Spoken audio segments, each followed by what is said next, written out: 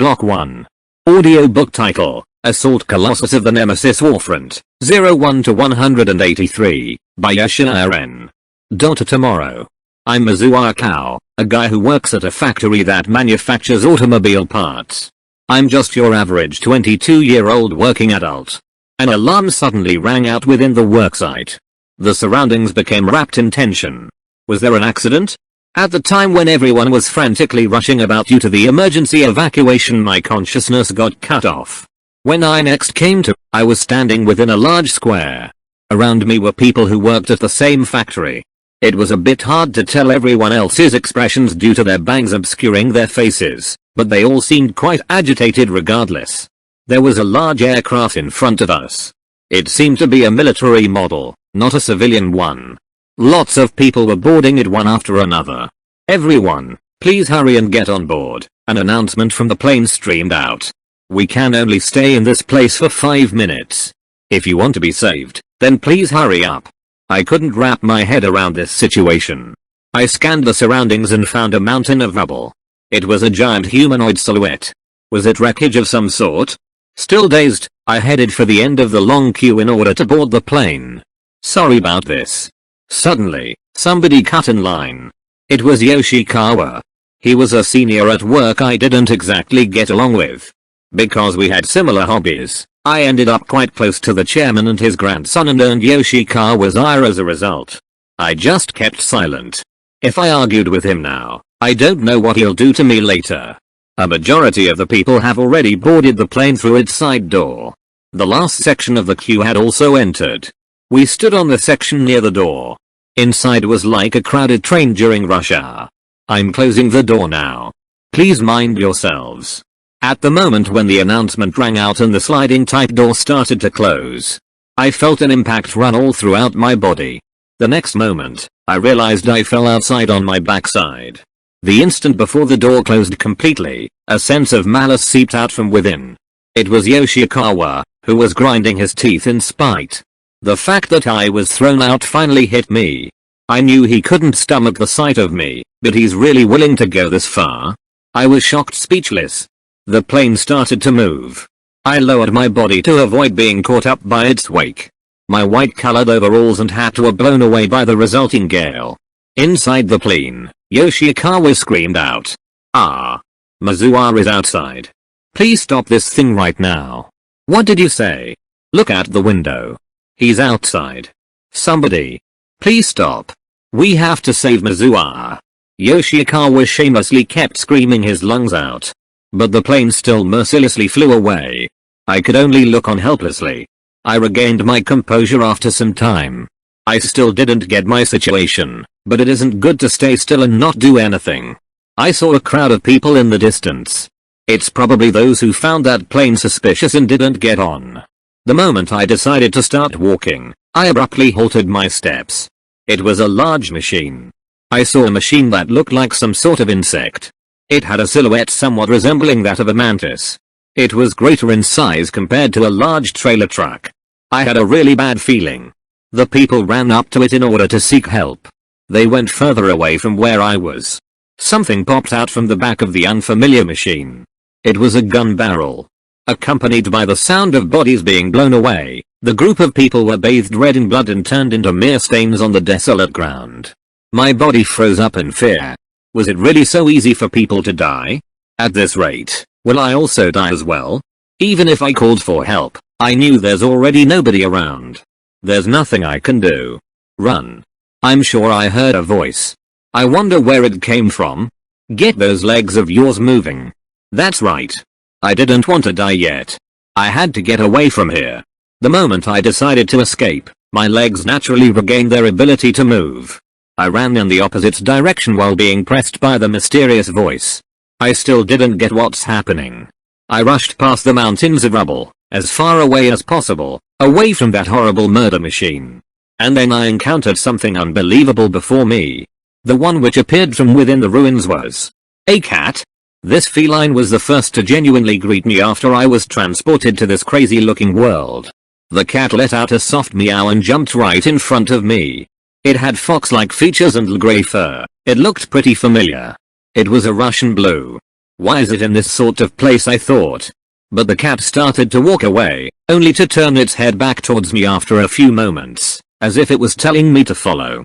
I decided to follow the cat while still completely bewildered about what's going on. After the cat made sure I was following, it suddenly sped up. We entered further and further inside the ruins. It led me towards an opening wide enough for one person to fit. I cautiously entered inside. The cat had disappeared. It seemed that way, but the cat actually went inside another opening. It only showed its face, and then disappeared once again. I checked the hole it jumped into and found a spiral staircase leading straight down. If I went in here, I bet that the murder machine wouldn't be able to follow. So I decided to go down the stairs. There were a lot of doors lining the walls below. The cat continued to walk without pause. There was one door that was open, and the cat went inside. Was this an infirmary of some sort? There were a lot of beds inside. There were also a lot of bottles lined up on the shelves. However, the room was a terrible mess. The cat jumped up on top of a desk and poked a bottle with its paw repeatedly. What's wrong? I remembered the cat we used to have at home. Was it some sort of cat food? Nah. When I opened the bottle's lid, I found a lot of capsules inside. I spread them all before the cat. Nah. The cat pushed just one capsule towards me. I could only think of one thing it possibly wanted me to do. Do you want me to take this capsule? Nah. It cried out excitedly while squinting its eyes. Sure, I can take it. But it would be nice if I had some water. While stroking the cat, I picked up the capsule and swallowed it down. I lost consciousness once more. I felt something repeatedly hitting my cheek. My nose was then plugged up by a paw. I finally woke up from that. What the heck? Good morning. The cat actually talked. It spoke in an androgynous sounding voice. Do you now fully understand what I'm saying? How the heck can a cat actually talk? Have I finally gone completely crazy? I got more confused than ever. Calm yourself. The capsule which you took had nanomachines that are able to modify your language center. You lost your consciousness yesterday due to them optimizing your language faculties. To the point where I can't even understand a cat? I'm actually not a cat. But that'll take too long to explain. I would have talked to you sooner, but the language in this star system is English based. You Japanese aren't that good with English, right? It grinned and chuckled. This star system? What the heck's going on here, man? Oh I. Don't panic, kid. I'll explain everything to you, okay? You can address me as master. What's your name, son? My name's Mizuha Cow. You can just call me Cow. Very well, Cow. I shall tell you everything you need to know. I, Cow, properly gave my greetings to the cat. The cat, who wanted to be addressed as master, cried in acknowledgement with a single meow. Master first taught me about the whereabouts of food, water, the toilet, and a place to sleep. The available food seemed to be rations. I tried a bite and found that it tasted like sweet konjac jelly. Well then, where to begin? Basically, you were sent to this timeline from the 21st century before a bomb blast completely obliterated your bodies and caused your deaths. A bomb? So we're all supposed to have died from that? Just where is this place anyway? Where on earth is this place? Don't tell me we're in a different world or something. No, this is not a different world. Not exactly. I already said this earlier, but do you think there's an isekai where the main spoken language is English based? Why is it English based anyway? From the spread of the internet at the end of the 20th century, English has played a major role as a universal language. That trend still continues to this day. The internet. I don't know jack about the relationship between the English language and the internet, but I might have stumbled into something vital here. Is the internet available in this world as well? How about smartphones? Nothing like that is available as of the moment. Please just give up.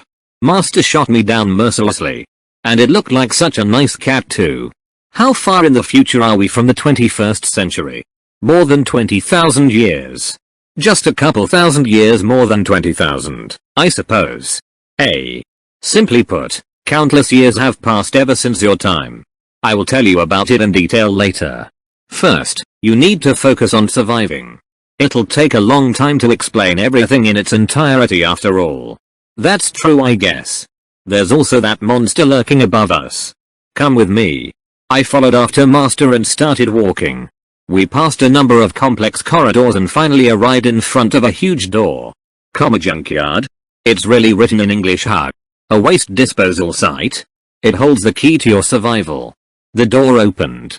Inside was an incredibly wide space. A lot of machines were placed within, seemingly abandoned. Many of them were humanoid in shape. It was my first time seeing such kinds of humanoid machines. Some of them simply stood idly in a corner while others had one knee on the ground as a single hand propped up their huge frames. Others had both knees and hands thrust to the ground below. They were at least as tall as a 3-story building, more or less 8 meters.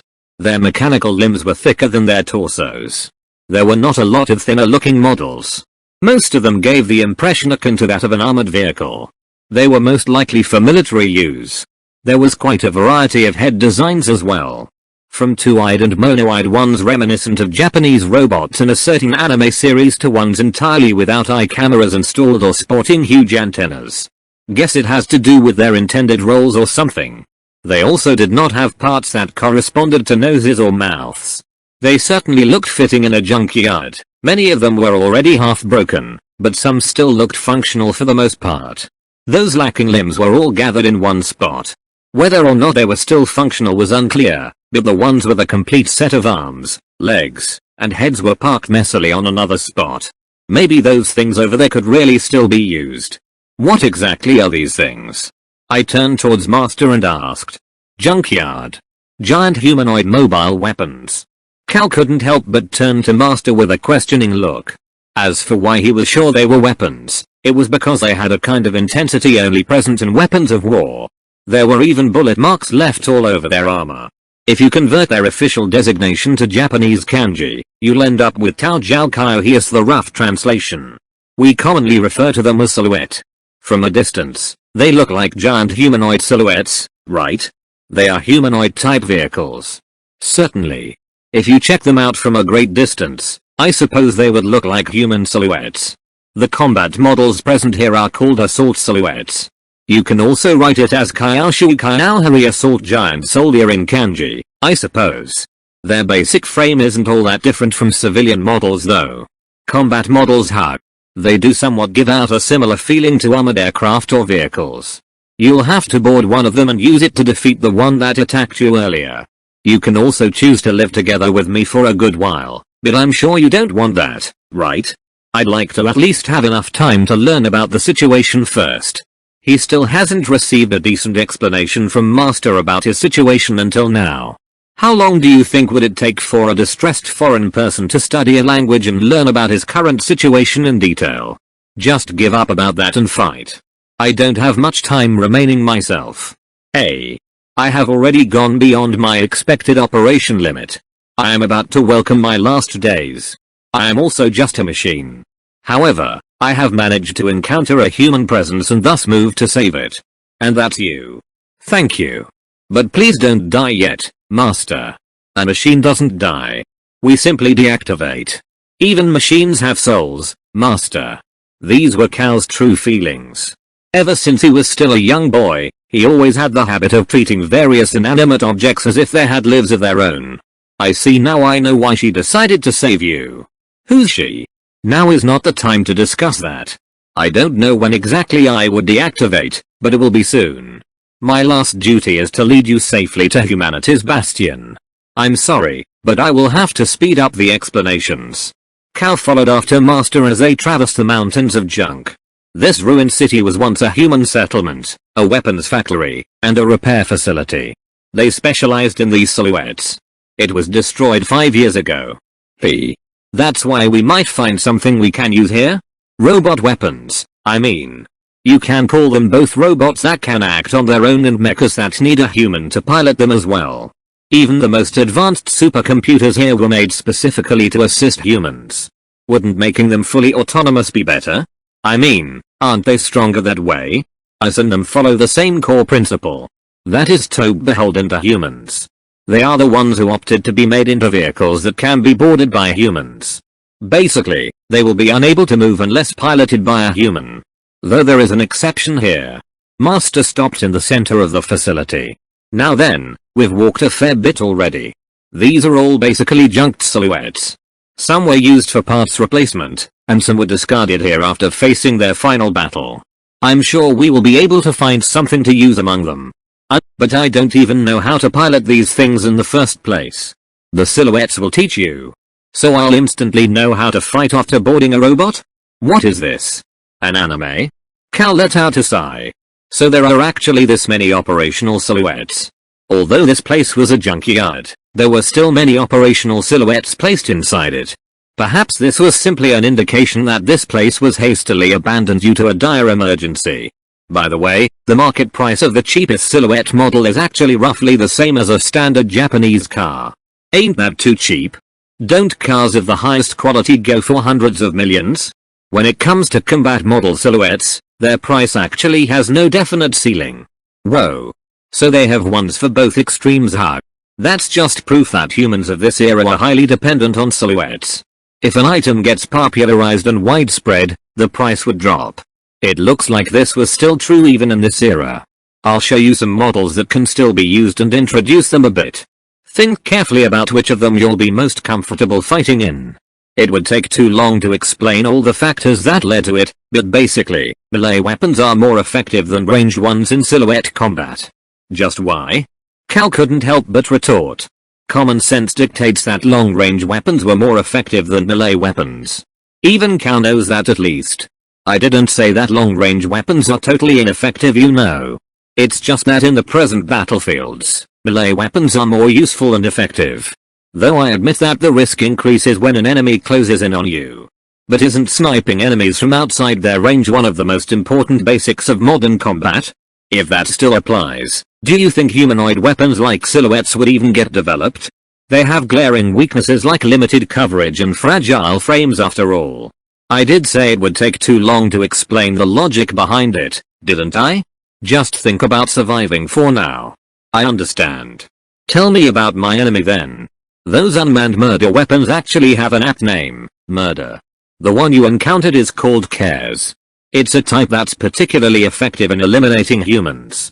It has returned to this previously conquered area in order to kill the people who have been transferred here from the distant past. Cares? What's that name mean anyway? It means an evil spirit that appears on battlefields.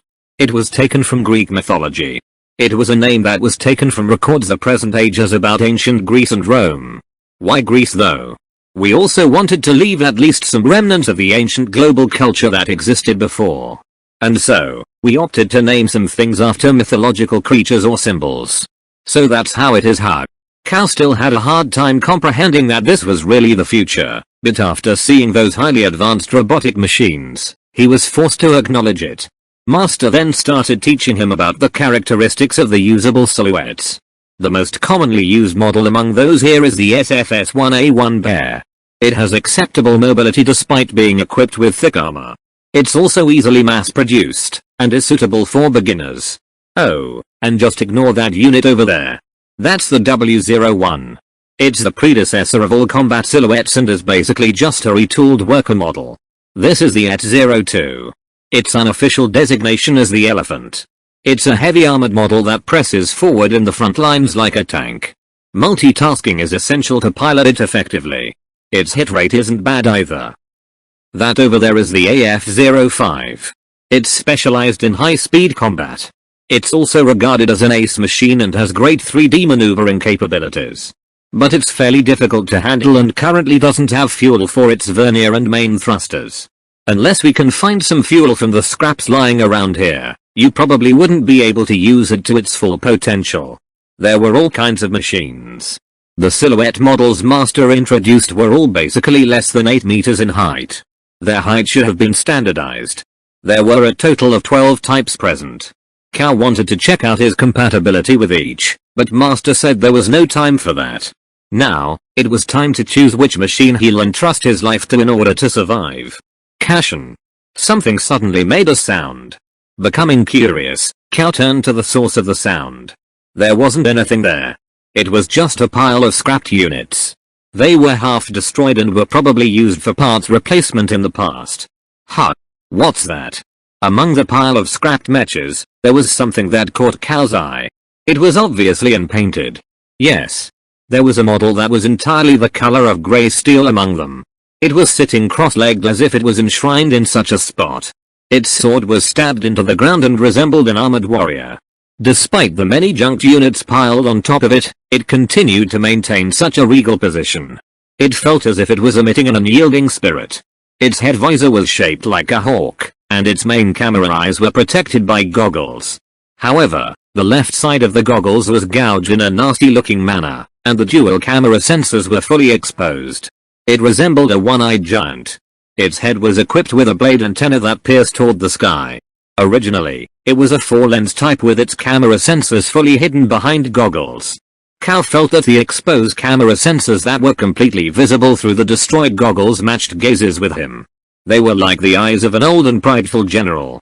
Cal, I mentioned there was an exception to the rule among the silhouettes earlier, right? That's what I was referring to. This was considered a state-of-the-art mass-produced machine 5 years ago, but it ended up going out of control even without a pilot. It was abandoned here because it couldn't be repaired in time for withdrawal. It went out of control? Did it attack humans? No, quite the opposite actually. It went to attack the murders on its own and bought time for the humans to escape. And that's even though there wasn't a pilot assigned to it yet. Its sole weapon is that great sword? That's right. It fought the murders with that alone. Cal's curiosity was piqued. What's its name? TSWR-1-05. In other words, it's the 5th unit in a series. It was developed as a general-purpose machine that specialized in close combat. It's a high-mobility medium-armored unit. I see. Cal continued to stare at Unit 5.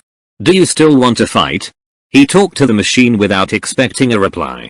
Yes. How could such a machine even reply? Let's go back. Those that exhibit anomalous phenomena such as fighting without pilots are all disposed of without exception, or completely rebuilt. Even though it protected humans? It's a violation of our core operation principle after all. You cannot predict what that one might suddenly do without your input, you know? But it was still treated as one of the cutting-edge models back then. It was set to be repaired after discarding its cockpit and replacing it with a new one, but it ended up being abandoned here because it couldn't sortie out when the humans were retreating from the city. It was left here perhaps due to its questionable history or being placed low in the priority list for extraction. The moment Cal turned toward Master Jishi, he couldn't help but immediately turn back to Unit 5 once more. TSWR-1 still kept its former position. However, its head was now facing down. Cal felt that its right eyes were staring down at him. Master, that guy just nodded. It's just a coincidence. Even so, Cal felt a strong attraction toward the machine. He proceeded to approach Unit 5. Master, can't I pilot this guy? It's not impossible, but there's no need to choose a problematic machine, is there? How's its performance? It doesn't have its original intended loadout, but it's still a high-performance machine. If judging based solely on performance, it's one of the best among mass-produced models. At the very least, it's not on a level you can simply pick up inside a junkyard. It was abandoned due to its problematic nature. Oh, I just remembered something. This one really might have some sort of fate with you. What do you mean? This unit's moniker is Lanius. It's the Latin name for the bird called shrike. The cat displayed a toothy grin. Oh. I see. Then we really do seem to have a connection. Cal continued to approach the TSWR-1 Lanius Unit 5 with steady steps. It was weird to think that there was a greater will at work here, but still, he couldn't help but be drawn to it. I gotcha. You really wanna stand up and fight again, don't you? He called out to the machine once more. The machine simply sat in austere silence. TL notes, the author has this weird writing habit of switching from first to third person narration without any warning. They also occur at very awkward points in the chapters. As this would probably cause confusion and would make the WN harder to read, I opted to keep the narration in third person unless I feel like first person narration is really required. Pilot registration.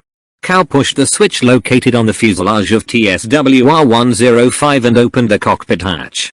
The fuselage slid forward and unveiled the cockpit hatch that also opened up to allow a person to get inside from above. Cal quickly sat inside the cockpit seat and checked out the instruments within. The control sticks were positioned to both sides and not the center, in between one's feet. There were various buttons on top of the control console. There were also pedals under his feet. I see. I have totally no idea what I'm looking at here. Of course, he couldn't be expected to know how everything works after just one glance. You have to complete the pilot registration procedure first. Master proceeded to sit on top of his lap. There are only 5 types of cockpits according to standard. Most of them are single and a half-seaters. What's with the half part? It refers to the spare seat. It's installed according to standard. Normally, it functions as a single-seater, but in case of emergencies, it's possible to sit on the spare back seat. That's not what you're supposed to be surprised about. In you Earthlings' words, they come fully equipped with drinking water systems, showers, and toilets. Now that's amazing. The basic design of cockpits hasn't changed much from 20,000 years ago. They are already considered lost tech in this world. You mean they're really rare and valuable? Nope. There are actually tons of manufacturing facilities built up in space. Then why? Because it's considered as extremely basic technology in the present era. Human beings in the far past had continuously built manufacturing facilities and equipment for making cockpits. They were so zealous about it that the number of facilities and equipment increased to a truly ridiculous degree, and now, we have more than we would ever need. Cal closed the cockpit hatch according to Master's instructions. Sometimes, the number of times you can perform pilot registration is limited, and sometimes it isn't. So how about this guy? Since it immediately went out of control after rollout, it hasn't registered even a single pilot yet, and it was also reinitialized. How do I register? Pilot registration complete. Mazua Cow. A male voice echoed inside the cockpit. Master raised its voice in protest. Just what are you thinking, Unit 5? You skipped far too many steps. The cat voiced its complaints to the machine. Cow ended up being registered as TSWR1's pilot without even doing anything. Cow is now registered as TSWR1 Unit 5's pilot. The synthetic voice of the OS replied in a matter-of-fact manner. So, can I finally pilot this thing now? Undoubtedly. Unit 5 has already scanned your info from the cockpit and completed the registration process. Initializing 8. Activating voice assist for beginner pilot. Operating system, green. Generator output, green. Movement system, green. Control system, green. Attitude control system, green. Power sensor, green. Monitor screen, head damage detected. No effect on normal operation. Weapon systems, green. Please set this unit's weapons. Communication systems, green. No connection. Radar function, green. DOT. Systems, all green. Mandatory check of all system avionics complete. The default operating language is set to English. Converting to standard Japanese. Pilot's era range and present age check complete. Language conversion and optimization of Fennel OS complete. What did it mean by era range? It scanned info directly from your brain. Due to that, it has determined that you are a Japanese person who lived in the 21st century, and the OS of this machine has been optimized for easy handling by humans who lived in that particular era. Ain't that too amazing? There's actually no need for humans to pilot this thing if it's capable, right? There is. That's simply how they were built. What about that Fennel thing? Cow was familiar with a similar sounding word due to the influence of mecha anime. They were pretty famous after all. They flew unmanned and obeyed the will of the pilots. 1. It's the name of a plant. An herb, to be precise. It looks like he was way off the mark. I see. I'll just ask you why it's named after an herb later. An operating system hack. I'm sorry, but I'll have to withdraw for now. Just do your best, young man. Why? Currently, Unit 5 is collecting all relevant info regarding you. The process is less efficient as long as I remain present inside the cockpit. This machine optimizes its operating system based on your biometric information. I'll ride together with you again later once it finishes. Okay, I gotcha. I'll see you later. Cow opened the cockpit and let Master out. Master jumped down and dexterously landed on all fours back on the ground. It then looked up to gaze at Unit 5. You're called Unit 5, right? Please. Teach me how to fight. Cow addressed Unit 5 once again. Launching pilot training mode. An emotionless voice replied to his request. And so, Cow's training began. After spending a good while inside the cockpit of Unit 5, Cal finally opened the hatch and went back down. How was it?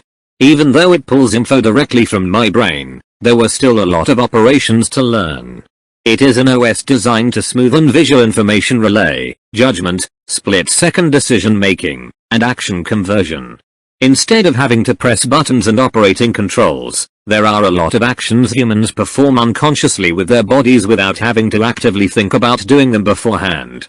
That's why instead of tracing a human body's movements, piloting a machine just like how one would drive a car is more suitable for a world where fast control response is paramount. Driving a car, I didn't really need to focus on them much to make the limbs move. It's like a combination of forklift and game controls. A complete man-machine interface was just not practical. It would feel unnatural if one had to think about doing it first before a machine's limbs would move after all. Yeah. It would feel really awkward if I had to visualize the whole sequence first before it can raise a gun, pull the trigger, and shoot. Cal was convinced by Master's explanation. In other words, it's designed specifically to reduce the burden on a pilot while maximizing response time as much as possible when operating the machine. It can be said that a pilot's individual skills and mental strength are directly linked to the overall strength of a silhouette. One's personal skills greatly affect a silhouette's performance, all thanks to the support of the Fennel OS. Why do you need mental strength? Because the Fennel OS enhances your 5 basic senses in addition to your 6th sense. Mental strength can greatly influence this process. In other words, there are times where you have to pilot using guts. I think I kinda get it. Cal proceeded to sit next to Master. Consciousness and cognition are especially important. The silhouette's handheld weapons imitate the form of weapons used by human infantry. In terms of functionality, there's actually no need for them to be, and yet they still do. So there's a good reason for them be shaped that way, right? It's because they need to be easily recognizable to the pilot. You'd need to be able to take one look and say this is an assault rifle, this is a sword, and so on. The silhouette moves while taking that into account. If the pilot and silhouette's perceptions match, performing actions will become smoother, right? Oh, you mean it's something like not immediately understanding it's a gun if the weapon is shaped like a simple iron rod. That's it. And as I said, your senses are enhanced to the limit. Though it isn't to the extent that bullets would seem like they've stopped in place while you're piloting. Your perception of speed will only be slowed down to something you can reasonably handle. This might be the essence of strength of silhouettes. So they can enhance a human's senses. When Cal looked at the silhouettes placed inside the junkyard once more, he felt that they were now giving off a certain fighting will that he didn't manage to notice before. They were all abandoned here, but they haven't rusted at all. He's worked in the manufacturing industry until just yesterday. He's very familiar with applying corrosion inhibitors onto the metal before undergoing the machining process. You couldn't apply corrosion inhibitors to some exterior parts and parts that had plating applied beforehand, but those had already undergone anti-rust treatment in the first place. Look around you. Take a good look at this scrapyard again. Question mark? Cal looked around as told. Like giant grave markers, different types of silhouettes were parked in various corners, and beneath them were wrecked and rusted silhouettes that were piled up on top of each other randomly. The parked ones aren't rusted, but why are the damaged ones in that sorry state instead? That's what I was getting at. As long as it's powered, a silhouette will never rust or degrade. The cause for this is also why melee weapons are more effective than long-range weapons in silhouette combat. What's the cause? Even the study allergic Cal's curiosity was piqued. Master let out a yawn and acted like a normal cat in response. By the way, Unit 5 told me something strange earlier. It said my hobby was good for combat and will improve melee performance. Hobby? Just what is your hobby anyway? I don't really get it, but... With an embarrassed look, Cal told Master about his hobby. Yeah, I used to practice kendo as a hobby. Specifically, I practiced Batao Jutsu, too. And Unit 5 managed to incorporate and optimize it or something. Are you actually a samurai? Master's curiosity was also piqued. I'm just a normal blue-collar salaryman. I only practiced it strictly as a hobby. Cal's parents passed away early, and he started working soon after graduating from high school. He worked in a factory as a machine operator. He practiced Batao Jutsu as a hobby, but even he didn't really understand why he ended up doing so. However, Cal always had a lot of fun whenever he was swinging a sword. Due to his hobby, he ended up making friends with his company's chairman as well as his grandchild, but that earned the jealousy of some of his co-workers and brought him unexpected trouble. It apparently won't be that useful for landing critical blows to an enemy's weak spots, but it seems some moves can be implemented. I see. If that's the case, shall we bet on those moves of yours then? As long as it would help you in defeating the Cares, then it's something good. There's not much time left. That goes for both you and me. Me too? Your body is also under a lot of stress. It isn't obvious, but it's there, and it's gradually causing you harm. The gravity here is stronger compared to Earth's. Seriously? Seriously? We're still in the same galaxy, but this isn't Earth after all. It's different for the humans who were rescued. The earlier you undergo appropriate treatment, the better. You should be about 10% heavier compared to when you were on Earth. Understood. Cal wasn't familiar with the exact effects of gravity on one's weight, but suddenly gaining 10% of one's regular weight did sound like it'll be a burden. Like Master said, he might not have long left either. You'll be fine while you're inside a silhouette though. They all have human protection systems installed as a standard feature after all. Man, they sure have everything covered, don't they? Cal had noticed something after undergoing the training mode inside the silhouette. He felt a sense of oneness with the machine while he was operating it. Maybe it's similar to the sense of oneness race car drivers feel whenever they drove their own machines. Yes, it was that kind of feeling. Maybe I can pull this off by tomorrow. Cal muttered in a low voice. Isn't tomorrow a little bit too hasty? Is sitting around here and waiting for death better then? It would be fine as long as there are enough functioning facilities remaining. Master sighed. One can tell that this place was abandoned in a hurry judging from how many of the things left here are still plenty usable. There are a lot of usable weapons and equipment left after all. We better hurry with choosing your loadout. However, since there are no work machines present, we're limited to what Unit 5 can equip on its own without the need for external assistance. We can also use the other units as stand-ins for proper work machines, I think. You'd better drop that idea. You're a newbie silhouette pilot, so it's best if you only get used to piloting Unit 5 alone right now. Okay. Let's go ahead and get on board together then. Cal and the cat proceeded to board Unit 5 while thinking about their next action. TL notes. 1. A reference to the funnels from Gundam. Fennel sounds like funnel, get it? That was the author's attempt at humor, not mine. 2. Batao Jutsu, the art of sword drawing in Japanese swordsmanship. It's an old term for Irido and can be used interchangeably with it. A famous example of it in action can be seen in the anime and manga series Rurouni Kenshin, Samurai X in the first English release. It's used by the main character, Himura Kenshin, who also has the Monika Batao say. Tutorial. Cal activated the machine. Meanwhile, Master made itself comfortable on the rear seat. Unit 5 proceeded to forcibly push aside the scrapped units piled on top of it. And then, it finally regained the ability to move freely. What was unexpected was that Unit 5 didn't give Cal even a single word of advice. It displayed the info database on screen, but Unit 5 didn't tell him anything about it. It listed all the usable weapons that can be found within the junkyard, but only a few of them were effective for anti-Cares combat. Unit 5 didn't sport a loadout expansion type backpack either. If it had that, then it would have had some additional weapon bays and hardpoints at its disposal. In other words, it can only use the weapons its two hands can wield. After hesitating for a while, Cal ended up choosing the greatsword Unit 5 was originally equipped with. Of course, there was also the option of wielding a long-range weapon with one hand and the greatsword with the other, but considering the overall concept of the unit, he judged that wielding the sword alone would be more effective. The other silhouette models all had hardpoints or latches built in to equip or store away long-range weaponry, but Unit 5 didn't even have those. The murder you have to face is a mantis-type Cares. As I said earlier, Cares are evil spirits that appear on battlefields. It is multi-legged in order to ensure stability. Its primary armament is a large-caliber railgun. It also sports a multi-barreled Gatling gun as its secondary weapon. A railgun, huh? I'm familiar with it. Its maximum range is 200 kilometers. Its maximum power output is more than 30 megajoules and is roughly 3 times more powerful than a tank's main gun. T200 kilometers? 3 times? I'm gonna die before I get the chance to cut it down.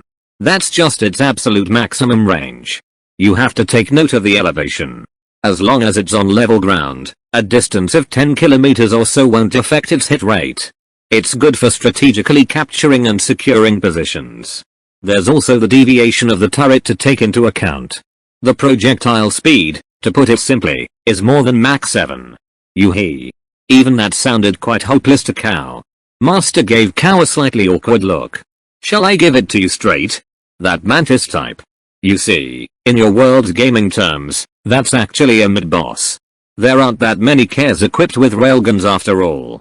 So I'm supposed to fight a boss without even undergoing a proper tutorial, huh? He thought it certainly did look strong, but Cow didn't expect it to be boss class. After hearing Master's confession, Cow unconsciously formed a bitter smile on his lips. So I'm actually playing in nightmare mode, huh? He lamented internally. The smooth book cannons of the tanks in your era are quite accurate at 500 meters. The infantry has no choice but to approach and strike from a close distance. Even though it's shaped like a bug, it's a tank in essence, huh? Just why do I have to go against that thing with a humanoid weapon using melee? There's no use lamenting about it now anyway. Railguns aren't suitable for rapid firing, and unless you get hit in somewhere really critical, you won't go down in one shot, so don't worry. The humans of this era also still employ tanks and armored vehicles, but there's none of those here, so it can't be helped. Can't you just tell me the reason behind it already? Even if you tell me slashing it with a sword would be more effective, I just don't see the logic. I'll tell you the details later. It's very difficult to explain it clearly. Both your silhouette and your enemy make use of high-dimensional projection armor. Basically, it's armor that underwent higher dimension treatment, so its mass efficiency is several times higher. It's also prevented from rusting due to this. Unit 5's frame also underwent additional treatments to further increase its defensive strength. Master replied impatiently while seeming to find it very troublesome. However, Cal found the explanation completely incomprehensible.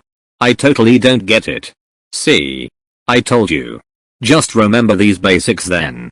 The material comprising the armor is transformed by using a special molecular binding process projected through a higher dimension. And special energy called WIS that's produced by a power unit is key to this process. WIS is basically the combination of electromagnetic force and gravitational force projected from the 5th dimension. And letting WIS coat and permeate armor makes it extremely durable. I don't get the 5th dimension stuff, but basically, it makes the armor super tough, right? It can also raise the Hugoniot elastic limit of materials. The heck is that? Just remember that it makes armor extremely durable. It doesn't just make the armor harder. To be precise, what it does is increase the armor's mass and thickness to a level that can't be measured in 3 dimensions. And one weapon that's effective on such tough materials is precisely the railgun. So you're saying I can't let my guard down even though my armor's tough. And the enemy is also using the same thing, right? The quickest and most effective way to deal with it is to hit it with a weapon that has also undergone high dimensional projection. And what's the catch? Using throwing weapons is impossible. If you want to use such a weapon from a distance, you'll have to make use of a conducting wire. You'll have to constantly let the 5th dimensional energy, WIS, run through it for it to be effective after all. So it has to be handheld. That's right. Wires are part of a silhouette's standard equipment, you know. Cal found something out after finally piloting Unit 5. There were 2 different movement modes. For normal movement and cruising, the silhouette uses rollers installed on its feet to slide on the ground. However, in combat situations, it makes use of normal foot movements. When Cal asked why they equipped rollers on the feet even though a silhouette can just walk to move around, Master obliged. Apparently, it's a measure to prevent pedestrians from accidentally getting stepped on by the silhouettes. It's part of the basics to switch to bipedal walking when entering combat though. The silhouette's overall stability will improve significantly when using bipedal movement. Cal was convinced by the explanations provided to him. The machine does shake around a lot when it walks. But since the cockpit has a function that absorbs those impacts, the pilot wouldn't really feel them all that much. Wire operation was also incorporated into the piloting basics. You need to identify and get a lock on the target via sight and fire the anchor straight at it. It seems there were a number of practical applications for it. Cal switched to maneuver learning mode and started to learn how to swing Unit 5's sword. It was pretty simple. Unit 5 was reading how he wanted to move directly from his brain and incorporating it seamlessly in the inputs. Of course, humans and silhouettes were quite different. To be specific, there was a great difference in the two's range of motion. Cal had to take note of the differences and do his best to remember them instinctively. There's a murder wreckage that's similar in type to the enemy you'll have to fight over there. You can try your hand at attacking it to get a better feel for how the battle will go. Swinging around a real sword hug. It's been a year since I've actually gotten to use a real sword, so I'm not sure if I can pull it off well. Cal had borrowed a real sword from his swordsmanship master only once the previous year and only practiced brandishing it that one time. He was only able to do it once because taking real sword classes was seriously too expensive for him, and there was a lot of hassle involved in personally owning one due to the swords and firearms control law. Since there was a Cares Rec conveniently available, he decided to try his hand at cutting it as master suggested. The wreck was cut in two, accompanied by the grating sound of metal striking metal. This is more like hacking it in two forcefully instead of cutting it cleanly. That was the feeling he got. The metallic sound was similar to what's given off when a machine press shears steel. Even if it's been exposed to high-dimensional projection, the original material still matters a lot. Your sword is also made of heavy metals similar to what was used in the armor. Cal proceeded to adjust the settings for the sword swinging postures. Since a great sword was shaped very differently from a Japanese katana, adjustments were necessary. Even so, he had to apply what he could from his own swordsmanship style. He tweaked the settings to his liking and gradually refined them. With the help of a truly excellent OS, the operation efficiency of the unit steadily improved to something quite satisfactory for Cal. Next, he moved on to practice switching between roller cruising and bipedal walking. Moving via rollers made the machine prone to overturning whenever it receives a strong enough impact. Bipedal walking, however, had a limit on movement speed. When breaking away from an enemy, it was better to use the rollers instead. The speed falls when moving backward. It's due to stability being extremely low while performing the action. Next, Cal switched to bipedal walking. Surprisingly, sidestepping to the left and right felt quite quick and responsive. Thanks to this, performing evasive actions was pretty easy. The forward dash was also excellent. According to Master, the machine he was piloting was a particularly excellent one after all. The speed when moving backward on foot was even slower than when using the rollers. Moving with the rollers, switching to bipedal mode, and swinging the sword. He managed to narrow down the attack patterns to 3. Originally, there were default attack patterns for other weapons pre-registered, but it looks like he was able to override them with sword command since he only had a sword as his weapon anyway. Cal thought inwardly that it would be nice if the machine could automatically switch between short and long distance attacks like in a fighting game though. Another surprise was that Unit 5 could actually jump. It seems the performance of its legs was quite good despite the heavy weight they had to support. According to Master, there were actually lots of models that can't perform jumping maneuvers. From a roller dash to bipedal mode, then a quick sidestep to the right. Then he performed a slash after a short frontal dash. Cal performed these sets of maneuvers repeatedly. So I guess this can be considered as the tutorial, right? Yes, a tutorial indeed. The pair couldn't help but wryly laugh.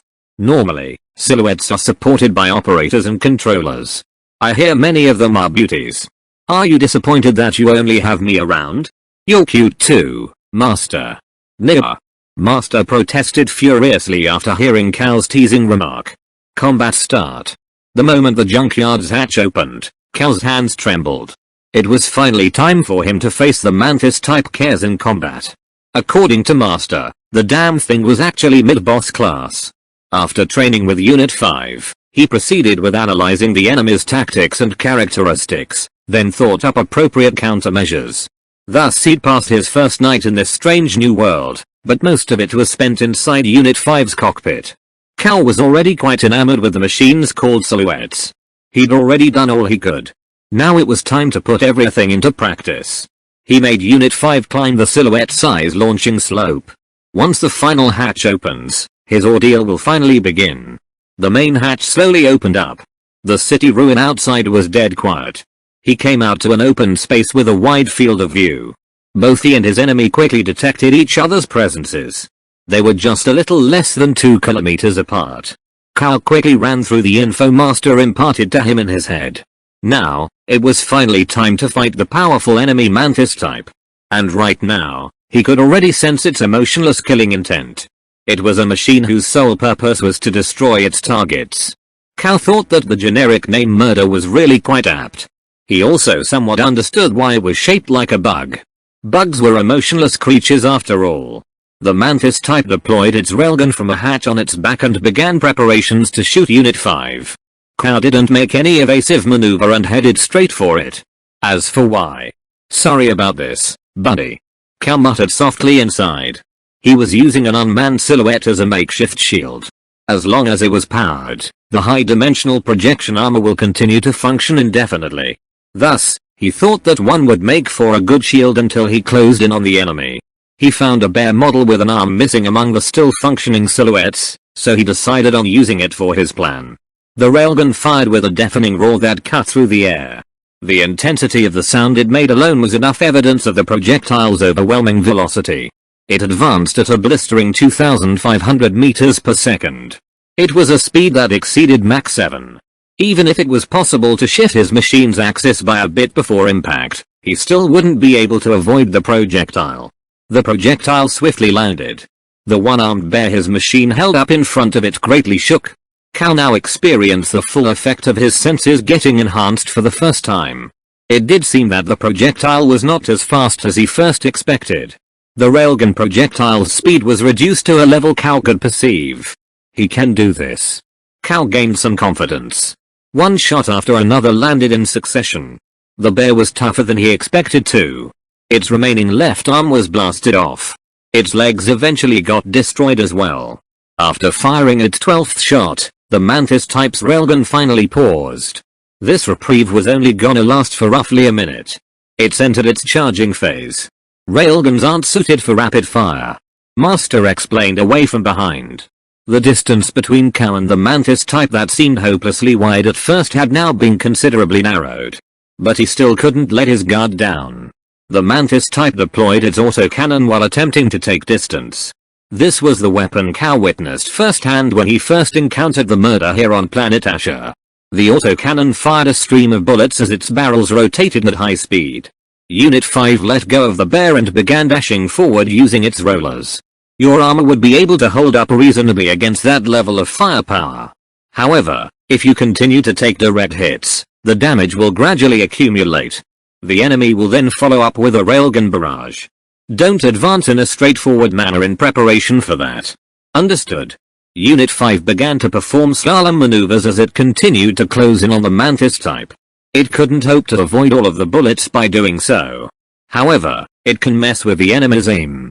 Will the enemy's FCS be able to accurately predict his next positions and still land solid hits? Unit 5 did take some hits as expected, but it wasn't damaged all that much. The railgun began to fire at it again. Evading the railgun rounds was impossible. Cal took evasive action by utilizing quick sidesteps, but he still got hit by several shots. Along with dull clangs, the armor on Unit 5's left shoulder and chest were shattered. The railgun rounds weren't able to pierce through armor. They instead made use of high temperature pressure generated by getting fired at a speed that's able to break the sound barrier in order to destroy their targets. It was almost too unbelievable that a silhouette's armor can withstand such destructive force. Even so, the force they generated was truly immense. Unit 5 lost its balance and fell to the ground.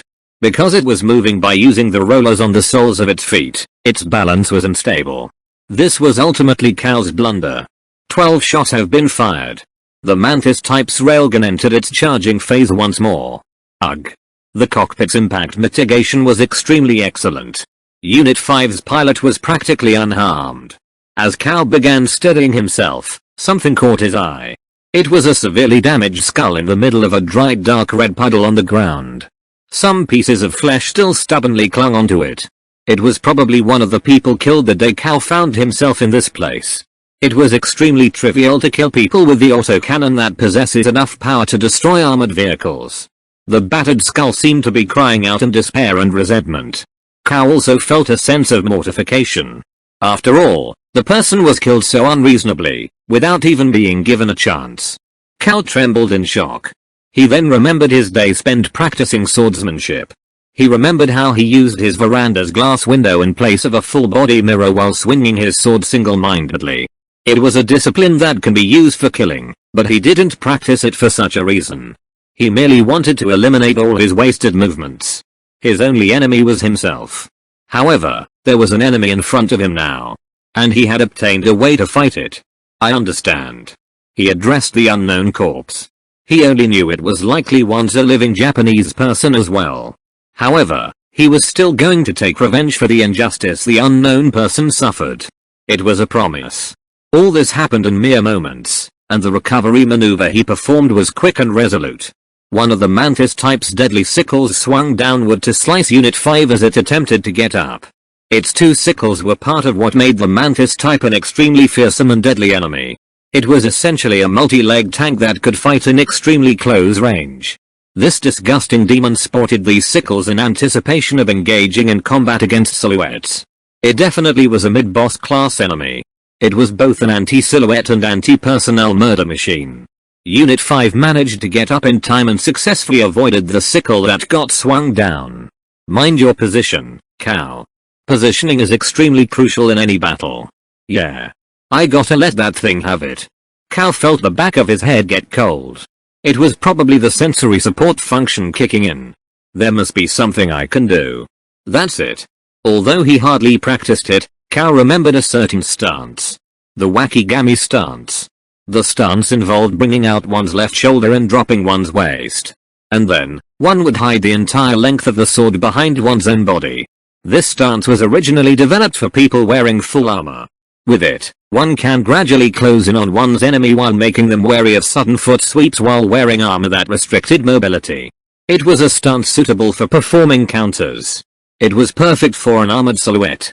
Cow was suddenly hit by inspiration in the heat of battle and immediately put it to practice. The enemy swung down its other sickle.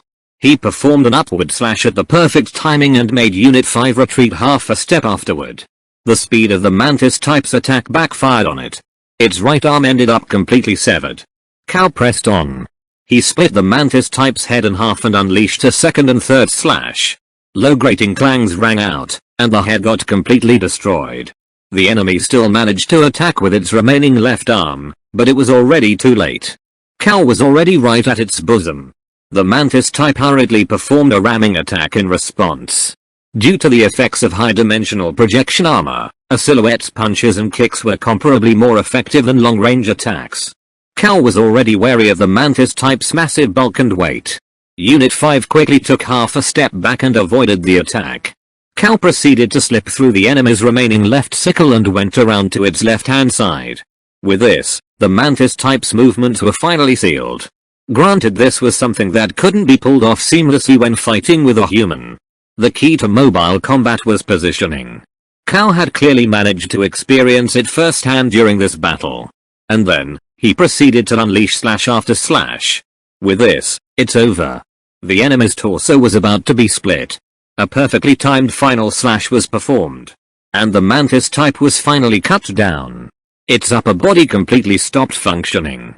It probably lost connection with its power reactor the moment it was severed at the waist. However, it didn't explode. That was splendid, Cow. Thanks, Master. Allow me to congratulate you once more. Welcome to the Nemesis Warfront. I am truly glad that you managed to survive. The cat declared in a solemn tone. Cow was almost brought to tears. The mysterious girl, Asher, and Bricoleur. What's the Nemesis Warfront? It refers to the entire battlefield. In other words, all the fronts that are experiencing attacks from the stones invading this system. As for Nemesis, it's the name of the celestial body shining like the Earth's sun right above us. It is called the Red Dwarf Nemesis. It appears that the object shining above really wasn't the sun Cow was familiar with. Since it was a red dwarf, that meant its temperature was lower than the Earth's own sun. Let's give that thing a killing blow, just in case. Cow controlled Unit 5 and delivered a final blow to finish off the Mantis type. He completely severed its fuselage and its power reactor went cold. Cow, make sure to retrieve the Axion Spinel from the cares. Spinel? Yes. It's the name of a fake gemstone. But this one isn't really made of magnesium and aluminum oxide like a true Spinel. Master began explaining. There are two materials that give birth to Whis. The Axion spinel is one of those materials. Its name is typically abbreviated as A spinel. In other words, it's one of this world's mysterious materials that allow the creation of that bogus armor, right? I'm glad that you're quick on the uptake. That's correct. It isn't an explosive material, so you can be at ease. Spinel also means safety after all. Unit 5 proceeded to pry the enemy's wreckage apart. After a short while, it finally found a crystal sporting a faint red glow that was the size of a soccer ball. That's it. It's a pseudo high-dimensional material. It's practically weightless despite its appearance. Weightless? It's a high-dimensional material. Its mass is a whopping 0. It's a theoretical value after all. As long as something is in 3-dimensional space, it will have mass. I don't get it. Kao quickly recovered the aforementioned material and returned to the underground facility while dragging back the tattered bay he used earlier as a shield. He couldn't stand simply throwing it away. After rehydrating and eating some rations, he proceeded to get some sleep. Thus passed his second day in this strange world. He slept like the dead. I saw a dream. Wake up. When I opened my eyes, I saw an innocent-looking young girl standing before me. She had beautiful silver hair, but her skin was apparently tanned. She had a healthy-looking light brown complexion. Her voice seemed familiar somehow. You are? You're Kao, right? I'm called Asher. Nice to meet you. Why yeah. I gave a half-hearted reply. You're Japanese, right? Do you like anime? She started asking away with a twinkle in her eyes. I don't hate them. Hey, Kao. Are you the type who thinks that objects also have souls? Maybe? Do you name cars and stuff and then talk to them? Yeah, I guess I do. Yay. The young girl jumped up and down in joy. I was dumbfounded and didn't get what was going on. So, you think this child you call Master also has a soul as well? I turned to Master who was sleeping soundly. Of course. Master was my lifesaver. How about Lanius Unit 5? Of course, he does too. I've already decided not to part with Unit 5 in my heart. It's already become that important an existence to me. I understand. Machines, you see, really do have souls. I'm glad that more and more people are starting to realize that. So there are more people like me? There are only a few of them, but they do exist. There isn't anyone who has a stronger wavelength than you, but there are certainly many Japanese among them. I see. Yeah, I bet a good number of them are Japanese. I'm sure you'll encounter all sorts of machines from now on. Can you promise me you'll take good care of them? I promise. I wasn't that good with socializing. I preferred tinkering with my car alone or driving around on my bike. Thank you. Well, time's almost up, so I'll cast a charm to help you out before I go. Time? A charm? Wait a bit, okay. There. All done. Just what did you do anyway? I've given you authorization. From now on, you are granted the qualification to be a development engineer bricklayer. The girl looked quite proud. She closed her eyes, placed her hands on her hips, and thrust her chest out as she declared with great fanfare. I was entirely unfamiliar with the term. Bricklayer? They are people who gather various things together to make lots of interesting stuff. You can also call them do-it-yourselfers or hobbyists. In English, I suppose handyman would be the right term. So it's qualifications to become a handyman, huh? That actually does sound nice. Yeah. And I've granted you the highest authorization level. And if what I've granted you proves useful, once you become stronger, I have a favor to ask. A favor? Yes. Someday, please save me. No, I'll be fine with getting found, so please do find me, okay? Sure. It's gonna be really hard, you know? When I was at a loss after first encountering that Cares, it was you who called out to me, right? Yup. I'm not sure how hard really hard is gonna be, but I'll do my best. Thank you. That answer is all I could ever hope for. My consciousness began to become hazy once again. We'll get a chance to meet again in the future. I'll be seeing you then, Kao. Just ask Master about where you need to go next. Before long, Kao managed to regain consciousness. Was that really a dream? What's wrong, Kao? So you were also asleep, Master. I suppose it's due to me nearing the end of my operational limit. There's actually no need for me to sleep, but I lost my consciousness for some reason. It's too early to be thinking about that, Master. Cal would be really troubled if Master passed away at this time. I'll be able to move normally again soon. I actually had a strange dream. It seemed like a vivid dream, and a girl named Ashia appeared in it. She helped me out before I met you, Master. You met Ashia? Directly? I learned about you arriving from her, but to think a human can actually meet with her directly. Master's round eyes became even more round. Russian blues had fox-like features, so Master with its eyes rounded in wonder seemed even cuter than usual. So I guess you know her. She apparently gave me the qualifications to become a handyman. Handyman? I think the original term was development engineer, bricklayer, or something. She said she'd given me the highest authorization level, whatever that means. And she told me to ask Master about the next destination. I see. I understand. It seems our next destination has been decided. Let's pack some supplies and depart from here by today. Master apparently received information about their next objective. It looks like we need to hurry hard. And you're gonna tell me you'll explain everything later, as usual, I suppose. Oh, on the contrary, we have plenty of time to talk. We'll be spending quite a while riding a silhouette after all. Cal nodded at Master's words. He still didn't understand a lot of things, but it was good that they had a definite goal for now. Arc Epilogue, the far future. Cal and Master rode Unit 5 and were now conducting a final check while packing the food and supplies. Now then, where should I start? Please tell me all about this world. Is this really not a different dimension? Am I really in the future? This is indeed the future. You and the people that came here with you are treated as Japanese citizens that went missing due to being caught up in the explosion of a black hole bomb. Then you were brought to the far future and ended up in this planet. There's an unfamiliar term right off the bat. So we ended up being treated as missing persons? If your deaths got confirmed, it would have made transferring you to the future impossible. To give you a quick rundown, right around the time you all went missing, World War II began, and right around the start of the 26th century, a large celestial body ended up colliding with Earth and wiped out all the humans living there. Wiped out. Cal was understandably quite shocked to hear that Earth's human population ended up getting completely wiped out. So does this mean I'll never be able to return to Earth? It's possible for you to return to the place you were located in before you got transferred over, but I think you'll simply die once that happens. And once your death gets confirmed, you won't be able to return here either.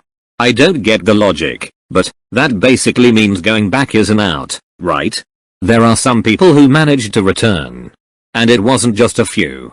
However, I surmise their prospects of survival weren't optimistic. After all, they would be transported back to the epicenter of the black hole bomb's explosion. It was practically instant death. Humanity, who had long anticipated such destruction, created 7 supercomputers collectively called Sophia to explore the possibility of survival by way of virtual simulations. So those computers ended up creating this planet? You can say that. The Sophia have repeatedly performed self-evolution to the very limits until technology advanced to the 35th century. That's not the point though. They have already achieved a level of science humanity can never hope to perceive themselves. In other words, they had reached an era of technological singularity. Technological singularity was a concept that has been advocated in Cal's era as well. A computer would continuously upgrade itself until reaching a point where it would transcend all human knowledge and advance human society to unprecedented yet unpredictable heights. So they're like gods now? They categorically refuse to define themselves as gods. I'll talk about that at length later. The Sophia freely used quantum simulations to seek out a future where humanity would possibly be able to survive. They each found and modified many planets and star systems independently, diverged the future, and made planets where humanity would be able to migrate to. That sounds like it took a heck of a lot of time. The plans were created with that basis in mind. It was virtually impossible for them to change the past. In order for humanity to survive, it was necessary to abandon the destroyed Earth. So even if they attained transcendence and abilities surpassing human imagination, they still couldn't save Earth. What has already transpired cannot be undone after all. And so, Sophia began to deliberate a plan to save humanity. They decided to send selected humans to a future each of them chose. They converted all humans and living things on Earth into quantum data and made copies of them. This was because there wasn't enough time for humanity themselves to develop a starship capable enough to navigate through the sea of stars. Thus, they implemented the plan of transporting the selected humans to the far future. And just as you said, it will take a lot of time to fully terraform a planet. So they shifted humans to a planet suitable for them to live on. What's the criterion for selecting humans they'd send over? They were all selected based on the commonality between ideologies, religion, and sense of values. Basically, factors that would lead to peaceful coexistence were considered. In this particular system, the ones that immigrated are mainly from North America, Europe, Japan, the island countries located in the Pacific Rim, and Hong Kong Island. Since Kao hasn't had the opportunity to travel outside Japan, that info didn't really resonate with him all that much. What does diverging the future mean? It is the future defined by Sophia as an extension of the observer effect theory and the anthropic principle. Humanity is scattered. Just like the legend of the Tower of Babel, humanity is spread out to 7 separate dimensions. You'll probably never gather together as a whole again. So this is the future, but we're no longer on Earth. That's right. We're in a star system centered on a red dwarf that originally played a significant role in the destruction of Earth, located in the most distant region of the solar system. It's a star that didn't exist, or rather, was not yet discovered in the 21st century. The system was modified and moved. And now, it has become a habitable zone once again. Modified the system? Can you tell me the details? We are actually on a planet that was located in the Oort cloud as it was called in your era. I don't get it. I don't get anything about space at all. In other words, this is an artificially modified terrestrial planet that orbits around the red dwarf Nemesis, which is actually the sun's companion star. Humanity was made to migrate here. Cal stopped asking questions for the moment and tried to sort out all the info he'd heard thus far. He was now currently on a planet artificially modified to resemble Earth's environment. At least, its roots still hail back to the era Cal was from. Okay then. How long has it been since humanity immigrated here? It's been roughly about 20,000 years since humanity migrated to this planet. And this place formerly known as the Oort cloud has been renamed the Nemesis star system centered around the dwarf star Nemesis. Instead of the sun, the solar system's parent star, we are now in a modified system centered around red dwarf Nemesis, with 3 habitable super-Earths suited to human life orbiting it. This system was first hypothesized, then defined, and was ultimately brought to reality. Isn't this kind of star system too outrageous? The Earth is also pretty ridiculous, you know. At the very least, the conditions that lead to an Earth-like world could only be replicated through liberal use of the anthropic principle.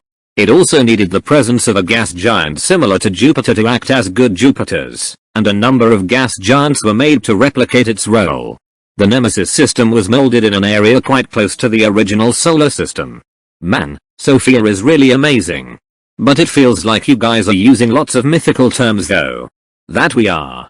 This system is highly influenced by the culture of ancient Europe after all. The 3 Earth-like planets in this system are called Europa, Lupia, and Asher. And we're currently on planet Asher. Isn't that the name of the girl I saw in my dream? I think what you saw wasn't a dream at all. But anyway, this world is now actually a ruined one as well. Do you need me to explain to you just what dystopia means? It's a ruined world? Master turned to the monitor with its large feline eyes. Humanity first migrated here 20,000 years ago. Then they were immediately turned into quantum data once more and put in stasis for further thousands of years. The reason for this is unknown. That was an age called the Planetary Pioneering Era. Pioneering how? I suppose it was when the foundations of this planet were made and completed. Many say that's likely the case as well. Humanity was once again reinitialized 2,000 years ago. Human beings steadily developed, attained superior technology, and eventually fought devastating wars. They had managed to virtually eliminate poverty and hunger, but their insatiable greed led them to seek even more wealth for themselves. This was what led to the advent of a disaster born from foolishness. They wanted to return to the former location of Earth, which was only a mere few light years away, and reclaim it. But even if they do manage to return, isn't the Earth already destroyed? They thought that since humanity was able to relocate to another star system, it would be simple enough to restore Earth as well. Even though that is actually impossible. That really is foolish. But a good number of humans certainly shared the desire for it. As a result, the 3 habitable planets were eventually plunged into a war that led to their environments being destroyed. Since humanity was again on the verge of extinction, the Sophia converted them into quantum data once again and placed them back in stasis. The period from the reinitialization to humanity being turned into quantum data once more is called the Interplanetary War Era. The Sophia really had it hard. Yes, indeed. The Sophia felt ashamed of granting humanity knowledge and technology it couldn't possibly handle and self-destructed. Wouldn't that mean the end of humanity? Humanity's data was first compressed, stored, and eventually unpacked. That was 200 years ago. Even though most of the advanced science and technology related to war have been ostensibly sealed away, humanity lived on with what technology they had access to. Did the planet's environment never recover even after hundreds of years have passed? And that's why this is still a ruined planet? No. While humanity was rendered helpless, the evil born from them thousands of years ago managed to awaken once more. I'm referring to the humans who once plotted to return to Earth. They had managed to turn their consciousness alone into data and made copies of them. That collective consciousness that was in possession of advanced technology that existed in the past launched an attack against the planets. Can they still even be called human with that? Existences that made copies of their consciousness and do not possess bodies made of flesh. Even a machine can be seen as human-like, but it was hard to say if a being made out of consciousness alone can still be considered a human. At least, Cal thought they were already far too different in existence. They are now simply thought data. However, they do consider themselves alive. They are now known as the Stones.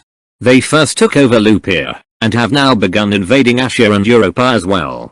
And that's why this planet is still a ruined mess. But Sophia is already gone, right?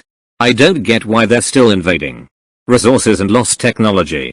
There are a number of reasons for their invasion, including those. Sophia is already gone, but its child terminals still remain. There is the terminal that integrates and manages all the planetary maintenance computers that is named after a mythical place associated with the ancient Greek gods, Okeanos, and the 3 major terminals named after the 3 planets themselves. These 4 are the only ones that remain. The Stones are mainly after them. Master fell silent.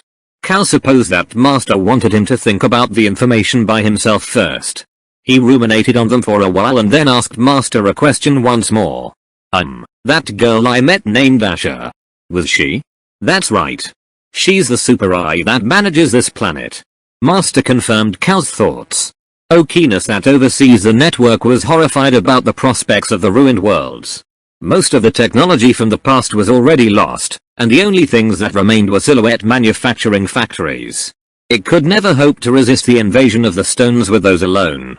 After all, they freely used unmanned weapons technology developed by humanity 2000 years ago during the Interplanetary War Era. That includes the murders, of course. Did human society fall so low that they could no longer take advantage of the knowledge Okeanos can provide? Yes, that's indeed the case. To counteract this, Asha opted to use quantum theory to transfer people considered missing around the 21st century, whose existences have already become ambiguous, to the far future in order to make up for the lost technological knowledge. And that connects to our current situation, right? Right.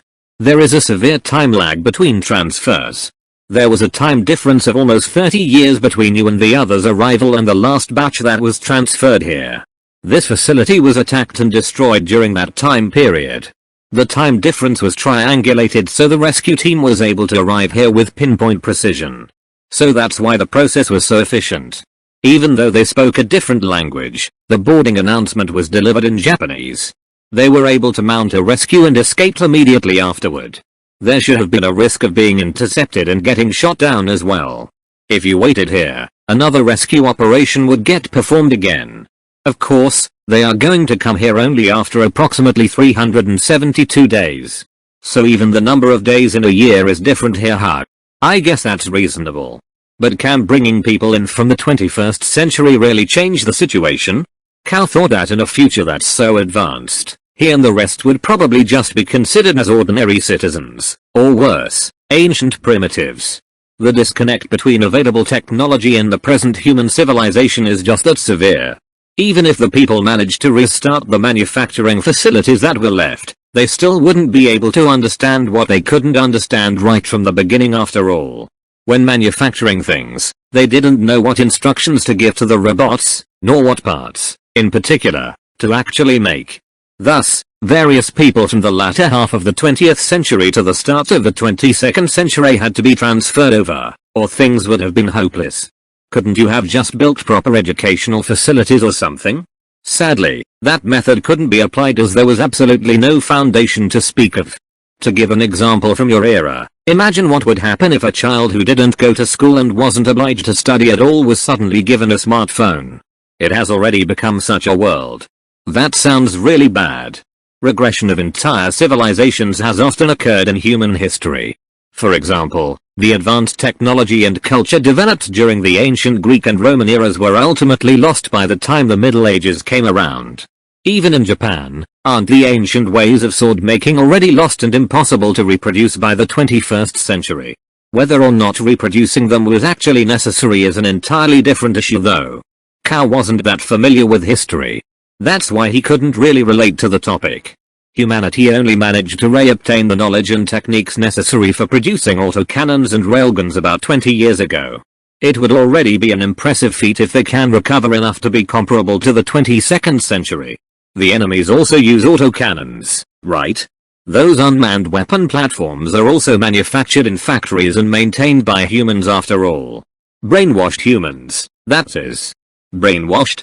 Something called human hunting occurs regularly here. In fact, it is the primary objective of enemy raids. The stones would manage the hunted humans and use them to support their mechanical society. What do you think? It's pretty apt to call such a society a dystopia, right? Master displayed a sinister looking smile. But it was still a cat, so it just looked adorable to Cal. Currently, the battlefield that encompasses the 3 planets is called the Nemesis Warfront. It's a war conducted on a very extensive scale. So the enemies are those murder machines, right? Ironically, the unmanned weapon army the stones are using to invade was originally created by the Super AIS. In other words, those birthed by beings tasked with preserving humanity are now attacking the very humans their creators are sworn to protect. So they basically betrayed their creators. That's how it is. And we and the silhouettes were created to counter them. We were all created by Sophia. Those created by the Super AI have attacked humanity, and in order to protect humanity, machines that needed to partner with humans in order to fight were born. Wait, we? I'm part of the first generation of pet robots called familiars. We are collectively called the Telemarai. We come in many forms including cats, dogs, birds, bears, and so on. There are various types. Some of us can speak like humans and some have no means of making conversation. Our purpose is to become companions and teachers to humans. Just like you and me right now, huh, Master? Cal realized the fact that Master has really helped him out a lot once again. Second generation familiars are animal-based demi-humans called therianthropes. In simple terms, they are a type of biological android. You can think of them as humans sporting cat or dog ears. They can serve as a society's workforce as well as companions to humans. Was there even any reason to add animal ears to them? Even if you ask me that, I wouldn't know how to answer. They also have human ears by the way. They can shape-shift to animal forms, so they should have been developed as an evolution of the familiar concept. They are no longer produced in the present since they have already fully integrated into human society. They are already considered an established race distinct from humans. They are already established as a race. Can they give birth to children even though they're androids? Of course. You could already culture cells during your era as well, correct? They aren't robots but are artificially cultured demi-humans. Cal almost couldn't keep up with all the crazy info being fed to him. The last ones to be created are the Nereids. They are homunculus created by resimulating human evolution and resemble humans almost completely. They serve as the spokespersons of Okinus and Ashia and the bridge between machines and human society. Though they were also created as a means of replenishing the dwindling human population. Even though there are therianthropes already, did the human population really decrease that much? Currently, there are about 1.5 billion humans left. They have decreased by about 3 billion since first migrating to the Nemesis system. The Nereids were created to supplement the decreased human population. They are characterized by their great affinity towards machines and their beautiful appearances. Different from humans, their ears are a bit pointed. The transferred Japanese kept addressing them as elves, and the term is rapidly gaining approval from the masses. The heck are you all doing, Japanese? By the way, the Japanese were also the first ones who got accustomed to silhouettes. Cal felt that he could understand why somehow. That's because when he was a kid, he was also very exposed to anime and games featuring giant robots. Our foundations are basically the same. Our core principle is to be beholden to humans. However, it's not like we aren't given individual freedom and rights as well. You can say they are close to assertion rights. Individual freedom? It simply means we aren't necessarily slaves. For example, if we were given a choice between a person who will take care of and perform maintenance on you every day and a person who neglects your well-being, we could prioritize the former. It's the same for you humans as well, correct? A subject's worth varies depending on personal opinion and experience. We have the right to be dissatisfied and the right to remain silent as well. So that's the case. I think I get it. If humans are strictly prioritized above all else, silhouettes wouldn't be able to function in combat between fellow humans after all. Silhouettes are also equipped with super-class artificial intelligence, but they all chose to be vehicles in the end. They prioritize the will of their pilots. Vehicles hug. How did feel it was like that while piloting Unit 5? It really was a vehicle first and foremost. Heck, even a 21st century car navigation system talks more than Unit 5. And the murders are hostile to and are actively trying to eliminate us Telomerai anthropes. They operate on a behavioral principle resembling hatred. That's unforgivable. Since they don't react to unmanned silhouettes, possessing thoughts is probably the main key. But silhouettes can do all sorts of stuff though. They functioned as work machines, rescue capsules, and vehicles. They were humanoid machines equipped with various functions and amazing abilities. A silhouette's main essence is to greatly enhance human abilities after all. To run faster, become stronger, fly in the sky, and such. Can silhouettes really fly? There are certain models equipped with the ability to fly. There are very few true flying models left though. A company founded by transferees should be in the middle of researching how to recreate them at present. Right now, some models are only capable of limited flight over short distances. So they might create true flying models one of these days. You can actually try to recreate one yourself, you know. Now that's just impossible. Haha. Well, there's no rush. First, how about we try our hand at upgrading this Unit 5? Agreed. Upgrading Unit 5. It certainly sounded a lot of fun. Battlefield radio. Master called out to Cal from the back seat. Cal, we're currently within the enemy sphere of influence. We have two options for our next destination. The first is to retreat to humanity's territory. We'll be able to integrate with the present human society once we get there. What's the other one? There is a facility I personally wish to go to. It will also serve to help you as well. You'll probably be able to breathe easy for a while once we get there. Then I guess we'll go for the second option. Cal didn't hesitate at all. If Master wished to go to the place, then that's where he'll go to as well. We probably wouldn't be able to resupply. We'll be heading to the heart of enemy-controlled territory. Even so, do you still wish to go? What are the odds of being able to come to the place Master wants to go while you're still functioning if we head for human-controlled territory first? I actually plan to entrust you with the task once I'm gone. So there's no need to choose then. I and Unit 5 will go wherever you wish to go, Master. What kind of place is it anyway? The name of the place has lost all meaning. We'll find an arsenal factory once we arrive there. It's a long sealed facility though. Is there any meaning in going there if the place is sealed? You're the key. You're already a development engineer. Since you've been granted the highest authority level, you will be able to bring it to life once more. You mean a handyman, right? Cal grinned and lightly laughed. He liked the sound of handyman more. So that's where you wish to go, Master? Yes. It's been a long-held dream of mine, but I've previously all but given up. I thought I would never get to fulfill it. I'm sorry for involving you in all this foolishness. Don't worry about it. I'd just be a reddish-black stain on the ground if you didn't find and help me anyway, Master. Alright. Our destination is the sealed arsenal factory. It should take us approximately 5 days to travel there while going on a steady 80 kph cruise. It's quite far. Comparatively, it would take about 14 hours to travel the entire 1,100 kilometers distance between Tokyo and Fukuoka. There's no paved road available and the way isn't straightforward. It's possible that we'll encounter enemies along the way. With those factored in, it would probably take us more than 10 days. Gotcha. Better get moving then. Unit 5 bent its knees and started dashing forward using the rollers. It was the start of a long journey through an uninhabited wasteland. Unit 5 was currently on cruising mode. It was moving forward at a steady pace. Cal looked at the time and saw that it was already near dusk. Unit 5 managed to pick up some sort of signal that was subsequently played inside the cockpit. Music?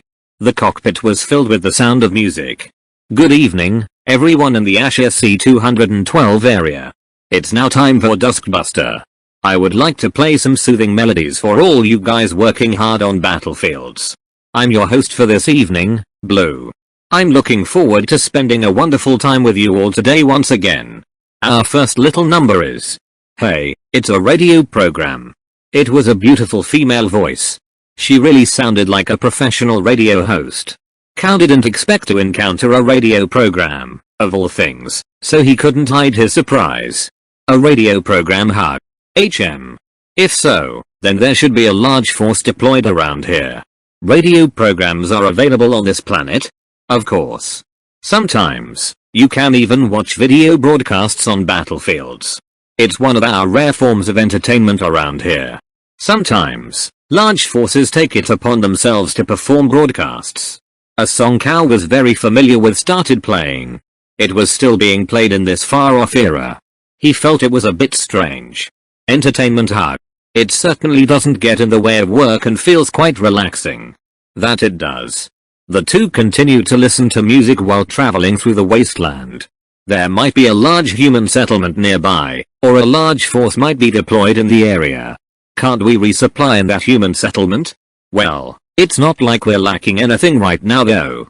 I think we can afford that much of a detour, at least. You should probably experience interacting with people from this era as well. Yeah. I can't always go at it alone. Machine maintenance and resupplying. Things needed to live in this world. Considering those, it truly was necessary for Cal to meet up with the local populace as soon as possible. Master. Do a lot of transferees die here? They do. I see. He was convinced by Master's answer. In fact, he almost died as well. Without Unit 5, even if he survived inside that ruined facility for a time, Cal still would have died eventually.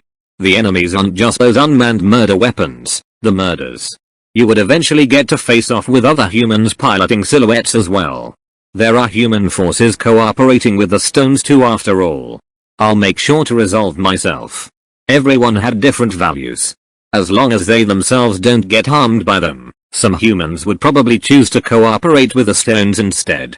In that case, Cal didn't have any other choice but to fight it out with them. It was unthinkable for him to cooperate with the stones that were moving to eliminate the familiar. He'd swung his sword every single day ever since he started practicing swordsmanship. He swung it at non-existent enemies. Of course, it was just for training his spirit. There was no point in bringing a katana around in a peaceful Japan. There wasn't any opportunity to actually cut another person down. Still, he needed to master moves that could be used to kill when practicing IAI. Techniques to deal with enemies, techniques for pressing on the attack, counter techniques. He practiced them on imaginary enemies. He practiced them to better himself. And now, he couldn't afford to hesitate when using them if he wanted to survive. In that sense, he knew that he could already be considered a heretic. I bet everyone wants to come back home to Earth on some level. I suppose. Is it the same for you, Cal? Me? Well, not so much. My parents are already gone after all. I see. I'm sure you'd still feel a sense of homesickness from time to time, but I do hope you'll be able to find a place for yourself in this world, Cal. Cal laughed. Didn't I already find one? He hit the control lever. Yes, you're right. That was boorish of me. After saying so, Master fell asleep once more. Cal continued listening to the familiar song he wasn't able to hear for quite some time now and smiled. Rescue. 3 silhouettes were currently engaged in combat. Most of the enemies they were facing were ant worker type cares. Their heads sported scissor blade mandibles and specialized in close combat and wave tactics. They were equipped with small caliber laser cannons, but they had low outputs. There were a number of ant soldier types mixed among them. They were equipped with medium caliber rifle cannons. The one directing the swarm was an ant commander type. It was a high-end machine sporting a railgun placed on the tip of a scorpion-like tail. Its armor was also a bit thicker than the other variants. There were 2 vehicles behind the silhouettes. All 3 silhouettes were SFS-1A1 bears. It was a highly versatile model with relatively thick armor. 2 of them were equipped with rifles. One was equipped with a handheld railgun and missile launchers on both shoulders. The medium caliber rifles wielded by the silhouettes uses a combustion light gas gun mechanism that can let rounds achieve initial velocities close to that of railguns. Their initial muzzle velocity was 2 km per second. Since initial velocity tends to fluctuate sharply, the bullet's speed is actually reduced and adjusted. They were part of a silhouette's standard loadout and sported tremendous power. They were effective weapons to deal with high-dimensional projection armor. Theoretically, the rounds can still achieve even greater speeds, but the initial velocity of the rounds would become unstable, and the barrel itself would not be able to last with such an output. The 2 vehicles positioned behind them were combat support vehicles. One was a communications vehicle and the other was a light armored vehicle. They supported the silhouettes with cover fire. The battle was still ongoing. But the silhouettes and combat vehicles were already running out of ammo. This isn't going anywhere. If we can only close in on the commander type. I'm out of bullets already. I'm engaging in close combat. The rifles were equipped with bayonets. They could also be used for CQC. They appeared somewhat more primitive looking compared to the standard bayonets equipped on military rifles in the 21st century. The blades were long and pointed. This was also an indication that silhouettes often engaged in close combat. Please wait. An unidentified silhouette is closing in. The tense voice of a female operator was broadcasted from the communications vehicle. Reinforcements? There's no response on the IF, but it doesn't look like it's on the Stone's side. Huh. It isn't registered with the Mercenary Association either. If it's not an enemy, then just ignore it. Roger that. Wait, no, I'm saying it's coming to help us out. Then it's more than welcome. This fight's not looking good anyway. Let's hope it really isn't an enemy. It was a very strange unit. It was a silhouette with a damaged head. The protective goggle on one side of its head was tragically damaged. It was coming straight for the group. Its shoulder was jutting forward with its center of gravity lowered. It was a reasonable stance that protected the cockpit against enemy fire. It was TSWR-1-05. Yes, it was Cow and Unit 5. It joined the melee in the blink of an eye and swung its greatsword. Several ant worker types were mowed down with a single swing. Thanks for the support, pilot. One of the bear pilots called Cow through short-range comms. We're in the same boat. They only had a short exchange before focusing back on the battle. There were few silhouettes with low/attacks registered on their command inputs. Unit 5 was certainly a reliable ally in this particular battle. After identifying it as a formidable enemy reinforcement, the remaining ant worker types rushed straight toward Unit 5. The silhouette felled them one after another with its trusty greatsword. 2 bears also joined in on the action. They proceeded to close in on the commander type now that its minions were reduced. They bulldozed through groups of ant workers by relying on their thick armor. The remaining bear used its powerful railgun to pick off the soldiers types one by one. These guys are way too soft, aren't they, Master? Yes. Ant worker types and ant soldier types aren't equipped with A-spinels after all. They don't have high-dimensional projection armor, so their armor is understandably quite weak. So that armor isn't standard equipment, huh? No. These ones are battery-powered types. You saw them fighting with these guys using standard silhouette rifles earlier, correct? Even as Cal chatted with Master, he kept on mowing down worker types. So only that commander unit can be considered a tough enemy. Don't underestimate them. There are many of them, so they can deal quite a bit of damage over time. Pay attention to our armor strength. Don't let it fall to critical levels due to carelessness. Roger that. As Cow attracted the attention of the ant worker types, the 2 bears finally managed to reach the commander type and thrust their bayonets at it. They couldn't manage to flank it effectively due to the bear's low mobility. One of them was eventually caught by the commander type's mandible blades. The silhouette's waist was gradually crushed. Within moments, it was severed in two. Mike, the pilot of the remaining bear, screamed in anger and launched attacks in a frenzy, but ended up getting tripped by one of the commander type's forefeet. The moment the silhouette went down, it was peppered with railgun rounds. They were all shot at point blank range. No matter how hard high-dimensional projection armor was, it wouldn't be able to last long against such an onslaught. At this rate. Suddenly, the railgun barrage ceased. The turret on its tail was gone. Thank you. The pilot knew instinctively. It was the work of the unidentified silhouette that came to reinforce them. These numbers are troublesome. Cal joined in on the battle with the commander type as well. The bear and combat vehicles in the rear also provided cover fire. This ant is faster than that mantis. When it comes to endurance, that thing wouldn't be able to keep up with you. Keep pressing the attack. Master was supporting Cal as well. The mandible blades of the commander type quickly closed in. Cal matched its timing and unleashed an upward slash from a low position. The ant commander type's head was pulverized. Cal made Unit 5 jump upward. It used the destroyed head as a platform and made its way on top of the commander type's torso. It pierced the enemy's torso with the greatsword and quickly jumped back down, letting gravity do the rest of the work for it. Coupled with a dull clang, a large gash opened up on the ant commander type's torso. Cal made Unit 5 take some distance and repositioned its greatsword. The ant commander type stuck out its broken mandibles to Unit 5 warily. Its flank was suddenly engulfed by an explosion. The crack on its torso received a direct hit from the railgun wielded by the bear in the backline. It was almost split in two. The bear that fell down on the ground earlier managed to get up and attack the torso as well. Cal maneuvered Unit 5 toward the opposite side.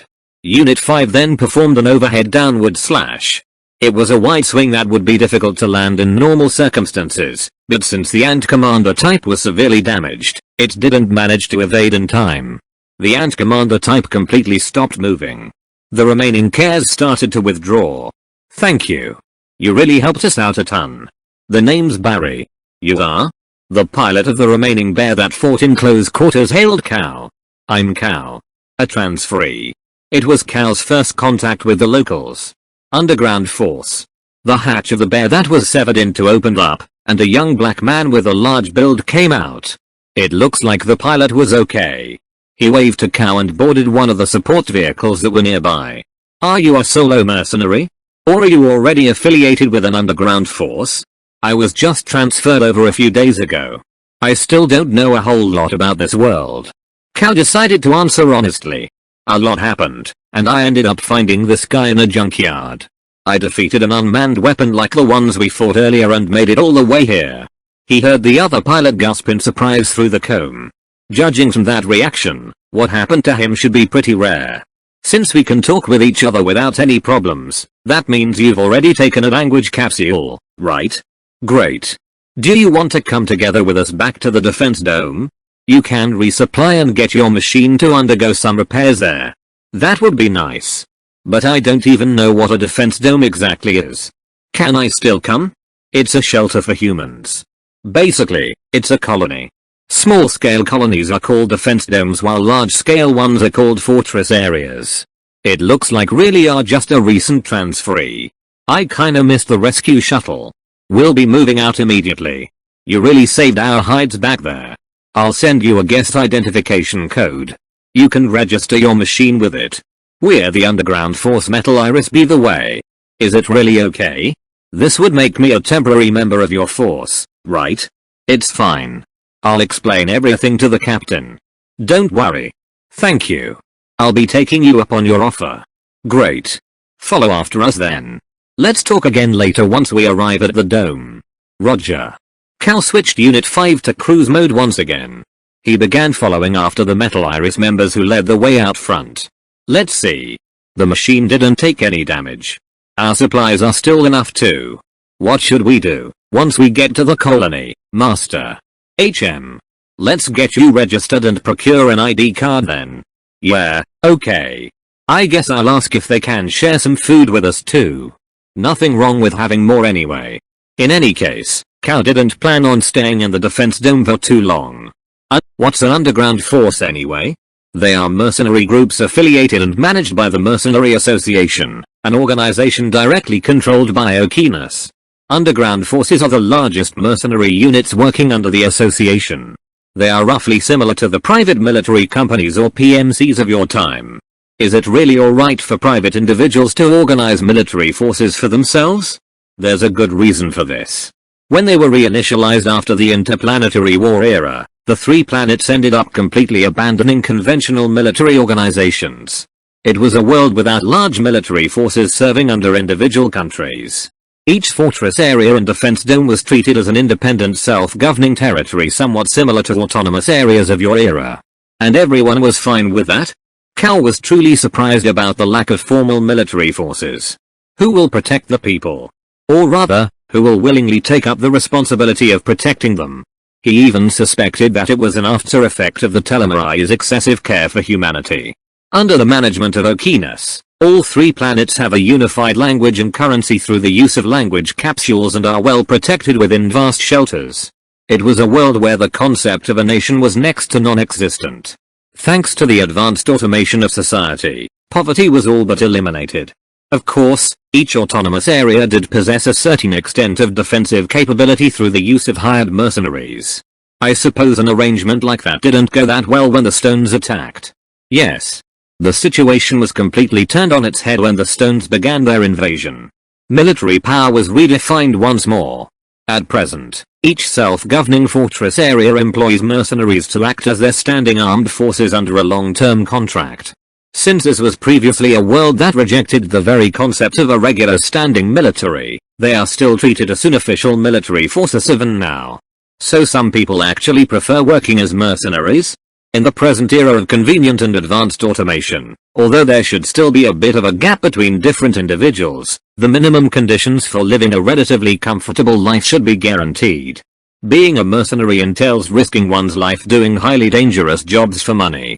No matter how much money was involved, Cal didn't think it would be worth risking one's life for.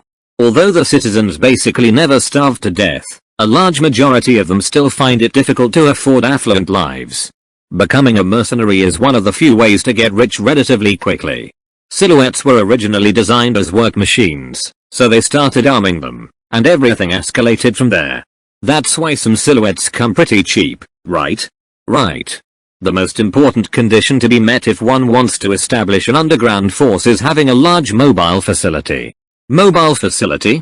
The standard is a mobile facility for transporting and maintaining silhouettes called a hangar carrier. Particularly large underground forces even possess interplanetary war-era space carriers capable of moving between the 3 planets. Carriers that can fly into space. They are very popular with large forces. After all, having one means you can freely travel to active battlefields for jobs. There's little to no merit in taking over the administrative rights of fortress areas, so no one is inclined to do so. It's a form of capitalism reintroduced because of the war. I think I'll have to pass on that. I just don't get what's so appealing about it. Hold up. Since you're all facing a common enemy, the Stones, why aren't people uniting in order to face them? Cal thought something like that should have been a given considering the circumstances and asked why it actually wasn't. It's a political issue. The fortress areas around the world in large underground forces don't really cooperate with each other beyond a certain level. Why? They are afraid of the possibility that some would actually move to establish an actual large nation using their cooperation as a pretext. The organization that proposed to establish one will be the leader of the new state and the other would end up subordinate to it after all. Do they really have the leeway to care about such things in the current situation? Basically, cooperation is possible, but it all depends on the money and merits involved. There are also fortress areas that have gone over to the Stones side. They are guaranteed their lives and some level of autonomy after surrendering after all. Putting survival over freedom high. Prudent judgment was required of those who lead after all. Differences in values, beliefs, and disparities between individuals cannot be overcome as long as one remains of flesh and blood. That's why the Stones abandoned their biological bodies instead. Meaning? They threw away their biological bodies and uploaded themselves as part of a monolithic collective consciousness. There are no longer any differences in gender, personalities, and beliefs between them. They sought perfect equality and became inorganic inhuman entities instead. Though thanks to that, they were able to avoid being turned into quantum data a second time. I think that's just messed up. It's like putting the cart before the horse in my opinion. It's just a matter of the difference in people's philosophies and beliefs. They merely opted for such a choice. That's all there is to it. While he was discussing things with Master, an alert notice rang out within Unit 5's cockpit, and Cal switched to combat mode in a fluster. He heard an explosion go off in the distance. What the? The image taken by Unit 5's main cameras was enlarged.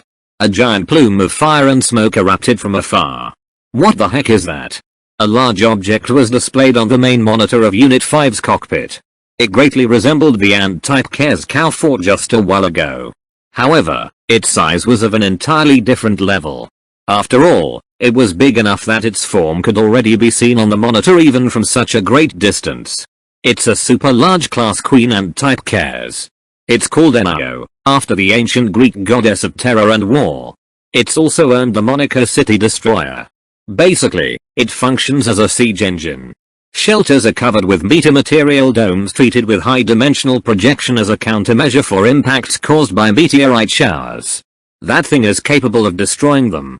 That's another dangerous-sounding name. So after fighting the mid-boss, we're gonna go up against the last boss next. Hug. This place really is a damn piece of work. Cal couldn't help but curse. Cal, the defense dome we're heading to is under attack. We're heading straight for it regardless to help out. What about you? Still coming? A transmission came from Barry that informed Cal about the situation. Sure. Cal shifted Unit 5's rollers to full speed and followed after the bears. In emergency cases like this, a standard silhouette speed left much to be desired. The two bears each deployed wires which connected to the two armored vehicles. The vehicles then proceeded to tow the bears at full speed. Although silhouettes were equipped with rollers, they still weren't as fast as proper wheeled vehicles. It was a move that intended to make up for their lack of speed. The armored vehicles were also designed with enough horsepower to tow silhouettes at high speed. Well, that's convenient. Guess we'll just have to keep tracking them. Cal kept following after the group. The radar is practically unusable. You'll have to track everything with your eyes. What happened? An EMP blast. It incapacitates electronic devices by way of a powerful electromagnetic pulse. It's powerful enough to affect a person's body. It can affect a person's body? It's like being put inside a microwave and getting boiled to death. It's harmless as long as you're at least 1 kilometer away from the epicenter, but that simply means the electromagnetic pulse is just that powerful. This really is a scary world. Cal couldn't believe he had to be at least 1 kilometer away in order to be safe. The Metal Iris members themselves seemed to be avoiding being exposed to the outside for long. Cal once again witnessed an example of just how dangerous for flesh and blood humans the planet's current environment was. It was just a non-lethal strategic weapon in your time. But in this era, the output of the electromagnetic pulse is several magnitudes greater. Its effects on the human body are incomparable to its 21st century counterpart. It's one of the major reasons why foot soldiers are no longer employed on battlefields here. Yeah. I mean, they'd probably just croak from all the craziness going on. Silhouettes were born from work machines designed to withstand meteorite showers and magnetic storms. You'll be fine as long as you stay inside Unit 5's cockpit. You'll just have to do your best and lock onto your targets visually. It's a pretty primitive way of fighting. The enemy is in the same boat. It will also go in for the kill the moment it gets a visual lock. Boy, am I glad Unit 5's maneuverability and speed are excellent. Cal wasn't aware, but Unit 5's sensors were also quite excellent as well. Its loadout is lacking as a trade-off though. One sword is more than enough. Cal gave a carefree response. Armor, firepower, and mobility. Jenny, the leader of Metal Iris, was currently listening to the reports of her men. Her beautiful golden blonde hair was cut short, and she was sporting a rugged-looking military jacket. She serves as the leader of a force at the young age of 25. It was said that she took over leading the underground force founded by her dead lover. The trust her subordinates have towards her was quite strong. The enemies are just unmanned weapons. That means they're probably after the control center. Human colonies such as protection domes and fortress areas are all equipped with control centers. These power generation facilities supply the dome-shaped outer walls and buildings with the all-important WIS energy. They make use of cores called A carbuncles that boast outputs that significantly dwarf A spinels in order to strengthen the outer walls and buildings to defend against outside threats. After all, high-dimensional projection armor was originally developed to shield against harmful space debris and meteorite rains. What's the makeup of the enemy force? Our enemies are composed of many cares centered around a single NIO. There are 30 commander types, 200 or so worker and soldier types, and another 30 Talkeens. Talkeens were high-performance silhouette-type unmanned mobile weapons. Their main difference from silhouettes was the inclusion of a prehensile mechanical tail that made their balancing capability quite exceptional. They also boasted both high offensive and defensive capabilities. It's said that only one unit was enough to dominate a battle, and when going up against one with lower-end silhouettes, you'd need at least 3 full platoons to even have a fighting chance. That meant a full 30 units. A considerable number for dealing with just a single machine. The enemy troops have currently just breached the minefield. We've started bombarding them with self-propelled artillery and multi-launch rocket systems. They will meet with our main force in approximately 30 minutes. It would be enough to reduce the number of soldiers and workers by as much as possible. Has our main force finished forming up? We've finished deploying our forces in 3 mixed platoon formations. They consist of 2 main combat vehicles, 6 armored vehicles, 12 silhouettes as escorts, and a support unit composed of this C-212 defense domes familiars. Such a scale would qualify as a company formation in a regular army. Have you managed to contact the other teams? There would be no support coming from the front lines because they want to let things develop into an urban engagement. Jenny let out an audible sigh. Mercenaries and mercenary organizations weren't that keen on cooperating with each other anyway. It's not like she couldn't understand their feeling of wanting to stay on the sidelines and avoiding any command responsibility. So we can't assume our defense line wouldn't be that solid then. Is the evacuation of the citizens progressing smoothly? The mayor has already decided to abandon this defense dome. The residents have already started evacuating in earnest. I suppose it's a good thing that the mayor is quick and decisive when making decisions. That's the only bright spot in our current predicament though. We'll have to buy them as much time as we can then. Contact the command vehicle. Have the vanguard retreat and proceed to urban combat. Have the artillery unit provide cover fire 15 minutes from now. Roger. In an urban environment with WIS in active circulation, buildings can serve as tough and effective cover. Due to their nature as humanoid weapons, silhouettes were more effective in urban combat situations as well. There's no use complaining about the other mercenary teams that wouldn't be coming to support them at this point. Jenny boarded her silhouette and proceeded to the battlefield as well. The tank unit was about to engage in active combat. The preparations for artillery bombardment from the rear were complete. Most of the battles in the Nemesis Warfront were high-risk engagements without the use of any foot soldiers. The original role of foot soldiers was mostly filled in by silhouettes, although their giant frames weren't actually that suited for it. There were a total of 2 tanks present. The remaining 6 armored vehicles will take on a support role. They were divided into 2 squads composed of 1 tank and 3 armored vehicles each. Behind the 2 were a support squad and a squad consisting solely of silhouettes. The cockpits of tanks and armored vehicles were actually similar to the ones used on silhouettes. It was faster and more efficient to use silhouette cockpits installed with the general purpose Fennel OS than to build them from scratch. Tanks were an order of magnitude more expensive compared to other combat vehicles in the Nemesis Warfront. That's partly due to the high availability of plenty of silhouette manufacturing facilities, making silhouettes comparably much cheaper to produce. They made use of the sloped terrain to perform ridge bombardment as they glared at the enemies. The main guns used by the tanks were actually railguns.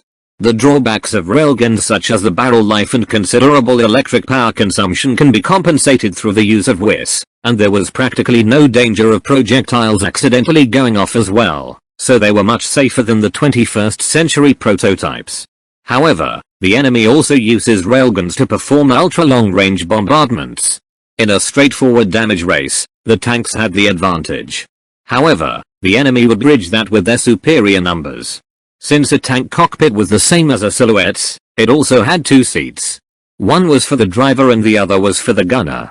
Actually, it might not be much different from the tank cockpit arrangement in the 21st century. It did resemble the tandem cockpit of attack helicopters more though. The armored vehicles in the rear use 120mm smoothbore guns to perform support fire. The silhouettes take the place of regular infantry to seek out enemies and provide cover fire by making good use of their gigantic height. They would use the tanks as cover and shoot from behind. There were actually tank and armored vehicle models specifically designed to act as mobile cover for silhouettes. They exchanged some firepower for tougher defenses. The enemy worker types were felled one after another. Their small caliber battery-powered lasers were incapable of breaching a tank's armor. The enemy forces sent out commander types in order to specifically deal with the tanks instead. A feeling of apprehension came over the crews of each tank. So we'll have to buy enough time until the evacuation is complete. Talk about a tall order, man. A gunner muttered a complaint to his tank driver.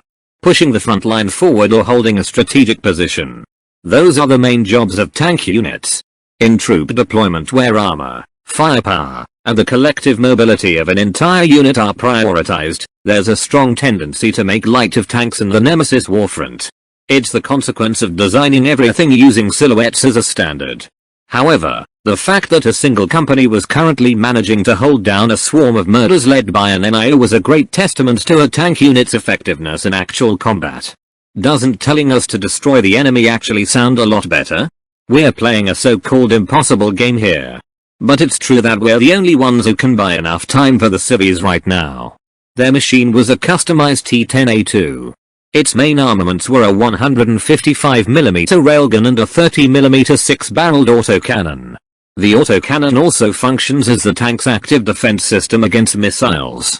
It is also equipped with a 20mm single-barrel autocannon and an external rocket launcher as sub-armaments. They managed to slow down the advance of the marching mindless murder machines. What made that possible was their overwhelming armor and firepower. Because the armor of silhouettes and enemies were quite thick, the caliber of a tank's guns had to be sufficiently large for them to be effective. The attacks of that NIO are bad news, man. The gunner grumbled. A single shot from that supergiant ant-shaped weapon platform was enough to turn even a highly armored tank into a burning lump of scrap metal. They could probably withstand a shot only if they don't take a direct hit. The small caliber lasers sported by the worker types lacked power, but they could still deal some damage gradually, and if enough was done, a well-placed railgun shot would probably do them in as well. Guess it's about time we pull out. The driver prepared to make a hasty retreat at any moment. The NIO was certainly a big enough target that they'd be able to land hits easily, but its armor was so thick that even direct hits from their main gun wouldn't phase it. I hope we did manage to buy enough time with this. The gunner muttered under his breath. They were holding the line here in order to give the civilians enough time to evacuate the dome. The number of enemies was just too many. And if their objective was to gain control of the dome, there was no chance they'd pull out before achieving it. They were truly troublesome enemies. We did the best we could. Their ammo was limited after all. Their main gun was equipped with 2 drum-type magazines containing 24 shots each, for a total of 48 shots. Fall back. Suddenly, a warning echoed out from the comb. It was from an ally silhouette. A spear-wielding Telkines was fast approaching the tank unit's position. It was charging at them with tremendous speed. It was a humanoid unmanned weapon sporting extremely high combat ability. Freely utilizing its tail, which can be said to be akin to a third leg, it was a machine with exceptional balancing and maneuvering capabilities. Their overall combat power was incomparable to the small fry murder models. They were also known to wield silhouette-use weapons. The Telkines charging at the tank unit was also sporting a booster unit on its back. The gunner responded by firing the tank's 20mm autocannon, but it was next to useless. Support fire also went up from behind, but it was also useless against high-dimensional projection armor. Let's go, partner. Oh you. The driver quickly positioned the tank, and the gunner fired its main gun at near point-blank range. The Telkines took a direct hit and lost its balance. Eat this, damn you. The tank's weight was a little less than 50 tons. Since it also sports high-dimensional projection armor like silhouettes, a tank's ramming attack was also highly effective against Telkines. The tank's body hit the enemy as it staggered around after eating a railgun to the face. As expected, the enemy couldn't bear the weight of the tank. The Telkines fell down on the ground in spectacular fashion. Aura. The tank retreated at full speed while bombarding the fallen Telkines with its main and secondary armaments. The armored vehicles also provided support fire from behind. The Telkines shuddered weakly and completely fell silent shortly after. Thus, the might of the tank was displayed in full. It proved that even now, it was still the overlord of land battles. Urban warfare. Cal and the others finally managed to reach the defense dome. It seems the Metal Iris members will be returning to their base in order to resupply. They've almost run out of ammunition due to the earlier engagement. The official name of the place they came to was the C-212 Defense Dome. The official designations of domes and areas were combinations of Roman alphabet letters and numbers. C-212 was a small colony spanning a radius of 5 kilometers. Metal Iris' strategy was to buy time by utilizing urban combat tactics. The evacuation of the citizens was the priority. Guess this is it. I've been in your care. Cal said goodbye to the Metal Iris mercenary named Barry. He replied in surprise. What do you mean? It's fine to leave, but you could at least get yourself resupplied first. The battle's already underway. We need to buy some time, right? I only have a sword as a weapon anyway. I'll be going ahead. Sorry about this. And thanks. Cal realized how urgent the situation was and decided to head to the front lines ahead of the rest. They were almost out of ammo after all. They wouldn't be able to participate in the battle right away. I'll see you guys later. After saying so, Cal headed straight for the city center. He made Unit 5 leap from building to building while cutting down the ant workers he encountered along the way. The current battlefield was perfect for Cal's fighting style. Unit 5's head-mounted sensors are particularly excellent. Its designer obviously prioritized the enhancement of situational awareness functions. This really is a machine that's perfect for swordsmanship. Even the dreaded Telkines were dispatched by Cal and Unit 5 with unbelievable ease. To think we'd have such an easy time when fighting in an environment with this many obstacles. It's also thanks to the shelters, civilian buildings, and roads getting plenty of WIS energy supplied to them. The enemy's main goal is most likely the A carbuncle that's powering the entire dome. That material was the original that was used as a reference to produce A spinels, which are basically inferior copies. A carbuncle? Action carbuncle. It's a genuine fifth-dimensional energy-generating material, and the amount of WIS it generates is several tens of times greater than that of an A spinel. Even if you pound the buildings here directly with railgun projectiles, they wouldn't budge an inch. Cal made Unit 5 run in the alleyways between buildings and utilize the narrow paths to cut down enemies in manageable numbers while using the buildings themselves as cover to ward off railgun, autocannon, and laser fire. Yeah, I can see that. So if that power source is taken, the buildings will return to their original hardness, right? Yes. It's what happened to that ruined colony we came from. Apart from some scattered ruins, everything else was flattened to the ground. We'll have to make sure they don't get their hands on that material then. And besides, there are quite a lot of reinforcements on our side. Fire support type wheeled armored vehicles equipped with railguns and closed type buggies equipped autocannons were fighting in every direction. The ones equipped with autocannons also doubled as troop transport vehicles. They were actually finding and recovering civilians around the city as well. They were doing so proactively. They were supposedly unmanned. Cal managed to confirm a good number of them have already been mercilessly destroyed. Corpses were littered everywhere. Destroyed silhouettes also lined the city streets. Scenes that would make one flinch away were everywhere. So this is Warhawk. That's right. For some reason, I don't feel that bad right now. Even though what I'm seeing is probably enough to give me nightmares for weeks. That should be a given. Unit 5 is also managing your emotional and psychological state right now. That's all I'm going to say on the matter. Cal destroyed 2 ant soldiers in a blink of an eye as he carefully paid attention to the surroundings. Hey, I just thought of something, Master. Why don't they just blow up the entire dome and save themselves the effort? For them, defense domes are masses of valuable resources. That includes people as well. Oh. Yeah, I got it now. Remember Cal, the objective of the stones isn't the annihilation of humanity. This whole war can be said to be a brutal competition for technology and resources. Even so, they sure don't have any qualms about killing. Cal kept cutting down the ant-shaped enemies coming after him while avoiding their attacks. There's no end to this. Can we really defend this place until the evacuation's done? Even if we reduce the number of the small fries, there's still that thing to worry about after all. The thing Master referred to was the siege engine like NIO. It kinda feels impossible for us to take that on, honestly. Yeah. Let's leave that to the underground forces. Cow and Master decided to continue conducting guerrilla tactics as they zipped around the city streets. The front line was gradually being pushed back. It was slowly but surely retreating toward the direction of the control tower. Corpses kept being scattered about the city roads. No matter how many times witnessed such sights, he felt he would never truly get used to it. He forcibly turned his eyes away. These guys sure are merciless. The silhouettes on the stone's side are the ones in charge of capturing humans. For murders, they only seek total eradication of their targets. The evacuation might not be proceeding smoothly, or perhaps some people stubbornly refuse to leave their homes for many years. In any case, evacuating thousands of people can't be done that quickly. The Allied armored vehicles were also getting destroyed one after another. There are already so many armored vehicles that got destroyed, but there's still no sign of Allied silhouettes. Those armored vehicles are unmanned after all. The silhouettes are probably fighting at the backlines. They're prioritizing the safety of the evacuees. Ant workers appeared one after another. Unit 5 only sported a great sword as its weapon, so it was able to engage the enemies without pause. Comparatively, silhouettes with standard loadouts needed to replenish their ammo after fighting for some time. Please, someone. Help. Unit 5 picked up a scream from nearby. It was the voice of a child. Cow immediately confirmed the direction and headed straight for the source of the scream. He found an ant worker and immediately finished it off. He searched for enemies in the surroundings and confirmed that there weren't any more of them nearby.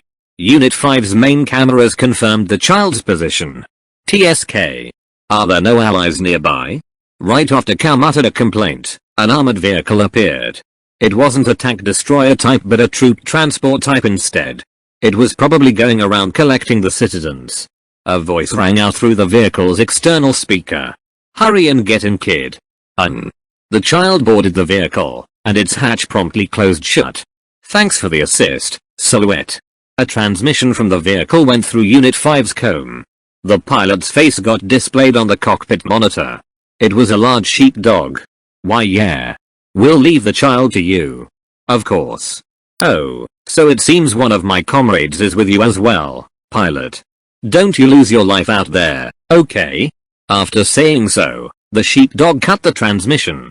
Cow felt a sense of foreboding after the exchange. Hey, Master. You said those vehicles were unmanned earlier, didn't you? Yes, I did. That's not unmanned, right? They definitely have drivers. They're familiars like you.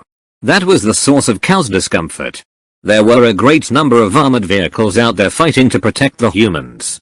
It was actually the support unit made up of the defense dome's resident familiars. They aren't humans after all. That's why I said the vehicles are unmanned. That's no excuse. Don't let your emotions cloud your judgment, Cow. As I said, we merely get deactivated. We don't really die.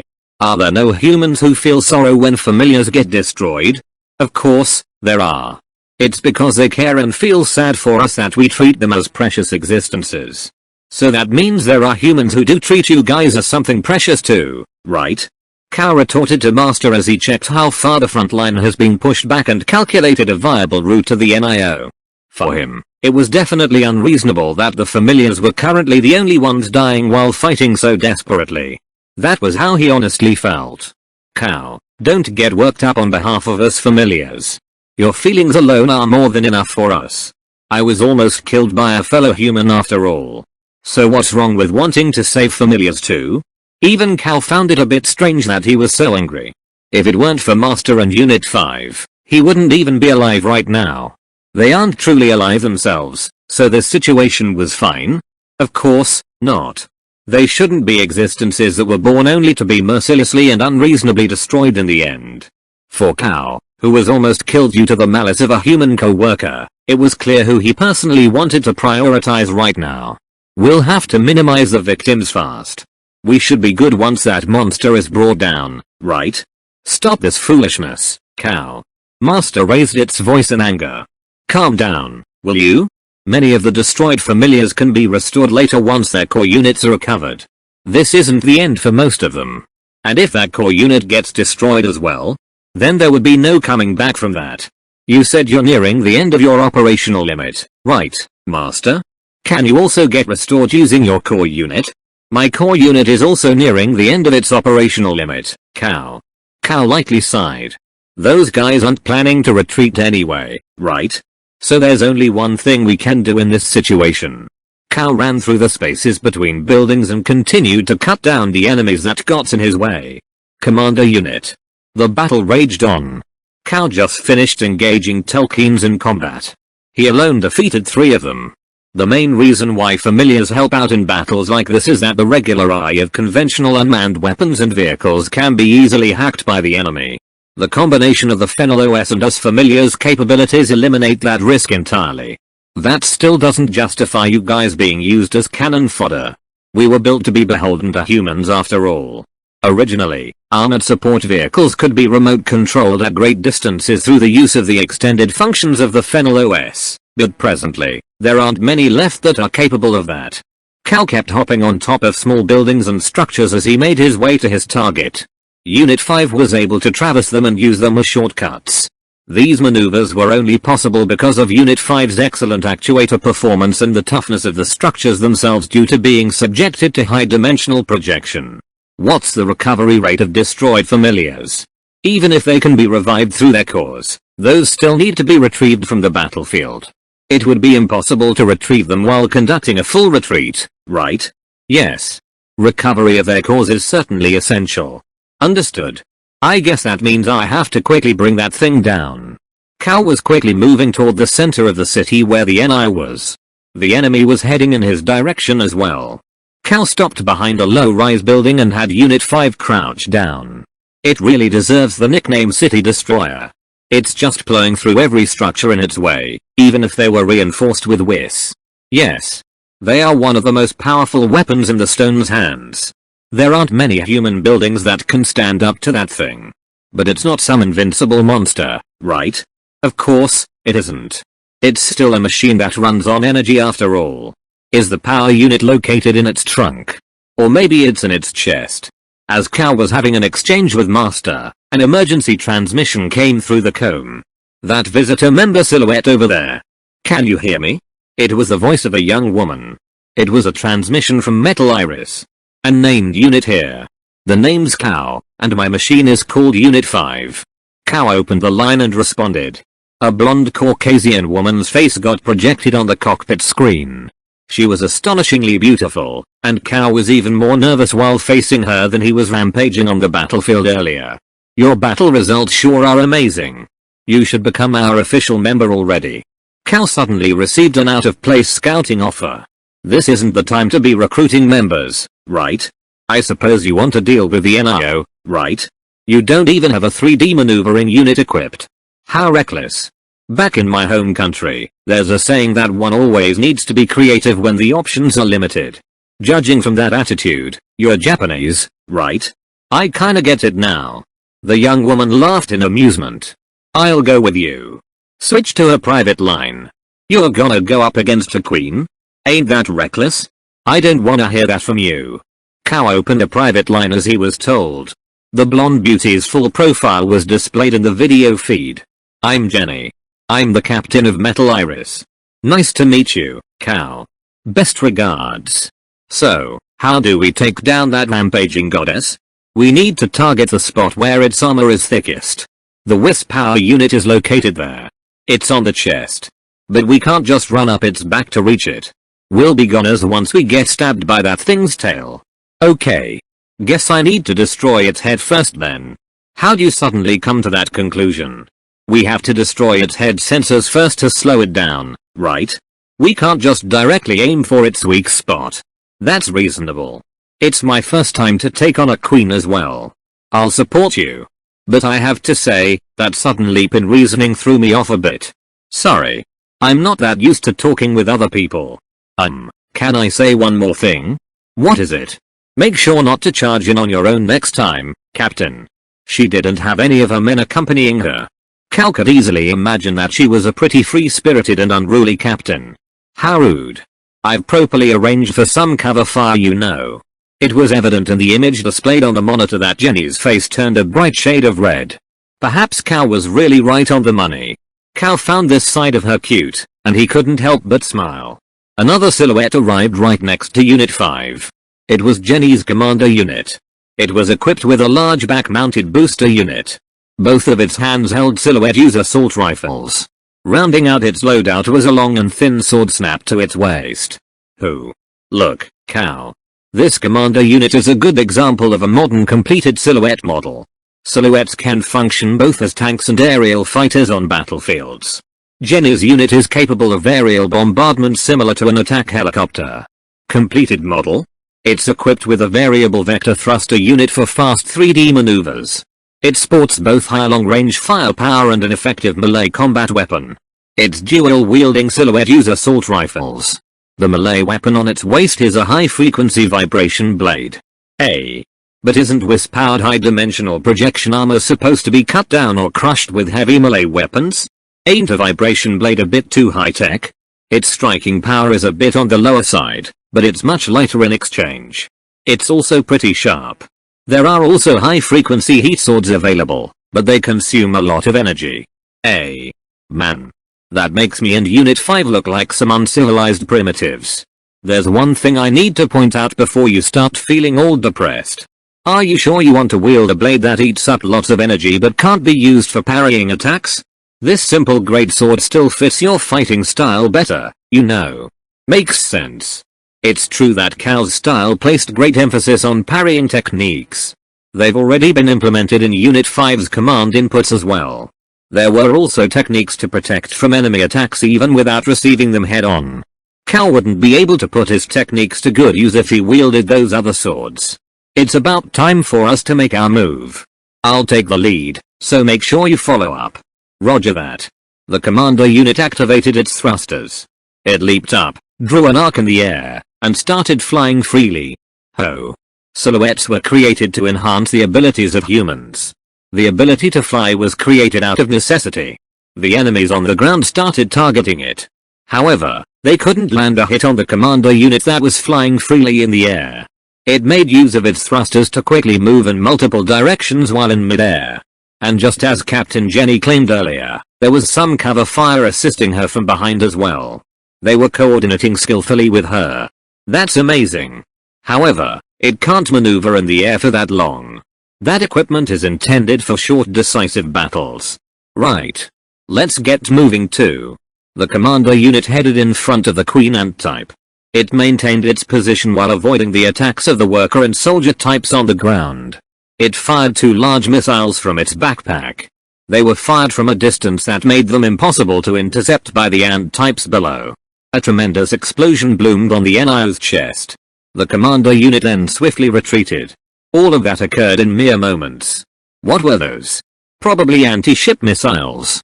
They're easily intercepted, so that woman closed the distance first to get past the anti-air defense provided by the rest of the ant types.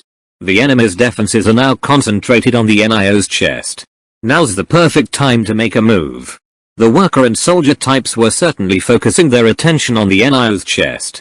Cal quickly made Unit 5 climb up the tallest building in the area. He finally managed to come right in front of the NIO's face. It had compound eye sensors similar to a real insect's. Cal felt like his eyes met with the enemy. Unit 5 jumped and unleashed a heavy downward slash onto the Queen's head. Accompanied by the sound of crushed steel, the Queen's head was shattered with one blow. Because the attack was so sudden, the Queen didn't manage to evade it in time.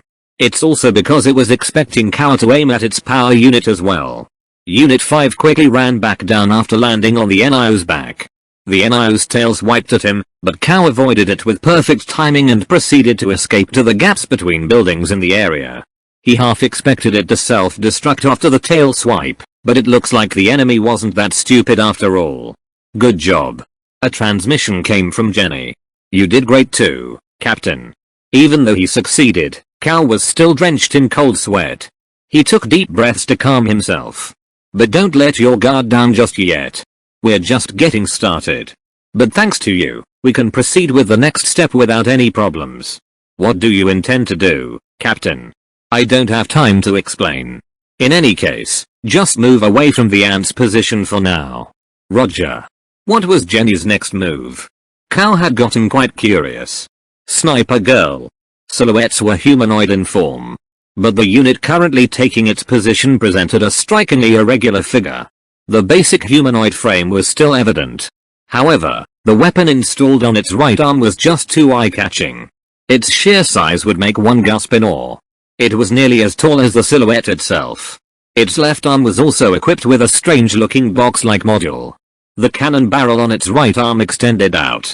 The fully deployed collapsible barrel was now nearly double the length of the silhouette. It was probably more than 15 meters. The barrel got propped up by a bipod, and the ultra-long-range sniper cannon was finally ready to fire. The silhouette switched to a prone shooting position and started taking aim. Jenny. She's certainly going at it hard. The pilot muttered softly. Based on physical appearance, she was just a young girl in her teens. She had blue-colored hair and pointed ears. She was wearing a metal iris jacket as well. She confirmed from her position that Jenny was able to land a direct hit with her missiles. Ballistic trajectory calculation is complete. Next is. In the next moment, she saw something incredible. A lone silhouette with a huge sword appeared on top of a building and suddenly destroyed the NIO's head. What the heck was that? The young girl couldn't help but shout in surprise. Someone was actually crazy enough to take on an NIO alone, and with only a melee weapon at that. Thanks to high-dimensional projection, the strength of combat armor has improved by leaps and bounds. But even so, overconfidence will often lead to death. You can't just recklessly enter an enemy's range. That was insane. But thanks a lot, whoever you are.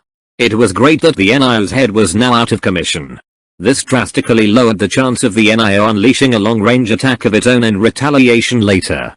In battlefields inundated with powerful electromagnetic pulses, it was highly important to always grasp your enemy's position.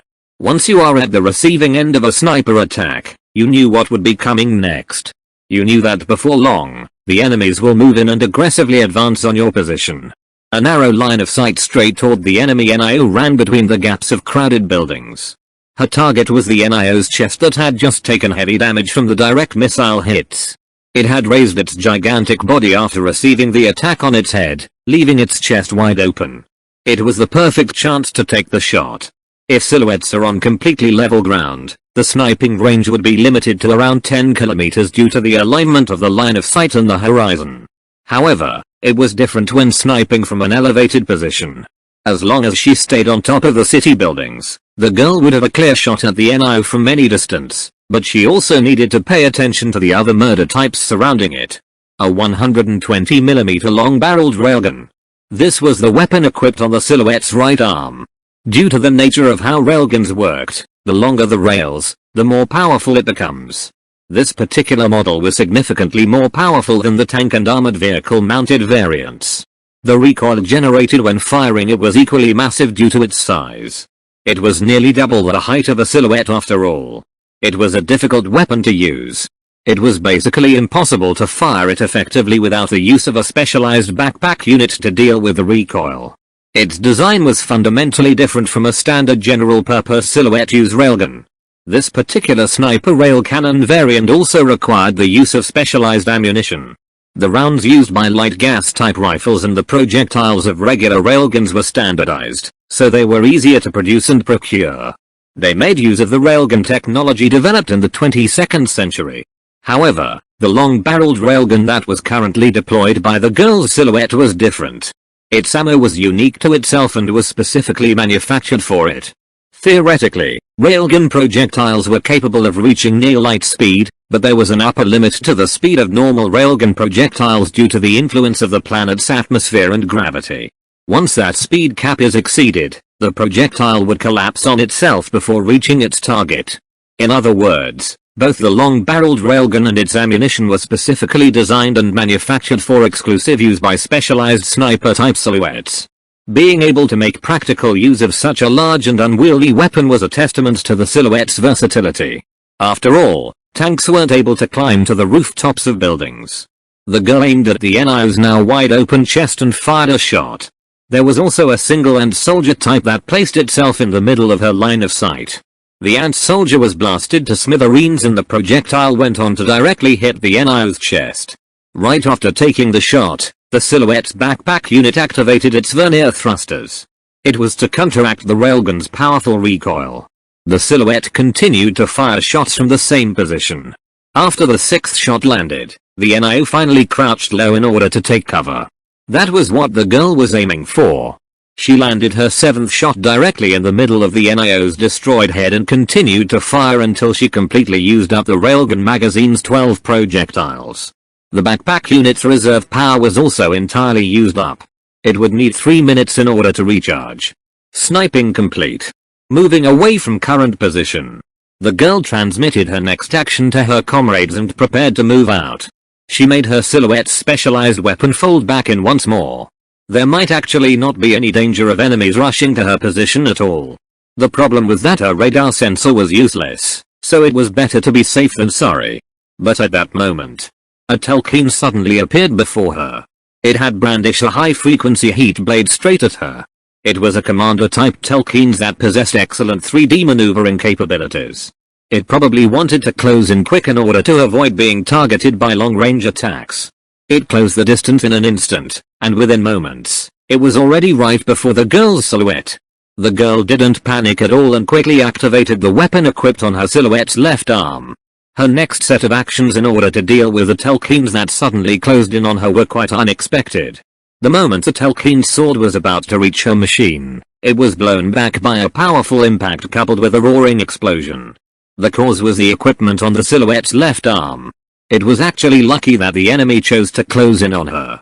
Before the sword reached it, the weapon on the Silhouette's left arm reached the enemy Telkines first. The seemingly casual thrust was, in fact, an unexpectedly brutal attack. The Telkines was hit directly on the chest by a huge metal stake that was propelled forward by an explosive charge. The Telkine's chest was gouged open, damaging its power unit, resulting in its movement slowing down to crawl as it tried to get back up. Girls don't like it if you're too clingy. How pathetic, idiot. She dissed her unfortunate opponent in a low voice. When dealing with snipers, it was a common tactic to immediately close in on them. It was quite standard. That tendency wouldn't change even if the opponent was an unmanned autonomous weapon. Taking advantage of this, the girl purposely chose a point-blank range-use pile bunker as her defensive weapon. She pulled the stake back inside the pile bunker's chamber and turned the fallen Telkines over. The girl unleashed the pile bunker's stake at the torso of the fallen enemy once more. This time around, its power unit was reduced to bits, and the Telkines ceased moving altogether. Resupplying. The NIO got sniped from afar. The Kez that attempted to shield it was easily shattered to pieces, and the projectiles mercilessly slammed onto the NIO's damaged chest.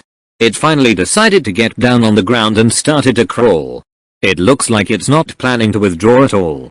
Cal let out an exasperated sigh. No matter how you looked at it, the Queen was already battered beyond recognition. It's because the enemy wouldn't be able to recover such a large weapon. Master also let out a sigh. How does the enemy usually recover their units from the field anyway? Don't tell me they just treat them as disposable pawns.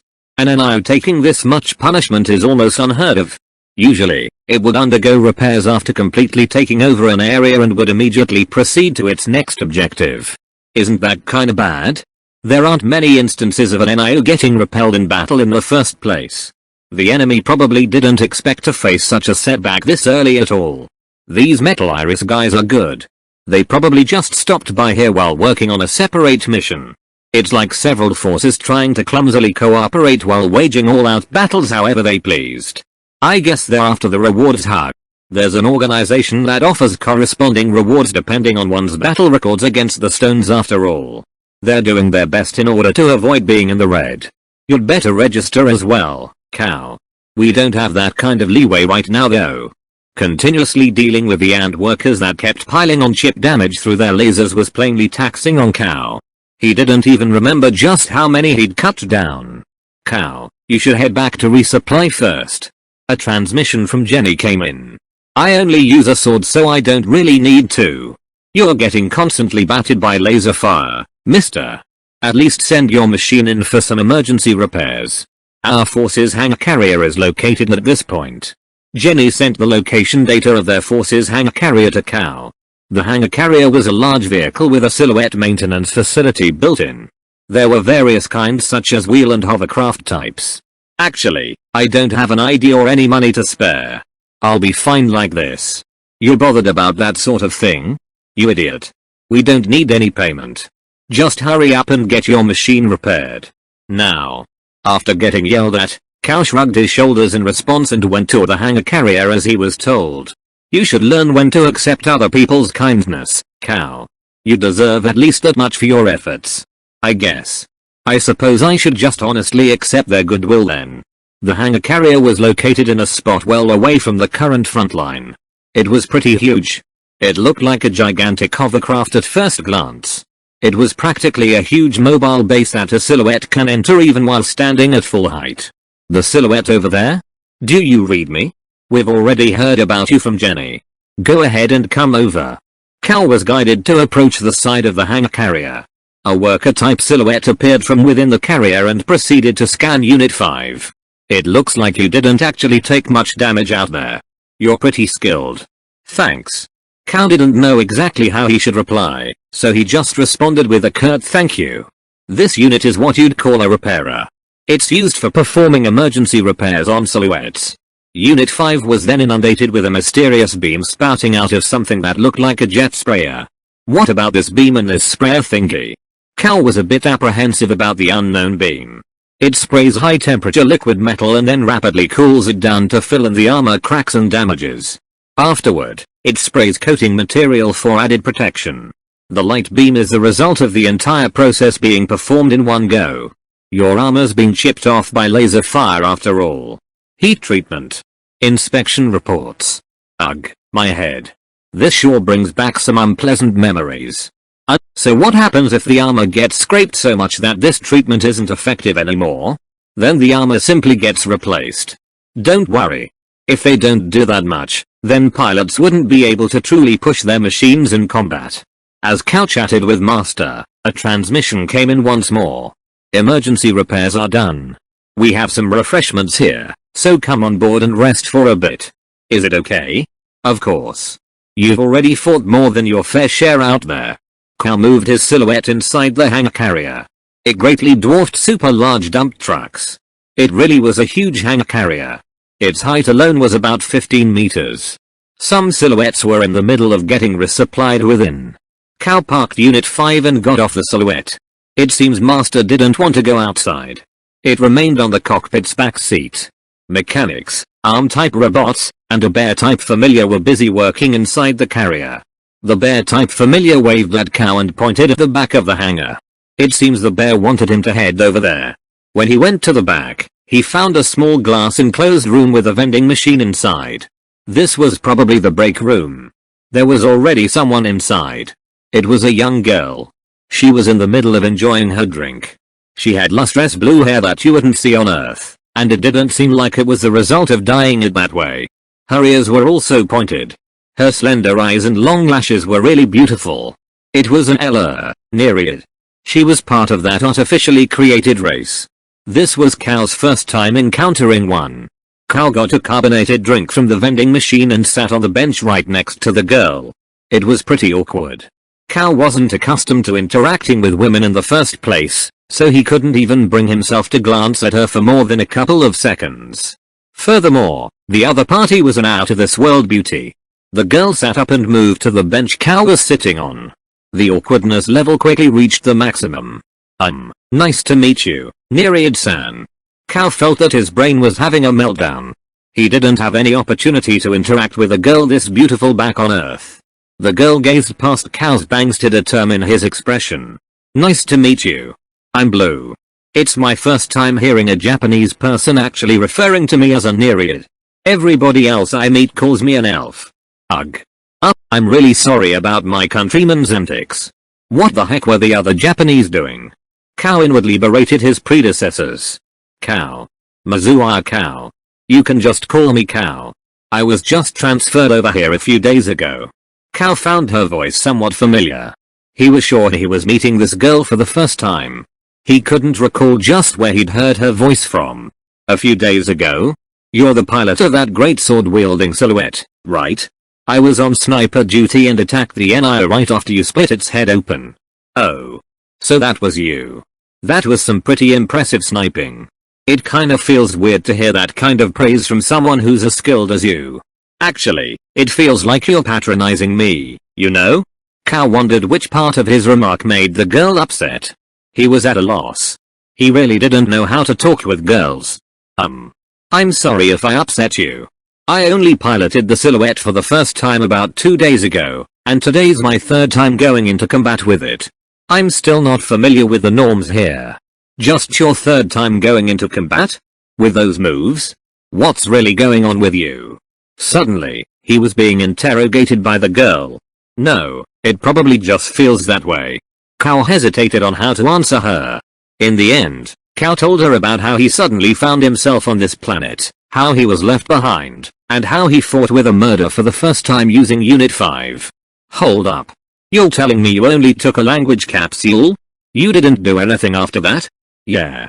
I took one without water and fainted right after swallowing it. Come with me. Blue pulled Cal's hand and brought him to another room. Oh, hi there, Blue. Is this your boyfriend?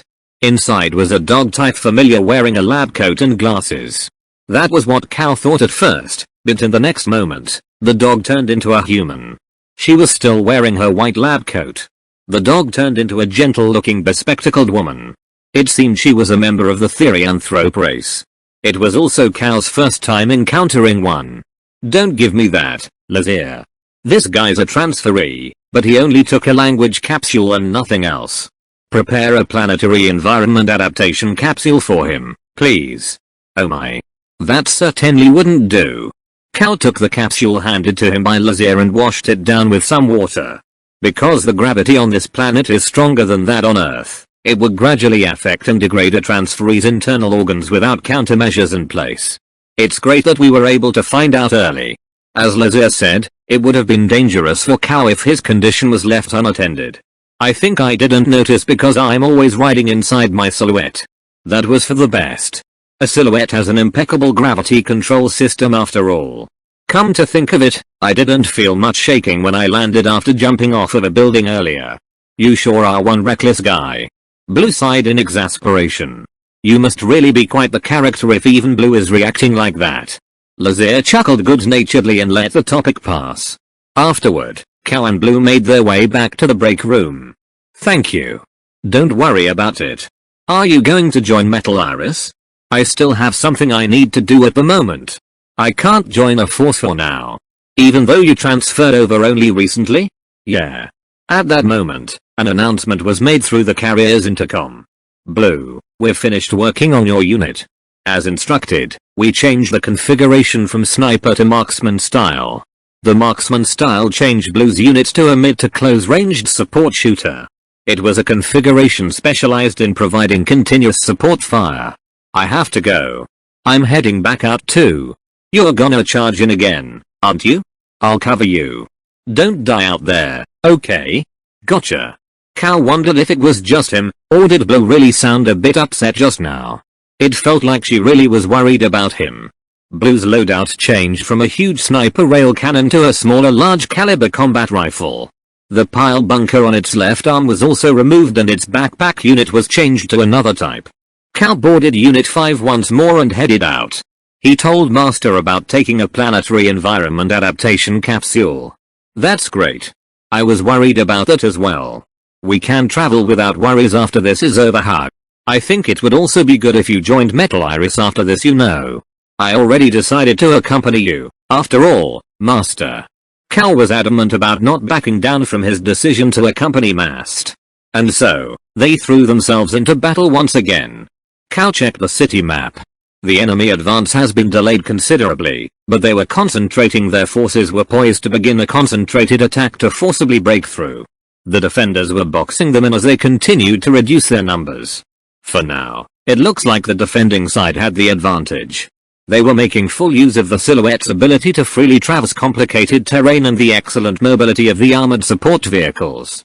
The enemies were all unmanned weapons, and their only goal was to take over the central control tower. There was no indication of the enemy offensive letting up anytime soon. All the defenders could do was to continuously destroy the enemies. Cal repeated his tactic of cutting down enemies as he made Unit 5 traverse in between the narrow alleyways. The ant worker type's numbers have already been considerably reduced. I was actually able to cut down so many of these guys. It looks like everyone's pretty surprised. I'm actually pretty surprised as well. Master replied in a serious tone. Cal's combat performance was just that overwhelming. Even you, Master? I have to say, your hobby and Unit 5 seem to be extremely compatible. If my hobby level swordsmanship can already impress you this much, then a real sword master would probably seem even more insane. Your piloting style is also a good match with this guy. Since you can't achieve performance rivaling a true sword master on your own, Unit 5 is probably complementing and enhancing your skills. I'm no match for Unit 5 after all. Remember, the silhouettes are machines specifically designed to expand a human's potential. So it's well within reason that Unit 5 is capable of enhancing your swordsmanship skills. Even so, I still put in quite a lot of effort whenever I trained in swordsmanship, you know. But it's probably true that I can only achieve such skills while I'm piloting this guy. Cal simply accepted such a fact without any qualms. He felt really good whenever he was piloting Unit 5. It felt right. It felt even better than the times he swung a sword with his own hands. Is it just me, or have our allies actually increased? There were battles occurring all over the place. The units that were fighting weren't there when they had a hard time defending earlier. It looks like the evacuation is finished and the rest of the garrison has returned to reinforce the defenders. They might have predicted that the battle's conclusion is near. Was the battle really about to be over? In any case, Cal felt that having something to aim toward was truly nice. A few days ago, he was just another face in the crowd who continued to listlessly commute to work in the morning and went home dead tired in the evening. Master would probably scold him, but if possible, he wanted to continue traveling the land together with Master and Unit 5. Prepare for bombardment. The number of unmanned murder weapons was evidently decreasing. The remaining enemy units were those with high individual combat capabilities. The mercenaries, dome garrison troops, and volunteer militias who were defending the dome were also getting severely worn down. There were a few casualties among the troops, and many others were forced to retreat. Blue also struggled in a series of battles against ant types and Telkeens. Although her machine's loadout was already converted to something capable of engaging in close-range combat, the enemy numbers still had numbers on their side. Before the enemy and commander types managed to approach her machine, she downed them through an effective combination of ground-to-ground missiles and combat rifle strafing. Every time she managed to down an enemy machine, she would be forced to change her magazine. Enemies using high-dimensional projection armor through Whis energy were really hard to deal with. A Telkeen sporting a large sword suddenly appeared while she was in the middle of replacing her magazine. Before the enemy closed in, it also fired a ground-to-ground missile at her. Blue didn't manage to avoid them in time. Her machine's armor cracked, but she was at least able to prevent it from toppling to the ground. Ugh. This was bad. Long-range machines were quite disadvantaged in close-quarters fights. But then, a shadow fell down from above. The one that cast it quickly moved to shield her unit. The Telkeens got taken by surprise. It was cut down in an instant. It was split directly in the middle. Cow. Blue cried out to her savior. It was Cow. He jumped off the roof of a building again and surprise attacked the Telkeens. Thank you. You're still being really reckless, oh. A machine that wasn't even equipped with 3D maneuvering equipment actually jumped from the top of a building to attack an enemy. If that wasn't reckless, she didn't know what was. Retreat and get your machine repaired first. I'll be counting on your support again once you get back. After telling her that, his unit disappeared between the gaps of the buildings once more. Blue sighed as she gazed at his machines retreating back. The more you look at a guy, the crazier he seems. However, she was saved thanks to him. For some reason, she couldn't help but smile. Cow, do you read me? It's about time to put a stop to that rampaging goddess. A transmission came from Jenny. Roger that. What are we gonna do? We've finally completed preparations for another support barrage. We'll concentrate all our firepower and finish it off all at once. Watch out for commander types and Telkeens. Get them off our backs. Roger. A single silhouette closed in on the NIO. It was probably a mobility specialized model. Its profile was thinner than your average silhouette. It held a tubular rocket launcher in one hand. Support fire began pouring out from the surrounding areas. It was the rest of the Metal Iris members. Their bears really stood out. The mobility specialized silhouette jumped on top of the NIO's back. Two Telkeens moved out to take it down. Cal slashed one of them from behind and got into a heated melee battle with it. The other Telkeens ate a barrage from Jenny's commander unit. The silhouette that jumped on top of the NIO fired something that seemed to be a signal beacon directly behind the enemy's torso. Afterward, it swiftly retreated. Cal, hurry and retreat as well. The rest of the Metal Iris members also began to fall back. What was that unit earlier, Master? It was a Recon type. It's used as a forward observer in combat to scout the front lines. It has managed to successfully mark the target. An all-out barrage will be conducted soon. So there's a model like that too, huh? It looks like in addition to the indirect fire team of Metal Iris, the support unit made up of this city's familiars will be joining in as well. It looks like they're really aiming to finish everything with this. After taking a breath, Cal heard a transmission that was sent to all allied units in the area. All units fall back. We will now begin conducting an indirect artillery barrage. Jenny's command echoed through the comb. Target, NIO. Target position is indicated by the 2A marker point. Pay close attention to the NIO's movements. The bombardment order was issued after confirming the target's position. We will be conducting a 3-stage barrage. The first salvo will use ground-to-ground missiles. The second and third salvo will be conducted using howitzers. Commence the third salvo 2 minutes after the second salvo hits the target. Each unit shall fire 2 consecutive shots per salvo. Pay attention to friendlies that might get in range.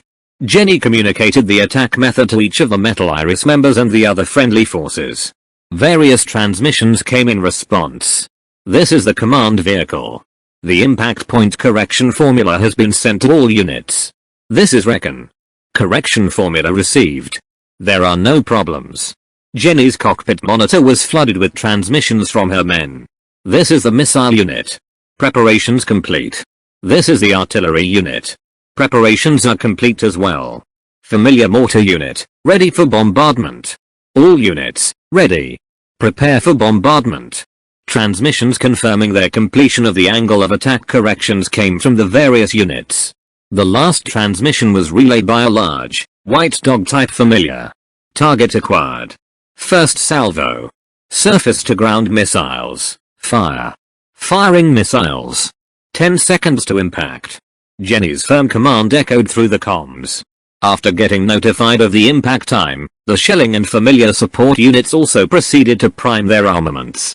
3 armored combat vehicles armed with large rocket containers fired 2 missiles each. Second salvo. Indirect bombardment. Commence firing. Shell trajectory confirmed. Commencing fire 20 seconds to impact. A transmission came from the artillery unit. Their 155mm self-propelled howitzer shells howled as they soared through the air. Third salvo. Indirect bombardment. Adjust your impact time accordingly. Commence firing. The last command echoed out. The estimated impact time of the shells can be adjusted accordingly by changing the firing angle. Landing shots simultaneously is called coordinated firing. Jenny opted for a strategy of landing 2 shots per salvo, concentrating firepower on the areas weakened by the first salvo, and finishing the job with the second and third. The familiar mortar unit was performing support bombardment at a location that was close to the artillery unit. Their 120mm double-barreled mortars fired alternately. The timing adjustments of the dog and cat-shaped familiars were impeccable. The barrage continued relentlessly for 3 minutes. If the NIOs had not been destroyed earlier, most of the shells would have been intercepted by its anti-air lasers coupled with the lasers of the surrounding worker types. In conjunction with that, if the number of worker types weren't thinned out as well, the effect of the barrage would have been reduced by more than half. No matter how tough high-dimensional projection armor was, even it can't withstand a sustained barrage of highly destructive ordnance fired from a distance of several tens of kilometers. The ant worker types that got caught up in the attack were almost all wiped out, and only the barely moving giant queen remained. Cease indirect fire barrage. Target damage confirmed. All units proceed to the mop-up phase. Jenny's command echoed out from the comms once more. The final mop-up battle had commenced. Guess it's finally time to put down the goddess of destruction for good. Cal made Unit 5 head straight for the NIO. There was a metal iris silhouette nearby as well.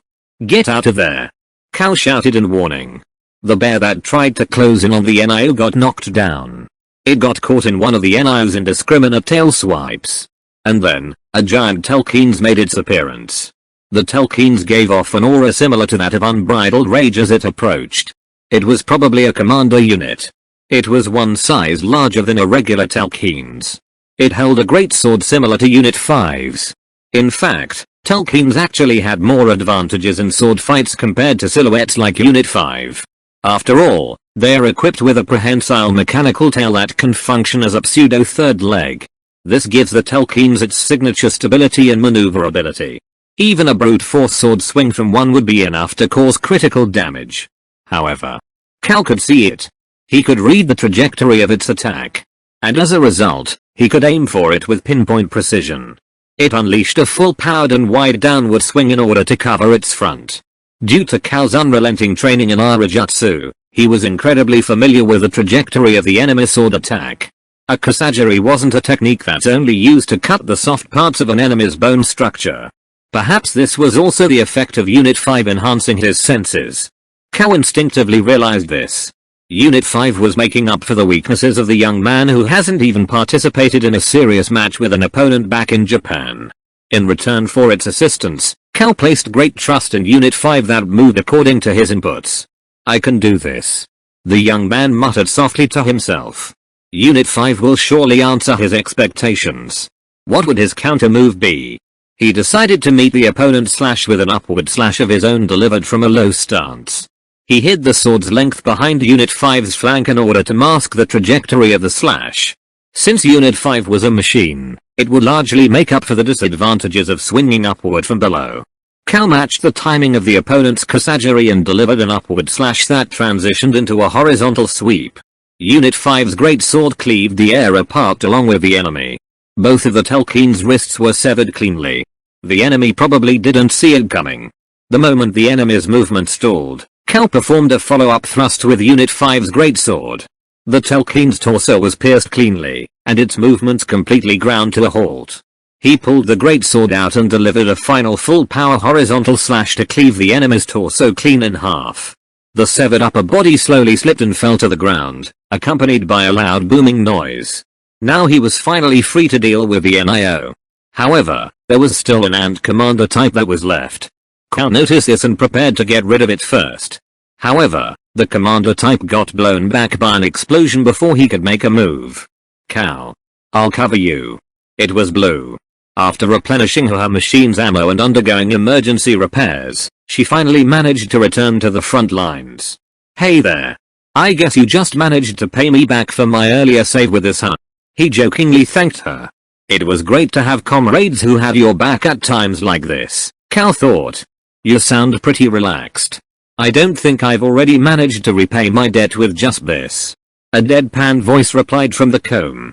Cal's lips curled up in amusement as he made Unit 5 jump on top of the Queen Ant's torso. Unit 5 swung its sword and cut through a particularly damaged section of the Queen's torso. The Queen Ant type Chaos finally keeled over and collapsed to the ground. The power unit supplying this energy to its gigantic body was completely destroyed, finally deactivating the Queen. It was a resounding victory. An old-fashioned future. Barry's bear squad returned to the front lines to fight after getting resupplied. "Hey, about that greatsword kid. He's amazing. Do ya think he'd want to join us?" Robert, the buff black guy Cal saved, praised him without reserve. "Sure hope so. He was able to coordinate well with Jenny even though it was his first time meeting her. That proves he's good." They were all quite astonished when they witnessed Cal and Jenny's coordinated attack that destroyed the NIO's head. They were even more impressed by the fact that Unit 5 didn't even have any 3D maneuvering parts equipped. "Oh, would ya look at that? Reinforcements are finally here. A bit late to the party though," Robert muttered sarcastically as he eyed the newcomers. They were members of underground forces just like themselves. Specifically, they were from the forces named Flying Pasta and Red Balkans. The Flying Pasta members were piloting models that had thicker armor than bears called grizzlies. They were equipped with large rocket launchers. They were now in the middle of the mop-up phase of the battle, so they came as reinforcements. But Barry didn't intend to blame them for their late arrival.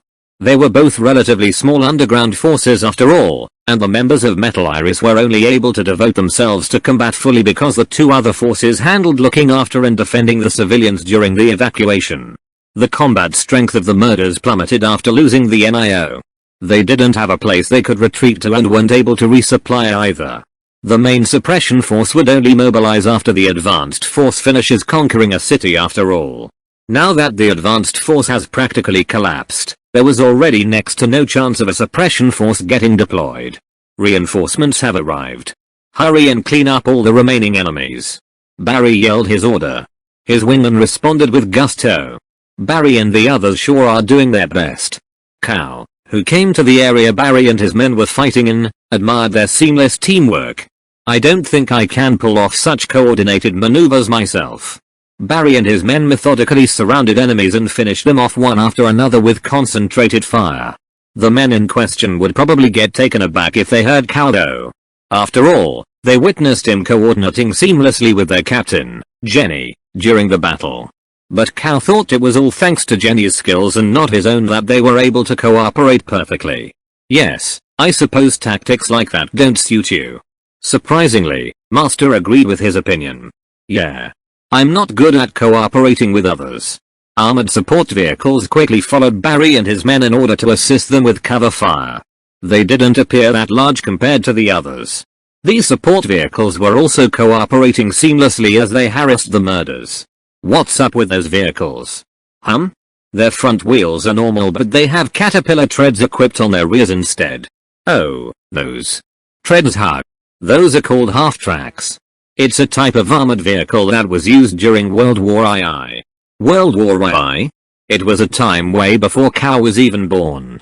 The combat vehicles during your era have been completely consolidated into either tracked or wheeled vehicles. That's because the half-track design was relatively costly despite not having any significant merits. So why the heck are they using such old-fashioned stuff now? It's because they are a hobby of one of the transferees. Hey. Cal got taken aback by the unexpected answer. There was a half-track armored vehicle fanatic among the past transferees, you see. If I remember correctly, that guy was a German engineer. And when he managed to mass-produce a small number of them, they actually ended up acquiring a pretty good reputation. So half-track vehicles of various sizes became extremely popular as a result. He mass-produced armored vehicles because it's his hobby? You can actually do that? Of course. That's only if you have the development engineer, bricklayer, qualification though. So they have good reputations. You can drive them like a typical car. They're especially popular with the Japanese and the people living in this era who aren't that used to driving weapons of war. They're not too bad, actually. They're more expensive than your usual armored vehicle models though. Doesn't that make usual armored cars more cost effective? It's a hobby after all. And it's not like the half-track's shortcomings that appeared during the 20th century matter that much during this era anyway. There are large swathes of wilderness, forests, and snowfields outside of the residential colonies, which makes half-tracks pretty useful. And in-wheel motors don't require a multi-speed transmission anyway. So the era of in-wheel motors finally arrived. There was talk that when the era of electric cars finally arrives in earnest, people with jobs related to cars with standard gear transmission like Cow would be phased out back in the company he was working for. Cow was hit by the fact that he really was in the future once more. However, this wasn't the time to be thinking of such things.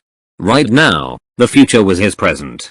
As Cow chatted with Master while he fought, he was assaulted by two rifle-wielding Talkeens. They pincered him.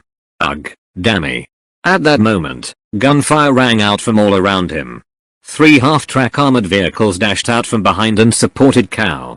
2 of them were equipped with multi-barreled autocannons, and the one in the rear was sporting an anti-tank wire-guided missile launcher.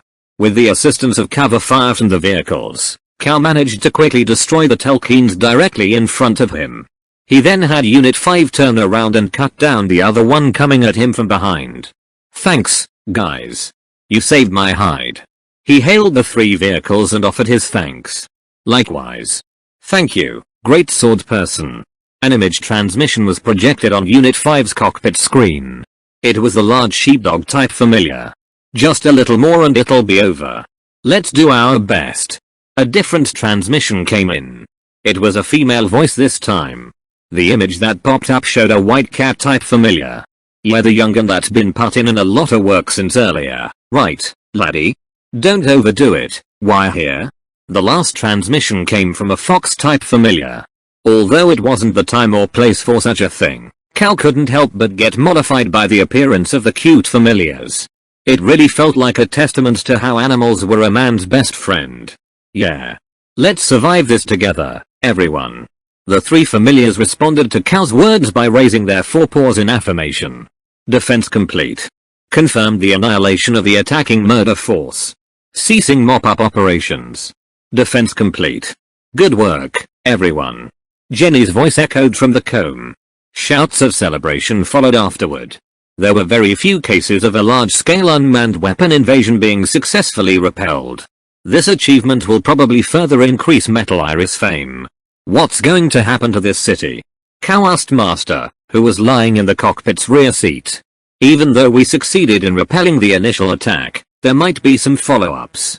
For now, they will probably observe the situation first.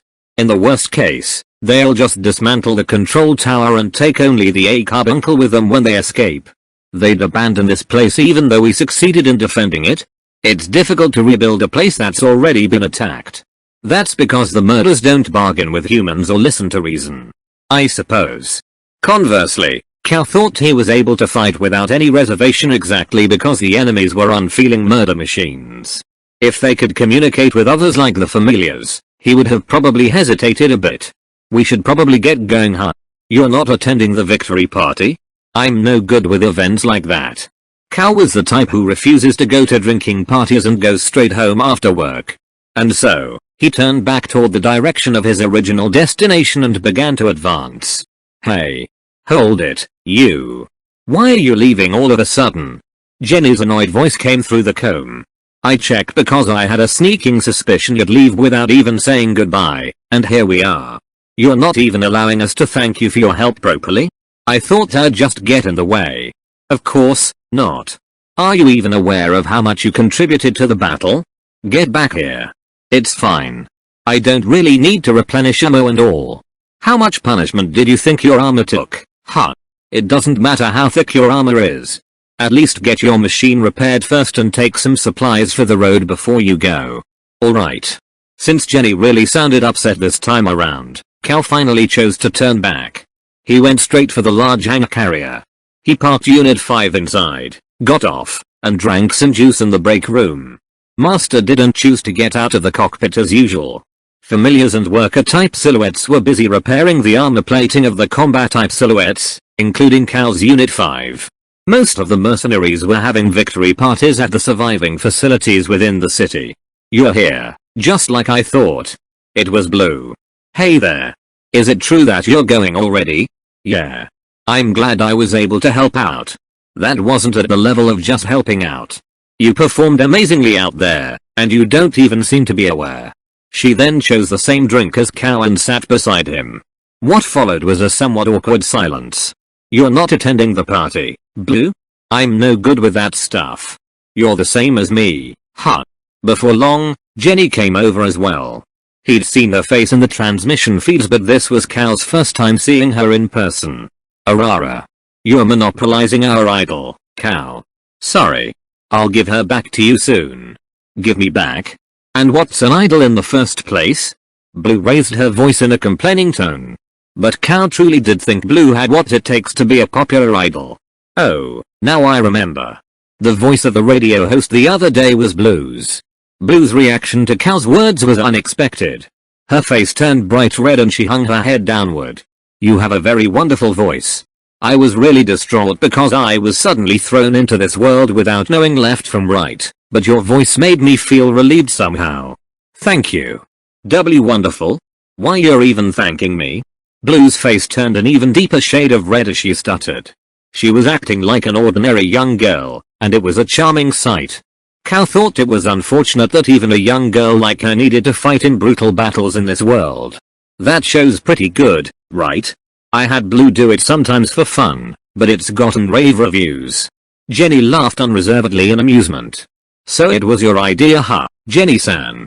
I think it's wonderful. Radio personalities, huh? Actually, I think it would be great if Jenny-san participates in the show next time as well. That's a great idea. Right. Jenny should join me as well. I'm not exactly a prim and proper lady, so I'm definitely not suited for that. It's better to have two radio personalities with different styles, you know. Kao remembered the times he spent listening to late night radio shows. The back and forth between the hosts was certainly interesting, he thought. But he wanted no part in those corny in-jokes that only the hosts themselves could understand. Then it's settled. You really are a good guy, Kao. Aren't you two getting a little bit too chummy? Jenny narrowed her eyes in suspicion. Is it fine for you not to attend the party even though you're their captain? It's because a certain samurai boy might end up disappearing the moment we're not looking, so I prioritized coming here instead. Do you really not want to join us? The number of your kills is amazing, but you don't have an ID yet, so the rewards for your kills will end up going to us instead, you know?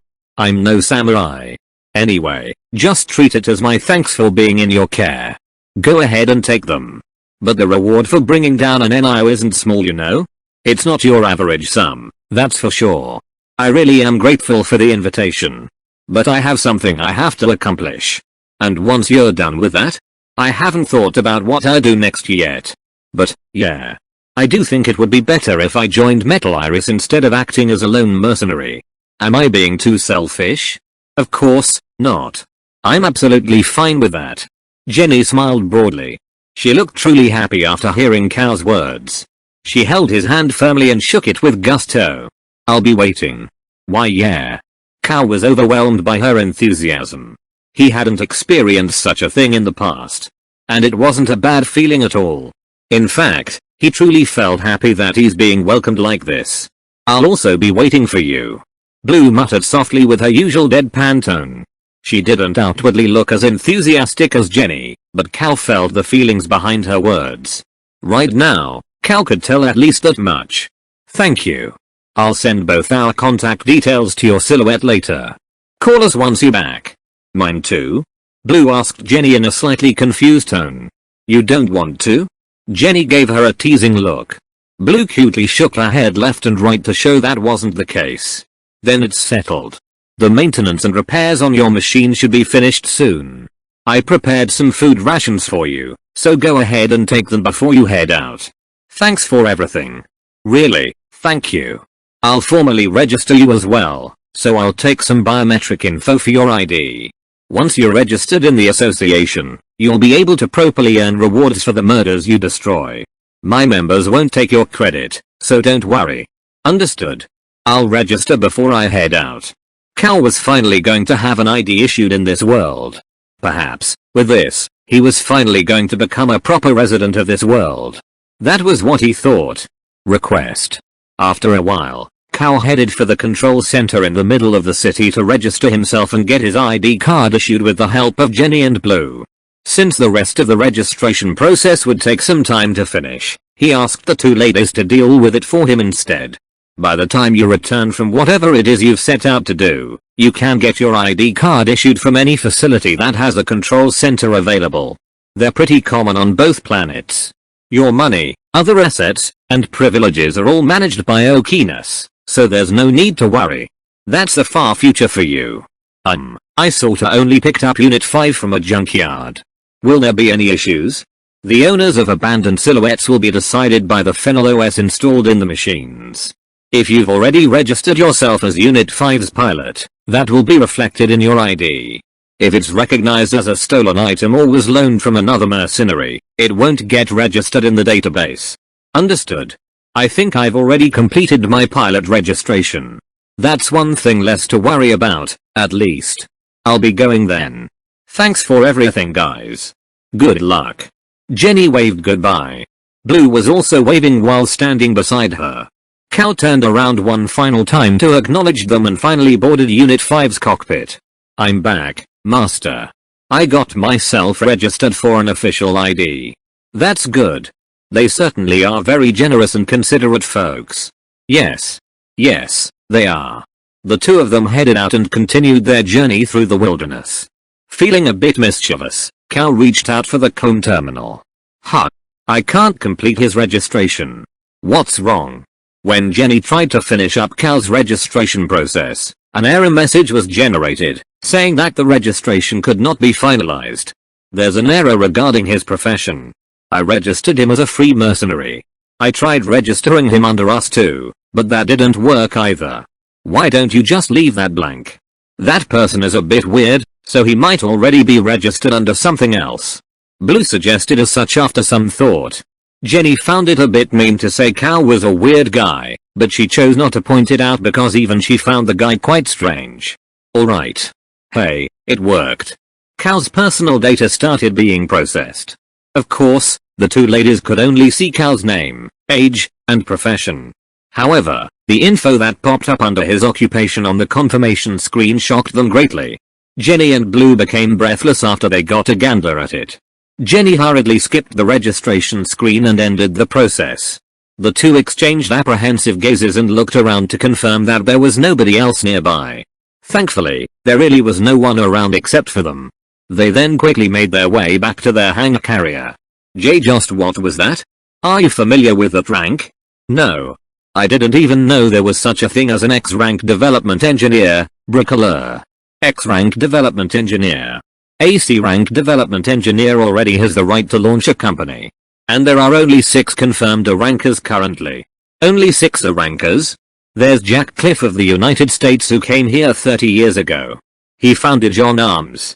Then there's Skunk Technologies Kelly Rich, Kurt Ludwig of the German company Kurt Maschinenbau, Miss Sumeru Heavy Industries Kaneko Reiji who got transferred 20 years ago, and Wang Yunlin from Shenzhen, China, who founded the Wangcheng Industrial Group Company Limited. The most recent one confirmed was Takuba's Takuba Hayao from Japan. He was transferred just 10 years ago. They don't have a lot in common, don't they? There's one thing they have in common for certain though. They are all machinery fanatics and tinker with machines day and night.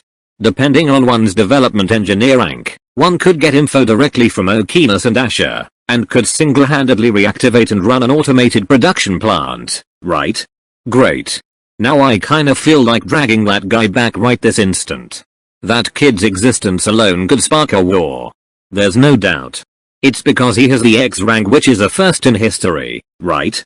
Certain unmanned factories could be reactivated and run by just C-rank development engineers. Even E-rank development engineers were more valued than A-rank mercenaries. There was a big difference between having and not having the authority to command unmanned machines. For example, even if you managed to acquire an automated repair shop, you'd still need an E-rank development engineer or higher in order to run it. Didn't I invite him enthusiastically earlier? I'm sure he'll be joining Metal Iris later. It's said that the Japanese are weak to pressure after all. Wait, that's not it. Isn't it dangerous to leave that guy by himself out there? Did your true intentions leak out just now, young lady? Well, I get it though. His fighting methods are a bit too reckless. The buildings within defense domes and fortress areas are supplied with plenty of WIS energy so they are able to serve as effective cover. Normally, the murders would opt to flatten the terrain by way of long-range bombardment during an attack to counteract this. If the central control tower was successfully taken over by the enemy, the city would have faced a far more intense bombardment. Under such circumstances, the tactic of getting in up close and personal to slash enemies was certainly a reckless tactic. It looks like Cal has only stayed on this planet for 3 days, including today. This was actually only his 3rd time engaging in active combat. 3rd time? You're kidding, right? Do I look like I'm kidding? His first live combat experience was against a Mantis-type Cares. Normally, most transferees would be finished after encountering a monster like that unprepared. And he ended up beating it? With only a great sword for a weapon, no less. That's insane. He said he had a goal or something to accomplish, right? I actually want to go and help him out, but I suppose it's better just to wait for him, huh? We have to respect his will after all. Hey, Blue. You know, it's pretty rare for you to be that concerned for a person. Is that so? Maybe. I guess we should wait for that guy's return then. Since an X-rank development engineer has appeared on planet Ashir at this time, I'm sure his existence is probably necessary somehow. Blue nodded in agreement. Jenny couldn't imagine what such a thing would bring. What would necessitate the appearance of an unprecedented X-rank development engineer? Add to that his exceptional silhouette piloting skills. It was at a level that a mere mercenary organization leader couldn't hope to imagine. However, she still earnestly prayed for Cal's safety. Good evening, everyone. It's now time for Duskbuster. Good work on the defensive battle, guys. I would like to play soothing songs to cheer up everyone currently staying on the battlefield this evening. I'm your host, Blue. Blue's broadcast had already begun. She was currently inside a small room within the Metal Iris hangar carrier. The only things inside the room were 2 small chairs and a microphone. The radio broadcast was carried out using the carrier's comms room. We have a song request today. It's from the guy who got fooled by the cover. 1. What the heck? Anyway, the song name is. No matter how many times Cal heard her voice, he felt like he would never get tired of it. He clearly picked up her soft grumble as well. Cal laughed unreservedly within Unit 5's cockpit. It was a joke only the Japanese would understand, but there should be some of his countrymen listening in on the broadcast. Since he was given Jenny and Blue's contact details, he decided to prank them a bit. TL notes. 1. Got fooled by the cover. This is a well-known joke in Japan. The context is when someone complains about purchasing a gravure porn mag or video, or any other media in general, with a great-looking cover and not so great-looking content. A popular instance of this was when Light Yagami of Death Note complained about the very same thing while he was looking at a gravure magazine, or at least pretending to, since he was under surveillance XD. Arc 2 Epilogue, TSWR1's origin. It looks like you've become quite accustomed to piloting a silhouette. Yeah. It's pretty interesting. Cal felt a sense of unity with his silhouette whenever he piloted it. It was even more palpable than when he was driving his favorite car or motorcycle. He felt it wouldn't be too bad to continue fighting with his new partner. He ruminated if he was just like those historical sword masters, but quickly denied it. Those historical sword masters rose to fame after the Age of War. But right now, he was in a world at war. It's great that you were able to receive additional food and supplies from Metal Iris. Oh, they even gave you some clothes suitable for washing inside silhouettes. You should go ahead and change clothes, Cow. They even gave me clothes? Man, I really have a lot to thank them for. He proceeded to change clothes. It was a Metal Iris uniform.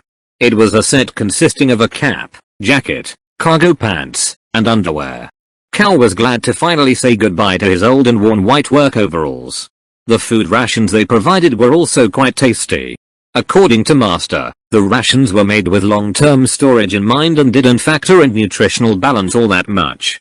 After finishing his meal, he continued checking various info through Unit 5's terminal. TSWR1 hug. Just who made them anyway? Why are they so suitable for sword fighting? I'm really curious here. You'd need to ask the designer personally about those, I suppose. But they do indeed incorporate a lot of new tech. What kind of tech? Their joints are just composed of actuators and encoders.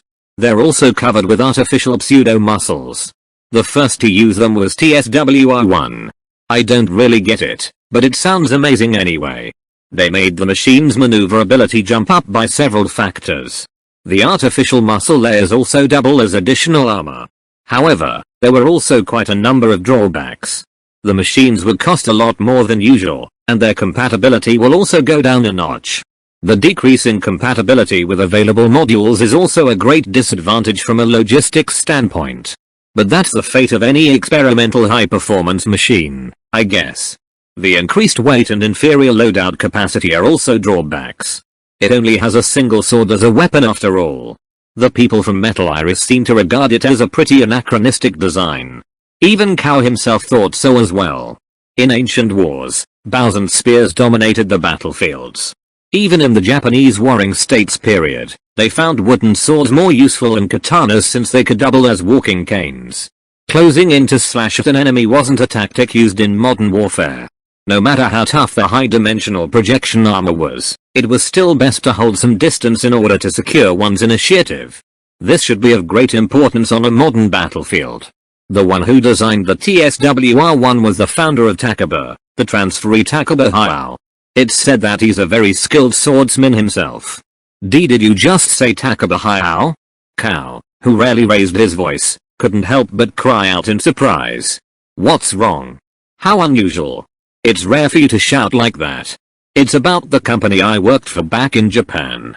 Our chairman's name was also Takaba Hayao, and he was certainly an expert swordsman. The schools he studied under were different from mine though. I think he practiced Itao Ryu and Nitenichi Ryu. I got along pretty well with his grandson, Shuji. He was a very approachable person. His former place of employment was a medium-scale company that mainly manufactured automobile engines, outboard motors, and motorcycles. Although their schools were different, it was still pretty rare to find a fellow practitioner of swordsmanship and aikido. The Takaba grandfather and his grandson Shuji often chatted with Kao regarding their shared passion and even invited him to observe them performing Kato exercises at the private dojo built adjacent to their home from time to time. Though this attracted and wanted jealousy from his co-workers, he didn't really care that much. He was nearly killed due to his relationship with them, but conversely, he was saved by Unit 5 that was designed based on the personal experiences of its lead designer, Takaba Hayao. He honestly didn't know what to make of it. I see. So the chairman built machines based on his knowledge and experience as a swordsman. And the result of that was the TSWR1 series. Now Kao had a better idea about why he was just so compatible with Unit 5. He didn't imagine there would be such a coincidence. It's like he was destined to pilot it. He was transferred over about 10 years ago. At first, he didn't have much money, but he took the initiative to pilot a silhouette, and gradually earned quite a sum by working as a mercenary. He founded Takaba after 3 years of actively working as a mercenary. 5 years ago, he finally managed to complete the TSWR1 prototypes, but the area they were built in was attacked by the murders. So it prioritized high acceleration, increased weight in order to improve stability, and the machine's ability to always find its center of gravity high. No wonder it specializes in using a sword. Cal began muttering his theories. The more he discovered, the more he felt that TSWR1 seemed to incorporate the will of Chairman Takaba. Those features are only made possible through the use of the Fennel OS. The act of walking itself is like constantly trying to prevent oneself from falling flat on the ground. It was still highly difficult for the computers of your era to accurately adjust the center of gravity in order to successfully emulate human movements. I'm not really knowledgeable when it comes to real robots. Even if Master continued to explain it to him, it was hard for Kao to follow. The high cost of the TSWR1 acted as the final bottleneck that it ultimately couldn't overcome. Its production ended after a couple of dozen units were completed, and Takaba moved on to produce the TSFR10 that emphasizes versatility. So they managed to complete the prototypes, but the line didn't achieve full-scale mass production. Even so, they should have managed to manufacture about 50 units. Kao often saw prototypes and initial product samples in his former workplace. The items were labeled with the F letter to indicate that they were the first iteration of a proposed product line, so they were pretty easy to identify. In particular, he managed to encounter quite a number of prototype luxury motorcycles and cars.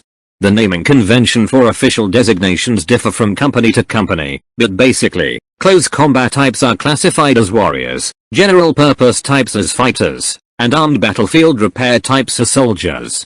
So is it possible to identify the characteristics of a machine based on the alphabet used in their names? Like, the successor of the TSWR1 got called TSF instead. Does that indicate that the characteristics of the machine have changed? Yes. It was changed from a warrior to a fighter.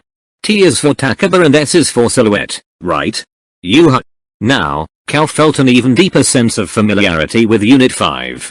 It was made by the company he formerly worked for, and it was clear from its official designation that it was a machine specifically developed for close combat.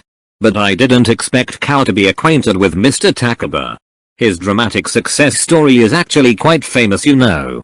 So there was actually a 10-year gap between me and the chairman's transfers. It's really amazing that he was able to restart the company even when he was sent to the far future. He also has the development engineer, bricklayer, qualification after all. Development engineers have the right to obtain crucial information directly from Okinas and run automated production facilities. When you say development engineer, you're talking about that, right? A handyman or something? Calling them handymen can't even begin to describe their abilities, alright? In fact, the place we're heading to requires the presence of a development engineer, or there would be no point in going there. I suppose me encountering you was also the work of fate. I see. It kinda seems troublesome to start a company though. It would be a pain to manage one for sure, Cal thought. You needed to be responsible for your employees and your customers. At least, that's how Cal viewed things. And in this world, companies held a completely different significance.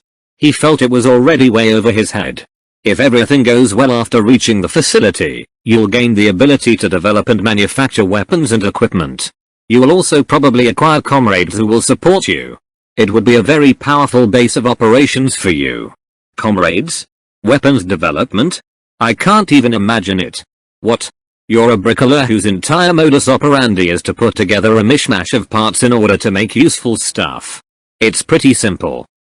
Does that mean a development engineer is actually something really amazing? Why, yes, it is. Even the lowest ranked ones have very high statuses. They had the authority to activate and make use of unmanned production facilities after all. Your rank grants you practically unrestricted access to any facility, so you can do anything you can think of. Did the guys from Metal Iris know? The fact that I'm actually a development engineer, I suppose not. Well, they might have found out already since you left your ID registration to them. In fact, they might already be making a fuss about it right now. Jenny invited me quite enthusiastically. I wonder if she only did that because she knew I was a development engineer. Your self-evaluation is seriously too low. At least, there would be no way she'd be able to come to the conclusion that the guy who impulsively joined them in battle was actually a development engineer right from the start. You're already a silhouette pilot that's managed such high combat achievements. Stick out your chest more, why don't you? They definitely invited you to the team solely because of your personal achievements. I'd be happy if that really is the case. If he was scouted due to the title of development engineer that he didn't even have much understanding of, Cal would definitely feel down. Those girls invited the person called Cal solely due to his own skills. He would understand better that way, and even feel blessed. Ancient site. Cal and Master have arrived in a mountainous area. There was a large primeval-looking forest as well. So there are forests here too. This planet has undergone terraforming after all. For Cal, who only ever saw uninhabited wastelands while traveling, seeing a lush and huge forest was quite refreshing. The overall height of the trees in the area was greater than his silhouettes as well. He didn't encounter any enemies and engaged in combat along the way until they arrived at their current location. They should have been detected by enemy surveillance already, but there was no sign of an attack so far. Why aren't they attacking us? I think they just don't want to bother with a lone silhouette wandering around. It's not like we're heading toward an enemy base or facility after all. So that's it, huh? Also, there might be a large blind spot in the distribution of the enemy forces. If we actually stepped within their area of operation, the enemy would probably dispatch units to deal with us. Isn't there any possibility of them watching us from space? Unit 5 was currently advancing in the enemy-controlled territory in automatic cruising mode. Although Unit 5 sensors had a relatively wide range, Cal still made sure he stayed alert, especially when taking a quick nap. But it was certainly great that nothing's happened so far. Relax. Space is a non-combat zone. Even surveillance satellites are no good. Combat between human forces in space is strictly prohibited by treaties. Compared to your time, we place much more importance on the well-being of space in this era, and it's strictly regarded as a completely neutral zone. Well, that's unexpected. And here I thought space was the main battlefield. The space defense mechanisms built by Sophia are still functioning properly even now. We rely on the old-fashioned approach of scouting for enemies instead. In the anime shows Cal watched when he was a kid, the main battlefield of the robots was always in outer space. He also wondered why the top and bottom were always aligned even though they were out in outer space. The various facilities built by Sophia in outer space are still fully functional even now, and their self-defense capabilities are working as intended as well. If something happens to them, the materials they provide will no longer be available. Hence, they are extremely important facilities for the humans living on the surface of the planets, and also for the stones. What are they making out in space? Mainly steel and nanomaterial composites. Iron manufactured in a vacuum has different properties compared to those made on the planets due to the special arrangement of their molecules. Thus, vacuum material production facilities are especially important. Silhouette cockpits are also manufactured completely by the space facilities. Now it really feels like I'm in the future. That's just like you, Cal. It was hard for Cal to imagine the process of steel making within a vacuum, but in his previous company, one of his jobs was involved in processing bar stocks that were produced and delivered by a partner company. They were delivered to their company for processing, heat treatment, and plating. He managed to get his hands on the information regarding the composition of the materials used to make Silhouette armor from Unit 5's terminal, and he was familiar with a lot of the chemical symbols he saw. Of course, there were some that were completely new to him as well. Although he was in the far future, he felt it still had many connections with the world he was familiar with and didn't seem like a completely different dimension. One thing he found interesting was that the materials used for the Silhouette's arms and legs were actually different.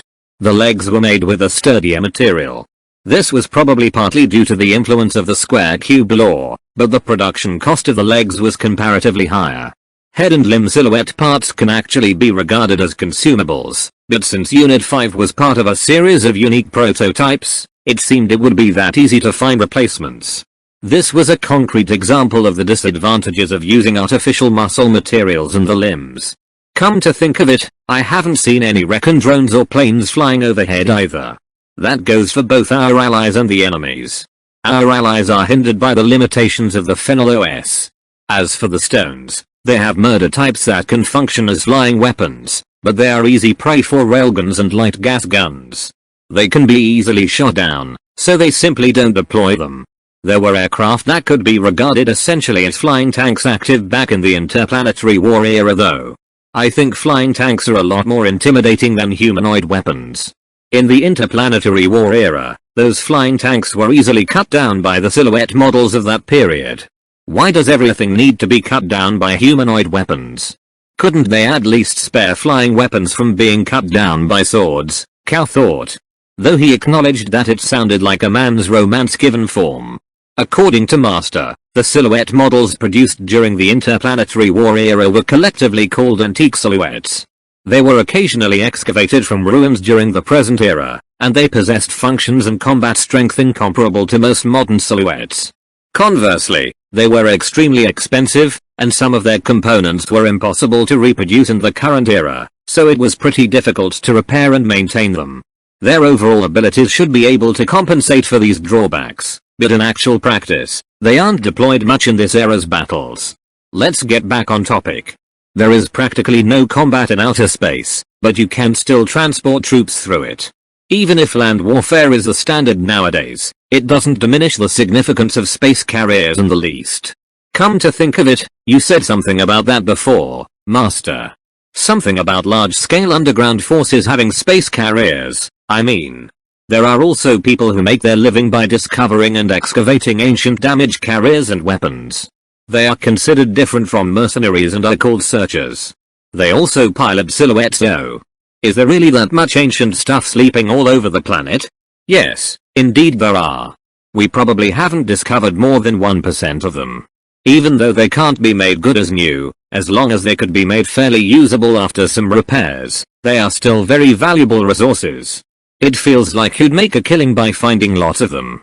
It's a great way to get rich quickly, but it actually results in a lot of casualties as well. There's a problem, you see. Those sleeping maintenance facilities and carriers are equipped with active defense systems, so as long as they couldn't rely on allies to rescue them out of a pinch, it's an occupation that's far more dangerous than being a normal mercenary. You can't rely on reinforcements unless you're fighting in a defensive battle after all. And what we're going to do right now is basically the same thing as what those searchers do.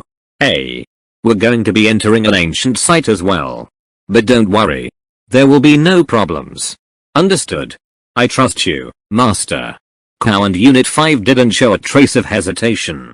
They fully believed in Master's guidance. Unit 5 continued to advance. It continuously cut a path through the dense jungle. It's a passageway that's hidden via optical camouflage. It only appeared now that we're here. Under my authority, of course. Masters?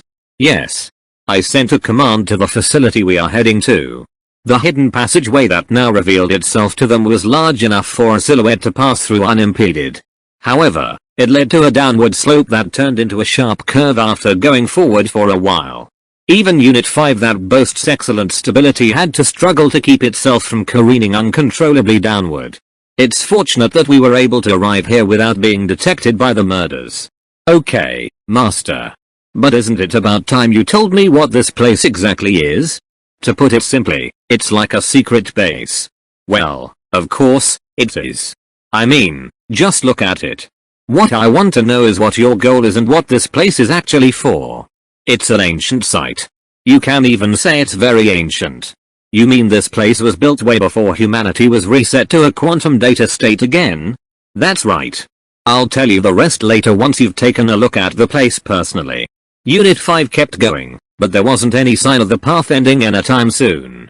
It's pretty deep underground. It was made by hollowing out the bottom of the mountain range above. The underground facility should be about 5 kilometers below the surface. What about the scale of the underground facility itself? It's about 880 square kilometers across. It also has multiple layers. It's large enough to accommodate all 23 wards of Tokyo as well as Sado Island.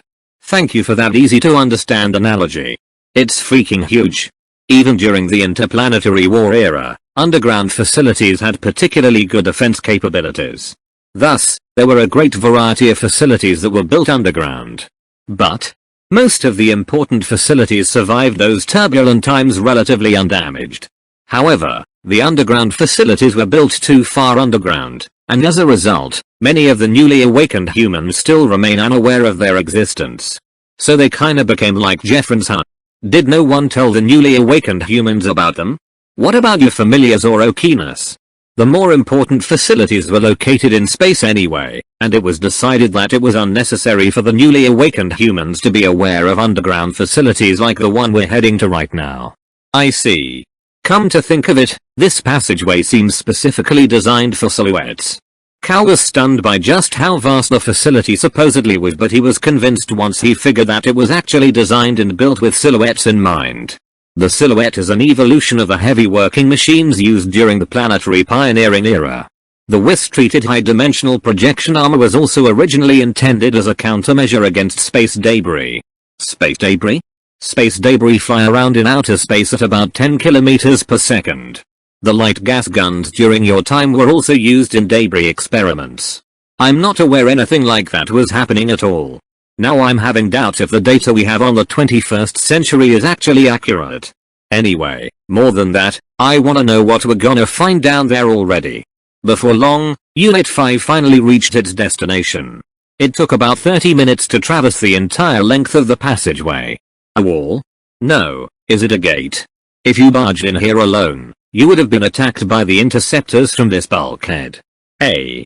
This is a full-on secret base. You have to be prepared if you want to enter the place. Prepared? It's alright. Because you have me with you. Okay. The wall separating the rest of the facility from the outside world slip upward, and Cal finally managed to enter the vast underground space from the now opened bulkhead. He found a large structure floating on a huge underground lake within. It was clearly man-made. Unit 5 halted its advance. A factory? Cal muttered under his breath. The place really reminded him of a factory. The underground lake got converted into a port facility. There was a pier on one side of the lake, a large crane, and wide passages along the outer walls, two of which have been laid with what seem to be railroad tracks. Correct. This is a secret arsenal fortress. Of course, it can function perfectly well even now. It looks like there isn't anyone else here. It's been over 1,000 years since it first went dormant. Alright. Go ahead and get the move on. We need to enter that structure over there. That's a container ship? No, that's not it. An aircraft carrier? But I don't see anything resembling a bridge on it. The structure before them was floating quietly on the lake. The structure somewhat resembled a whale in shape. An armed metal whale, to be exact. That was Cal's impression of it. Unit 5's main cameras captured most of the underground space in great detail using telephoto mode. That's a good observation. You really have great insight when it comes to things like this. It is indeed technically somewhat similar to an aircraft carrier. The structure before you is its stern. It's freaking huge then. Even if you're riding inside a silhouette. No, I suppose it's this huge because it's designed to accommodate silhouettes, huh? The structure before Cow really was a gigantic carrier ship. It did somewhat look like a ship, but it was far bigger than the ships Cow was familiar with. Doesn't that thing look like it's about a kilometer long? It's just over 800 meters. It doesn't actually reach a kilometer in length. It's a medium-class silhouette ship. You said it only resembled a carrier. What exactly is it? This entire facility functions as an unmanned weapons factory with the ship as its core. And the thing before you is its official ship for business trips and also its flagship. Oh, now just hold on a moment. This thing is basically a weapons factory, right? You can actually go on business trips with it? In Japanese terms, it's a mobile factory platform. It's an armed mobile factory. It's a ship that functions as a carrier, repair ship, and an amphibious ship all in one. I don't really get it, but that still sounds awesome. Can't we make the name a bit shorter though? Hey. Alright, let's call it an arsenal carrier then. I want you to reactivate this facility, Cow. Me? It should be possible for you since you have unrestricted access due to your development engineer rank. HM. I understand. I'm not sure what to do, so please guide me, Master. Cow resolved himself and made Unit 5 advance forward once more. Mobile Arsenal Platform Astria. It looks like the so-called mobile arsenal platform can be entered using a carrier entrance that doubles as a well dock that vehicles as large as hangar carriers can enter and exit from, as well a rampway from the side. The stern gate was currently closed shut. Let's use the rampway to enter, Cow. Okay. Cow moved Unit 5 to the side of the hull and headed inside the hangar through an inclined bridge called a rampway. The moment Cow approached, the door opened automatically and folded down to become a bridge. There was a huge hangar carrier inside the Arsenal platform's hangar, similar to the one owned by Metal Iris. By that alone, you could already tell it was a very humongous ship. It had an atmosphere similar to a battleship, but it was currently not armed. So the only equipment that's left is this hut. Just a hangar carrier hut. It lacks any weapons despite being a weapons factory. Yes. It looks like all the weapons from the interplanetary war era have already been brought out. Alright, Cow. Please move to that corner over there and park. Cow made Unit 5 move to a corner of the hangar and parked it there. He then got off the silhouette and followed after Master, who led the way. Now, we'll be heading to a section of the ship called the Combat Command Post. I shall tell you everything once we're there. The room Master led him to was quite large. It was dark inside, but he could still make out the multiple monitors installed within the room. As soon as Cow entered the room, the central monitor lit up. The two proceeded further inside the room while relying solely on the monitor's illumination. Cow, please take a seat over there. This looks like the captain's seat. Is it really okay? Of course. I'll sit on top of your lap. Cow obediently sat on the seat and placed Master on top of his lap. The moment he sat down, various character strings appeared on the main screen. Welcome, Mizuha Cow. I am the Weapons Development Integrated System Astria. I serve as this facility's custodian. Please excuse me, but I am required to read your personal data first. A female voice rang out. Surprisingly, the voice didn't sound artificial at all. Nice to meet you, Astria. It's fine. I don't mind. Systems have been optimized for ease of use by a Japanese person from the 21st century. I have also integrated the information shared by the familiar you address as Master. Master, you have journeyed far. Thank you for your earnest efforts. Yes. I have finally managed to find a proper and worthy owner for this facility. Astria, I'm sorry for making you wait so long. Oh. Hold up a bit. I'm gonna be the owner of this mobile arsenal platform thing? What's going on here? You have been registered as the owner of all the facilities I administer. I will proceed to get the approval of the other eye as well. You, a development engineer, bricklayer, personally chosen by Asia herself, are completely qualified. Master? Cow knew that Master wanted him to activate the facility, but he wasn't told he was going to become its owner. Suddenly making him the owner of such a large factory resulted in a lot of pressure. I shall talk to Cow about the details. Please go on standby for the meantime, Astria. Understood. Master closed its eyes in a languid manner. It totally resembled a normal relaxed cat. I've guided you all the way here because of the fact that you have become a qualified development engineer. Otherwise, I would have urged you to join Metal Iris and ended my journey there and then. I wish for you to inherit this facility. But I already have my hands full piloting Unit 5. I don't think I can handle managing this facility as well. That's totally fine. You can just use Astrea solely to strengthen Unit 5. Or you can just leave it sitting here and pretend that all this didn't happen. It's up to you. This facility is humanity's. No, it's a legacy of the Super I that transferred the human race to this place, right? I'm glad that you're quick on the uptake. What do you really wish for, Master? I have two things I wish to happen if possible. One is the continued progress of silhouettes. The other is the spread of technology. I hope that silhouette technology will continue to progress in your hands. According to Astrea's forecast, humanity will be completely overwhelmed by the stones in less than 50 years. And why did you hand it to a total noob like me? Even if the stones are defeated, the technology and weapons that spread out in order to fight them will ultimately lead to new conflicts arising. That is a heavy responsibility. Since ancient times, the development and spread of weapons have always invited conflict. This will not change, no matter the era. Cal was stunned to silence. And then, he let out a sigh. He already had an idea somehow. Yes, the reality was that humans haven't changed, even in the far future. There might be others like you. The other development engineers might already be working towards similar goals as we speak. Hence, you can just do as you like. Cal went silent again and called out to Astrea after a few moments. I see. Astrea, I want to extend Master's life. What should I do to make that happen? Master is a considerably old familiar.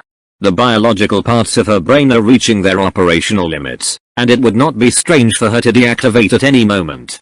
Please think of your plan in this way. What you wish to do is akin to extending a person's life while disregarding the immense agony that person will have to constantly endure as she continues to live. Do you still wish to extend Master's life despite that? Master. He wasn't aware that was the case. Cal couldn't help but gently stroke Master's back as she laid on top of his lap. She squinted her eyes in comfort. You see, I was always searching for someone to inherit this facility. But I didn't get any opportunity to get in contact with any suitable development engineer. I was planning on quietly waiting for my deactivation in that scrapyard. But I was blessed enough to encounter you before I stopped completely. But I have no idea what I should do. There are Therianthropes and other familiars sleeping in this facility as well. I'm sure they will do their very best to support you. But I want you to continue looking after me yourself, Master.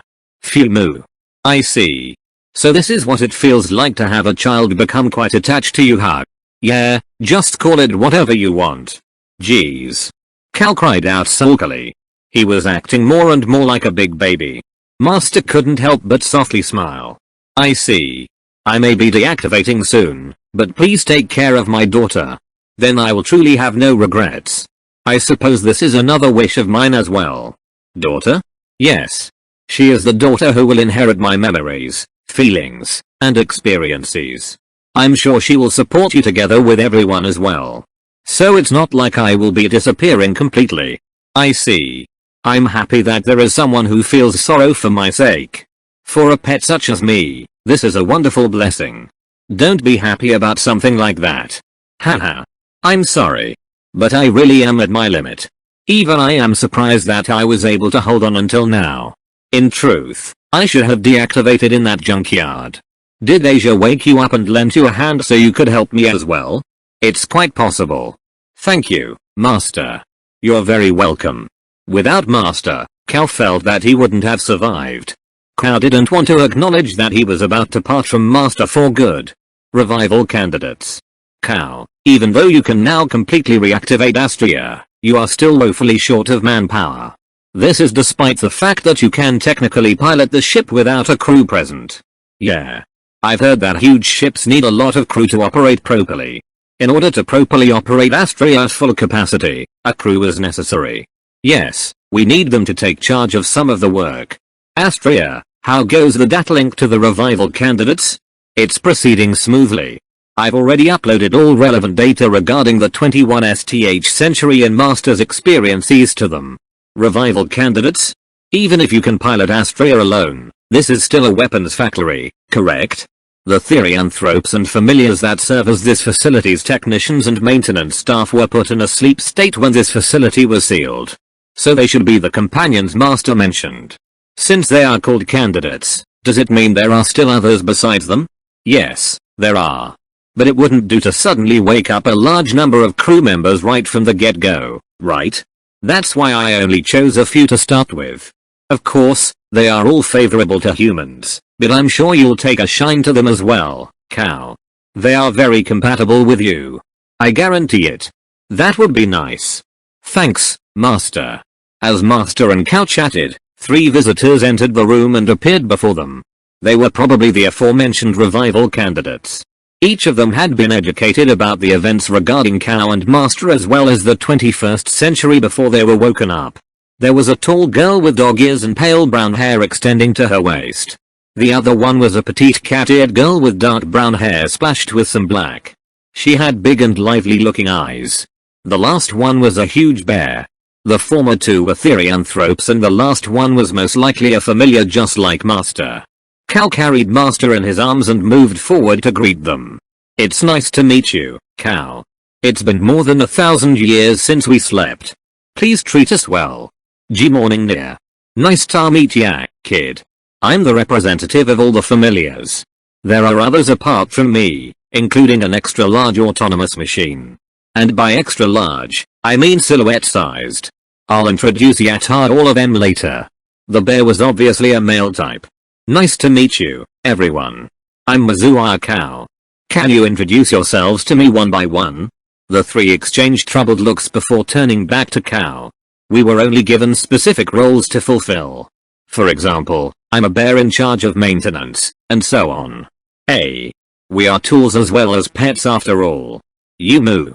Cal, this is due to the humans living in the era they were created. Master explained with some apprehension in her tone. She noticed that Cal's mood had dropped slightly. Why do they not have names? It's to have a clear distinction between them and humans. We'd be more than happy if you gave us names instead, Cal. The long-haired girl said so with a light laugh. You're really okay with that? Yes. There were some humans who didn't want to recognize us as actual people during the interplanetary war era. Thankfully, it seems you recognize us, including the bear, as people. That's how it is. Of course, these girls would be given proper names once they've become a human's companion and spouse. However, they were put to sleep along with the facility before anything like that could happen. Somehow, Cal had realized Master's comment about compatibility with him had a different nuance than what he expected. Please give us some wonderful names near. Right. I understand. He pointed toward the cat-eared girl. Okay. You'll be called Nyanta then. The heck's with that old-fashioned JK sounding name? Why are you familiar with old-fashioned high school girls anyway? Come on. You're a cat girl and you're very cute. It fits. Cute. Ha. Okay. I'll let it slide this time Nya. Nyanta answered with a teasing grin on her face. Cal thought she really had very pretty lashes. Next, he turned toward the dog-eared girl. Rather than a girl though, he had the impression that she was more like a beautiful woman. How about Aki? It's the name my country has for autumn. Your lovely hair color reminds me of maple leaves as well. Lovely? Oh dear, I don't deserve such praise. But I'm happy. I'll gladly take that name. Aki's face turned bright red, but she did indeed look happy about her name. Hey. Why is Aki the only one who got a name overflowing with sentimental charm? Cal awkwardly turned away from Nyanta who was staring at him with accusatory eyes. Lastly, he turned toward the bear whose eyes were sparkling in anticipation. Kuma? Sorry, but no. That's way too literal, man. Can't you think up a better name? He rejected the name instantly. Cal seriously considered his name as requested. I think I remember seeing a documentary about a bear accompanying humans on battlefields before. I think the name was Wojtek. 1. 2. Wojtek Hug. It's an honor to be named after such a legendary bear. Wojtek was quite satisfied with his new name. Great. Once again, nice to meet you, everyone. Thanks to Master's data, we already know all about Cal and the current situation of the planet Nia. Yes.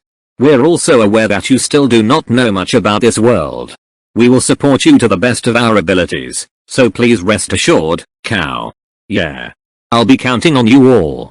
Alrighty then. I think I better get around to taking a look at Unit 5. I'll leave Cow to you too. Roger Nia. Yes. Please leave it to us. Cow. Yeah, I gotta take this chance to raise your favorability with the ladies while here.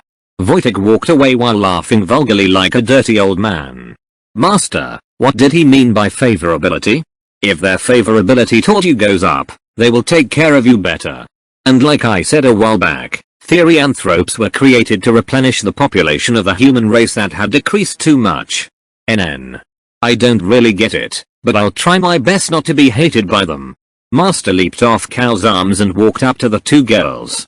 Well, he's like this, so please make sure to take care of him properly.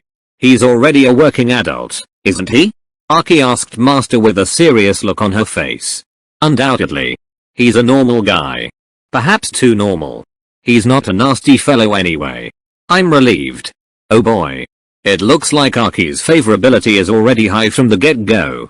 That's a losing flag, you know. There's Blue San after all. I'm aware I'll be having a hard time with her in the running. But I definitely won't lose. What are you talking about over there, everyone? It's about a world that children wouldn't understand. For some reason, Cal felt uneasy about the unknown topic the three were busy discussing. TL notes. 1. Wojtek, pronounced as Wojtek, was a bear who served in the Polish military, specifically the 22nd Artillery Supply Company, during World War II. Yep. This badass bear smoked, more like ate, cigarettes, drank booze, and joined the fight against the Nazis. Sleeping Princess. Wojtek headed out of Mobile Arsenal platform as Striona pickup truck and came back after a while. He brought a large cargo container back with him. After parking it within the hangar, he took out a capsule from inside the container and carried it all the way to the medical bay. Cow and the rest gathered before the capsule. A beautiful young girl who looked to be about 7 to 8 years old was sleeping inside the capsule. Her hair was completely gone from her head. Overall, she gave off a sickly impression. I plan on imparting all my memories to her.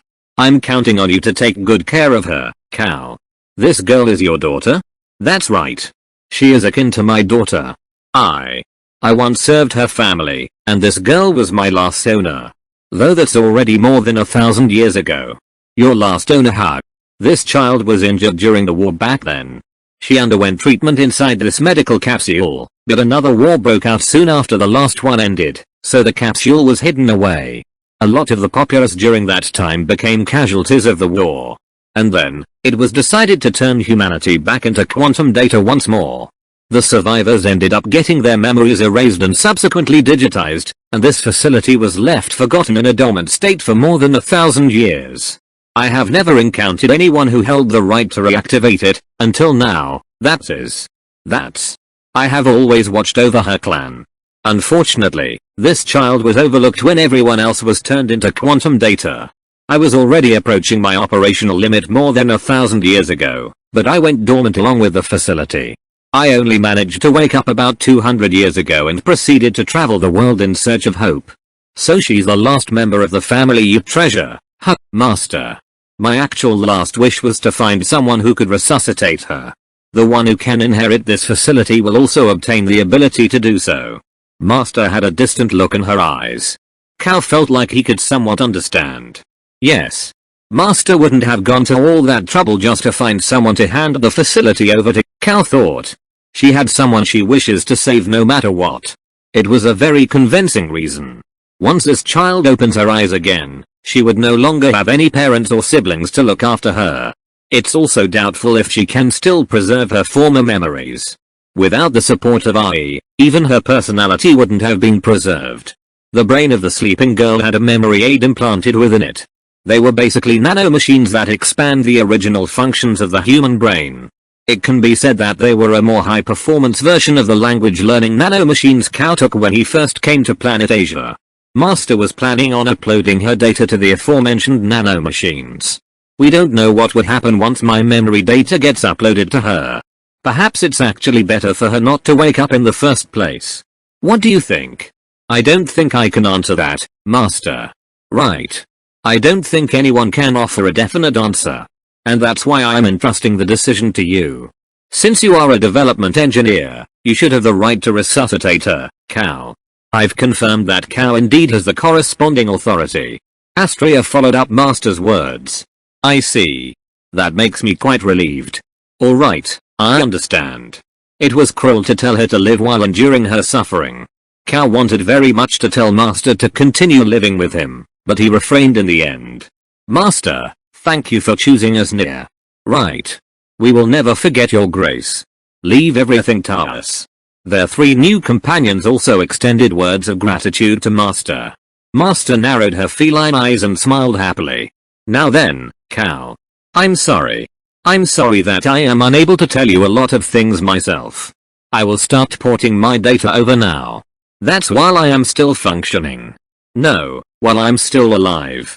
Thank you for everything, Master. Likewise. Thank you for fulfilling my dearest wishes, Cal. Master affectionately licked Cal's cheek and approached the capsule. Cal stroked the back of his neck with a pained and reluctant expression. Aki and Nyanta helped Master enter a small case that was sucked into the back of the machine. Her body was going to be decomposed within. How much of Master's memories she will inherit will depend on her and the support nanomachine's capacity.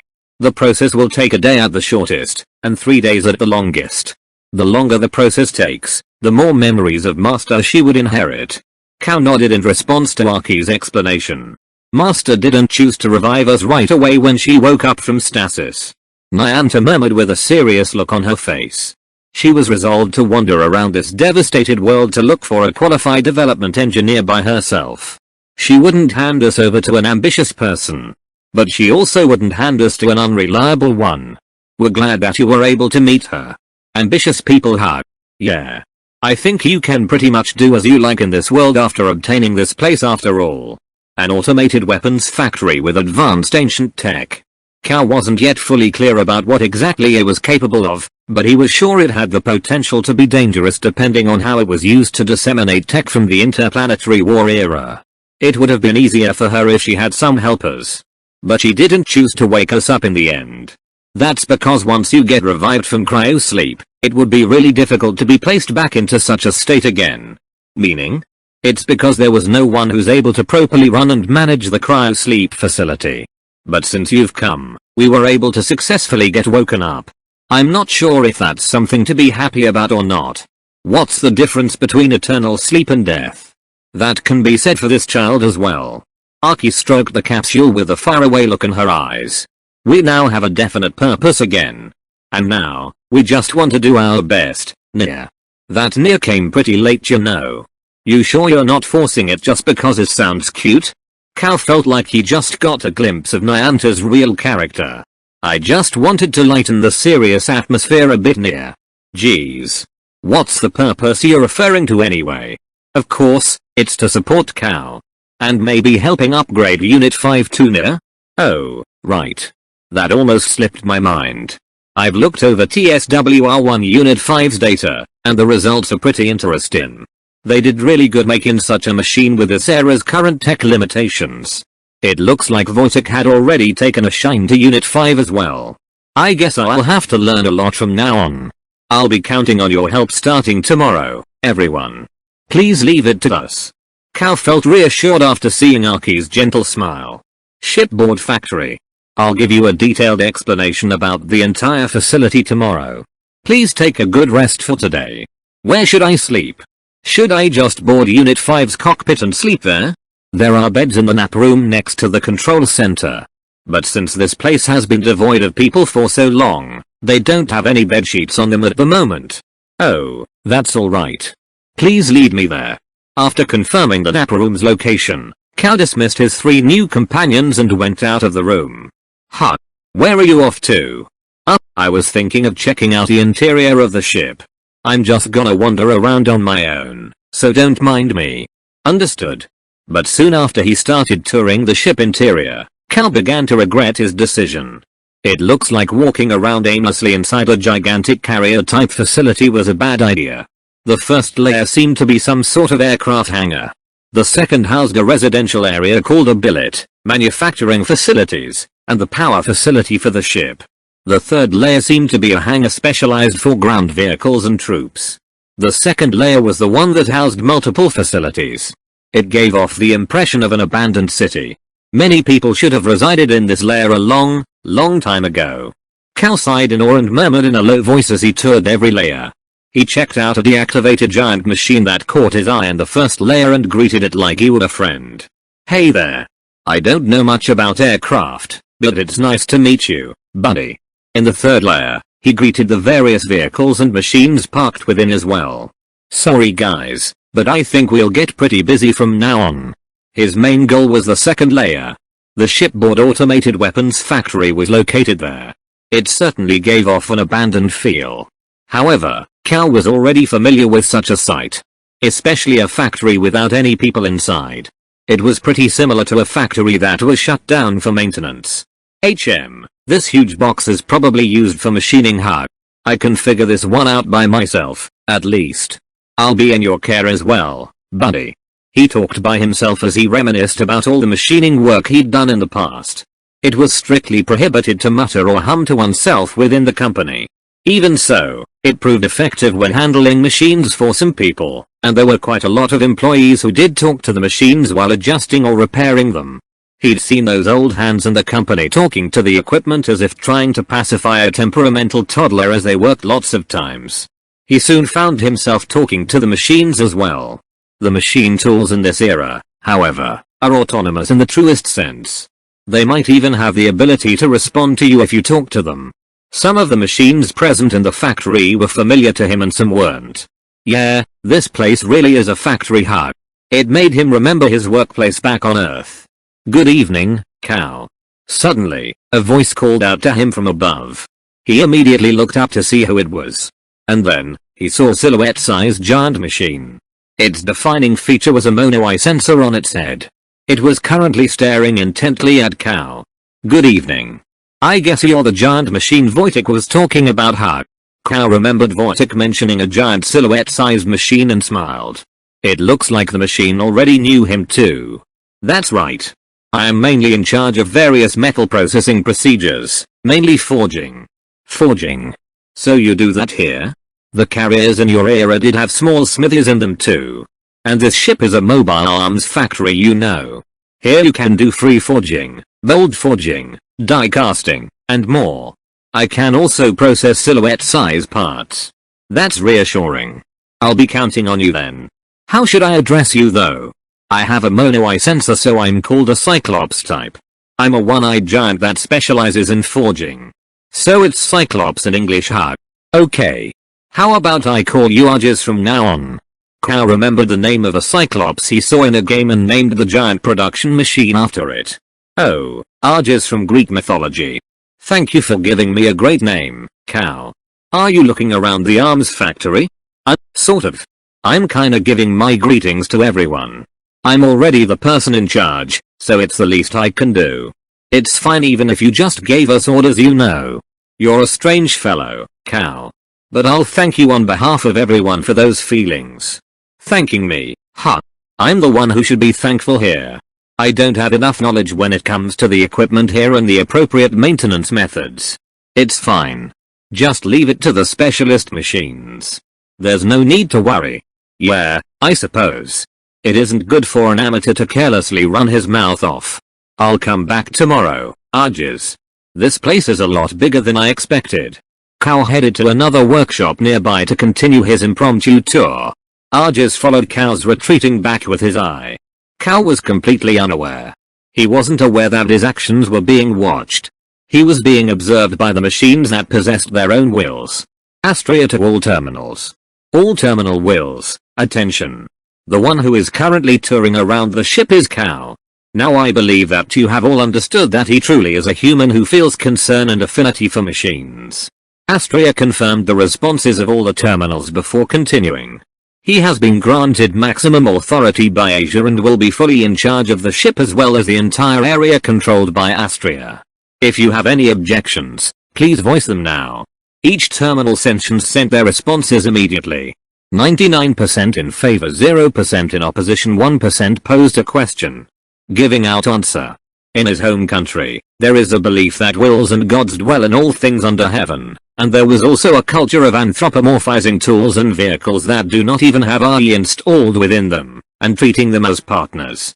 It would be a given that they would anthropomorphize us as well, considering we actually possess wills of our own. Once again, various responses were sent to Astria from the other terminals. 100% in favor. We have achieved 100% approval rate from all terminals. The entire facility shall be now under the complete control of Mizuwa Kao. Astria seemed to be satisfied with the result. The entire exchange only took place within a few seconds from a human's perspective. All the necessary procedures to let Kao take over were now complete. Development Tree Part 1. A few hours have already passed since Kao's impromptu tour. When Kao turned sideways while on top of one of the nap room's beds, he found himself facing a large dog. It was probably a familiar. It was lying on the foot of the bed that Kao had slept on. It had a beautiful coat of golden brown fur and resembled a golden retriever. Kao remembered Vortic saying there were other familiars on the ship as well. That's why he wasn't that surprised. A golden retriever. Is it really a familiar? Kao was an avid animal lover. He liked both cats and dogs. The dog opened its eyes and stared back at Kao with a gentle-looking gaze. Kao sat up on the bed and started talking to the golden retriever type familiar. Come here. Can you talk? The dog moved closer to Kao and eventually climbed on top of the bed as well. Then, the large dog shook its head. Kao remembered Master saying there were familiars capable of speech like her and those that weren't. Hence, this familiar should be the latter. You have a very beautiful coat. It's smooth and fluffy. Kao gently stroked the base of the dog's ears as well as its neck. From its neck, he continued on to stroke its back as well, combing its fur with his fingers. The dog squinted its eyes in comfort. There's a huge forest out there, and it feels like we can have a pretty fun walk. How about it, buddy? Wanna go for a walk with me? Kao remembered the owner of a large breed dog in his neighborhood back on Earth. The guy was always complaining. After all, you have to walk large dogs over relatively long distances. If the walking course was short, it would stress the dog out. Woof. It barked happily. It pressed its large body against Kao. Kao ended up hugging it while on the bed. It started happily licking his cheeks. Kao found it pleasant and started stroking the dog's head in response. Nida? This time, a cat appeared. It seems that it was hiding under Kao's bed. It was a chinchilla Persian with haughty-looking grey-colored eyes. It had a fairly large build for a cat. Its fur resembled a T-tiger cat's, but without flecks. It had a small, flat nose that made its sharp-looking eyes seem even more prominent. Oh, a cat. You're a cute little guy too, aren't you? You know, I owned a cat in the past too. Kao then caught the cat in both hands and brought it to the bed without even asking for consent. The cat got surprised by his sudden action and froze up. Kao's tone was gentler than usual as he coaxed the little guy. He gently stroked the cat. He actually wanted to brush it, but since he didn't really have an actual pet brush on hand, he just used his hands. Are you also a familiar? Can you talk? Nida? Apparently, the cat was also incapable of speech. At least, that seemed to be what it was conveying. After stroking its head, Kao then scratched the base of its neck. Perhaps getting tired of being stroked by Kao, the cat moved below his feet, curled up, and seemingly fell asleep. The dog was sprawled down above Kao's head. Oh I. I'm gonna turn you into my pillow you know. Woof. It looks like it didn't mind being used as a pillow. When Kao placed his head on top of its body, the dog switched into a more comfortable position for sleeping. It arched its body as if to watch over Kao as he slept. It would probably feel uncomfortable for the dog if he kept his head on top of its body, so Kao shifted down a bit. He proceeded to sleep while pressing his head lightly on the dog's body. The warmth of its stomach and the feel of its coat was quite pleasant to Kao. I already miss Master. Hey, did you guys come to comfort me because Master's already gone? There was no reply. However, the dog placed its forepaw on top of Kao's head, as if it was patting him. The dog's head ended up right next to Kao's. It might appear like the dog was actually cradling him.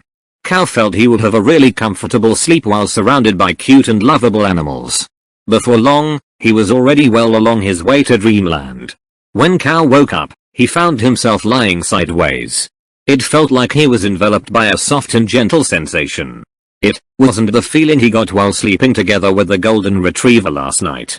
He then froze up. He couldn't move for a few moments. His head was being hugged. It wasn't tight, and his head was being supported by delicate and soft arms as his face slightly pressed upon something equally soft, if not more.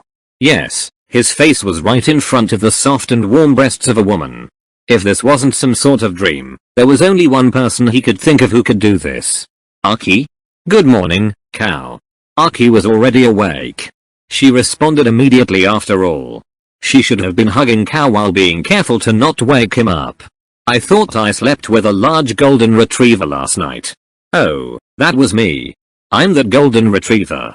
She then made her fluffy dog ears and tail appear, but Cal was still within Aki's warm embrace, so he wasn't able to witness the sight. Sorry. Oh yeah, that's right. Therianthropes can actually turn into animal forms. Now that he thought about it, Aki's golden brown hair was the same color as the golden retriever's coat. It was Cal's mistake to regard Therianthropes as simply animal-eared people. Cal. Howled near. A sleepwear-clad Nyanta was lying below Cal's feet. Her gaze pierced Cal without mercy. Given the situation, he had absolutely no excuse. It was him who stroked Aki's body and placed his head on her chest after all. Why are you here as well, Nyanta? How heartless. I was the ugly cat you stroked like crazy yesterday, Nia. Ugly cat? You are actually quite cute, you know. Pretty charming even. My nose as a cat is flat as heck and I always look grumpy. Are you seriously saying I'm cute even with that, Nia? Oh come on. Your flat nose really is cute. I'm serious. You're one weird guy. Just flirt around with Aki for a while, Nia. I'm not flirting around with her. Nyanta made her way out of the nap room. Cal was still within Aki's arms. Aki-san.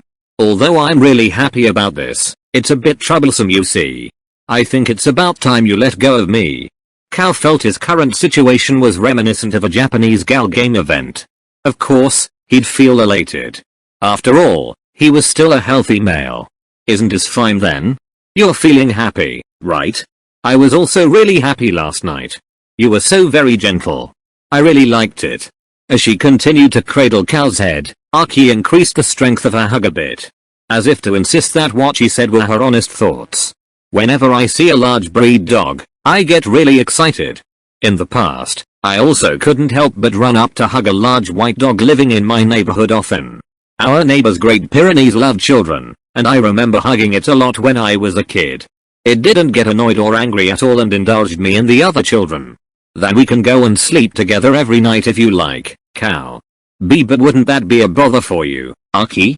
I don't really mind, you know. You're the first person to offer to take me for a walk in the forest together after all. I see. Let's go ahead with that walk then. Phew. I'm looking forward to it.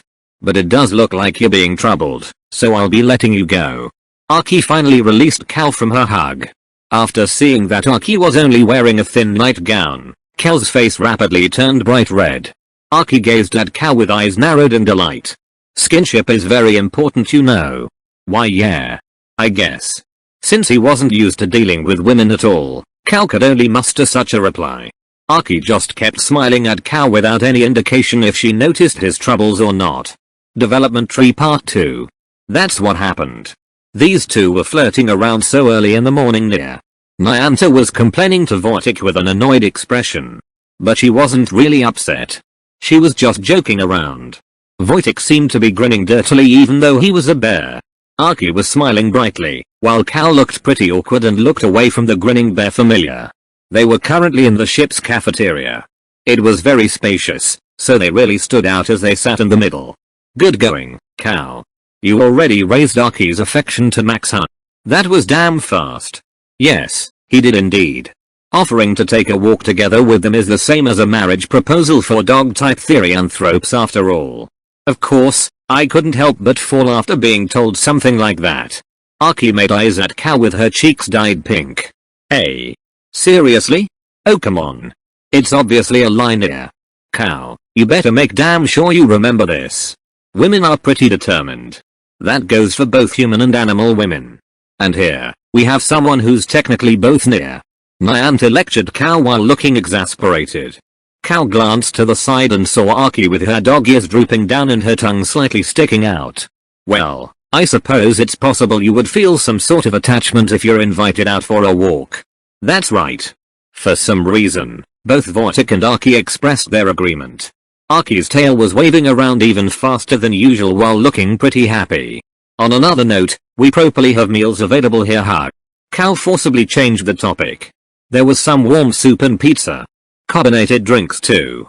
Cal encountered some familiar and nostalgic food even on this foreign planet. The ingredients are actually more than 1,000 years old, but there's no problem about their freshness near.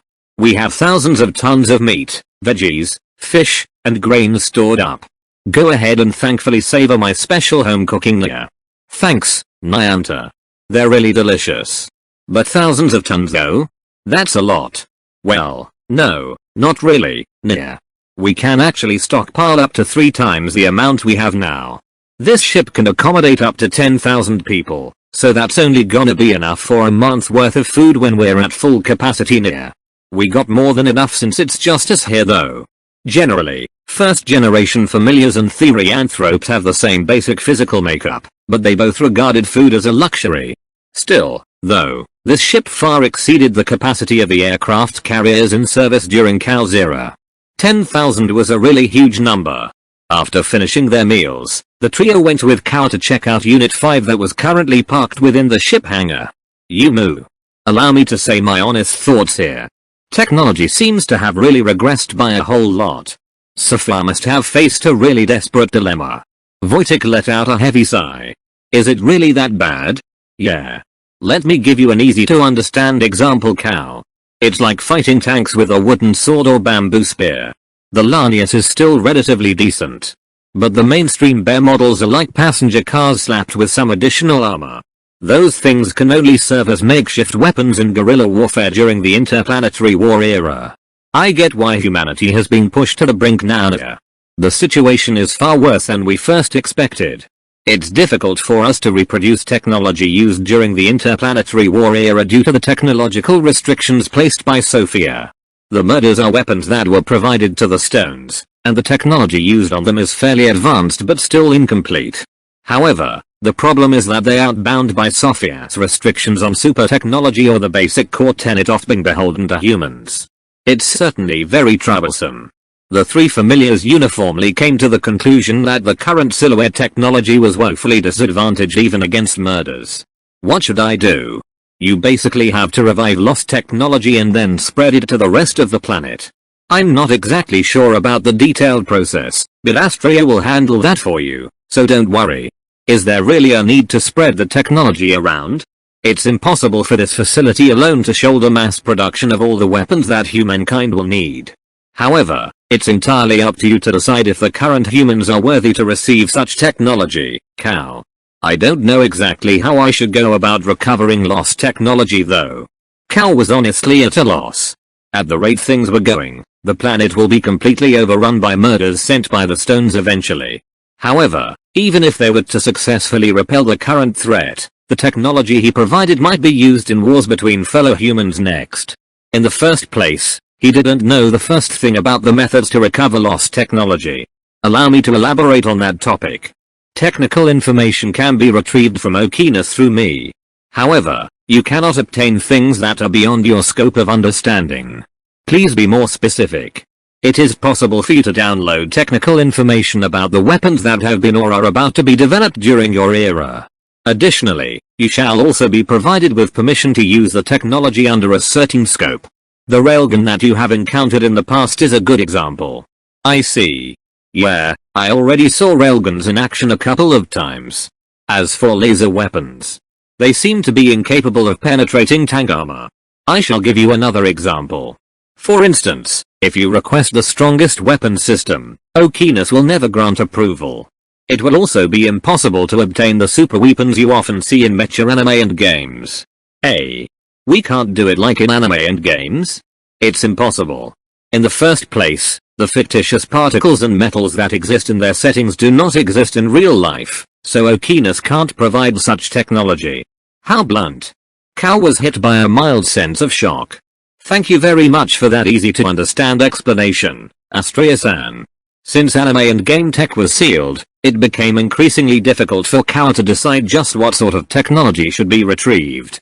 He felt that he'd be scolded badly if he points out that this exists, so maybe we can make it work, or something along those lines, so he stopped himself from mouthing off.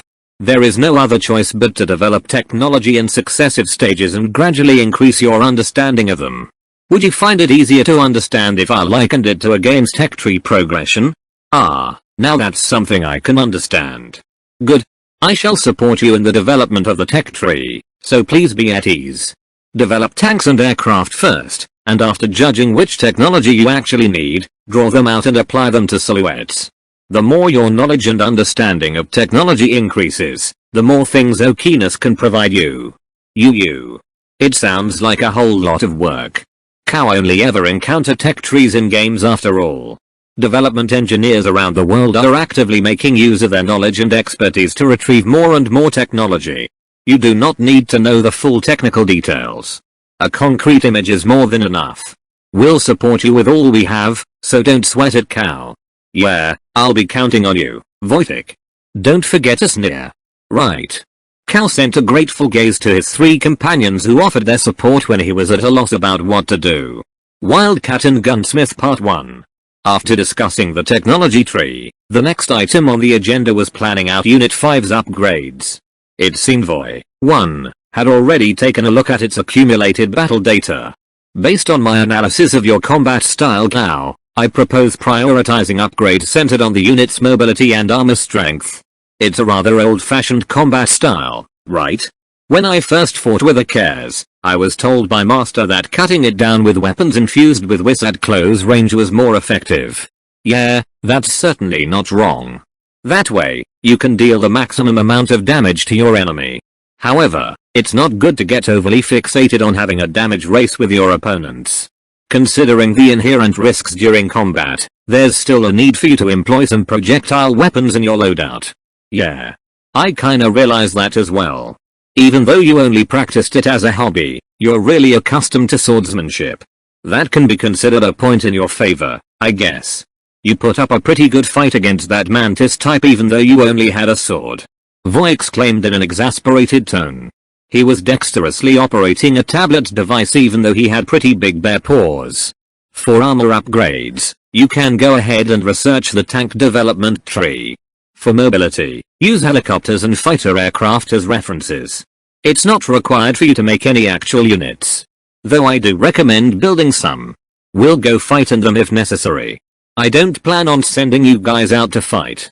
Just leave that stuff to me. I appreciate your feelings, Kao. But there might be a need for it in the future. Just go ahead and make some. Kao didn't respond. Voy knew that Kao really cared for him and his fellow familiars. Perhaps, he was even a bit too overprotective. We'll need some materials for armor. We're currently restricted from employing the more advanced materials though. Is it a problem of availability? That's right. Well, it's important to have stuff that can be fixed up with the equipment and materials employed by standard maintenance facilities after all. It's more convenient and efficient that way. Yeah, I really get that. Even during the era I was living in, you needed to go to a specialized shop in order to make repairs on units that made use of ultra-high tensile steel. It was quite a hassle.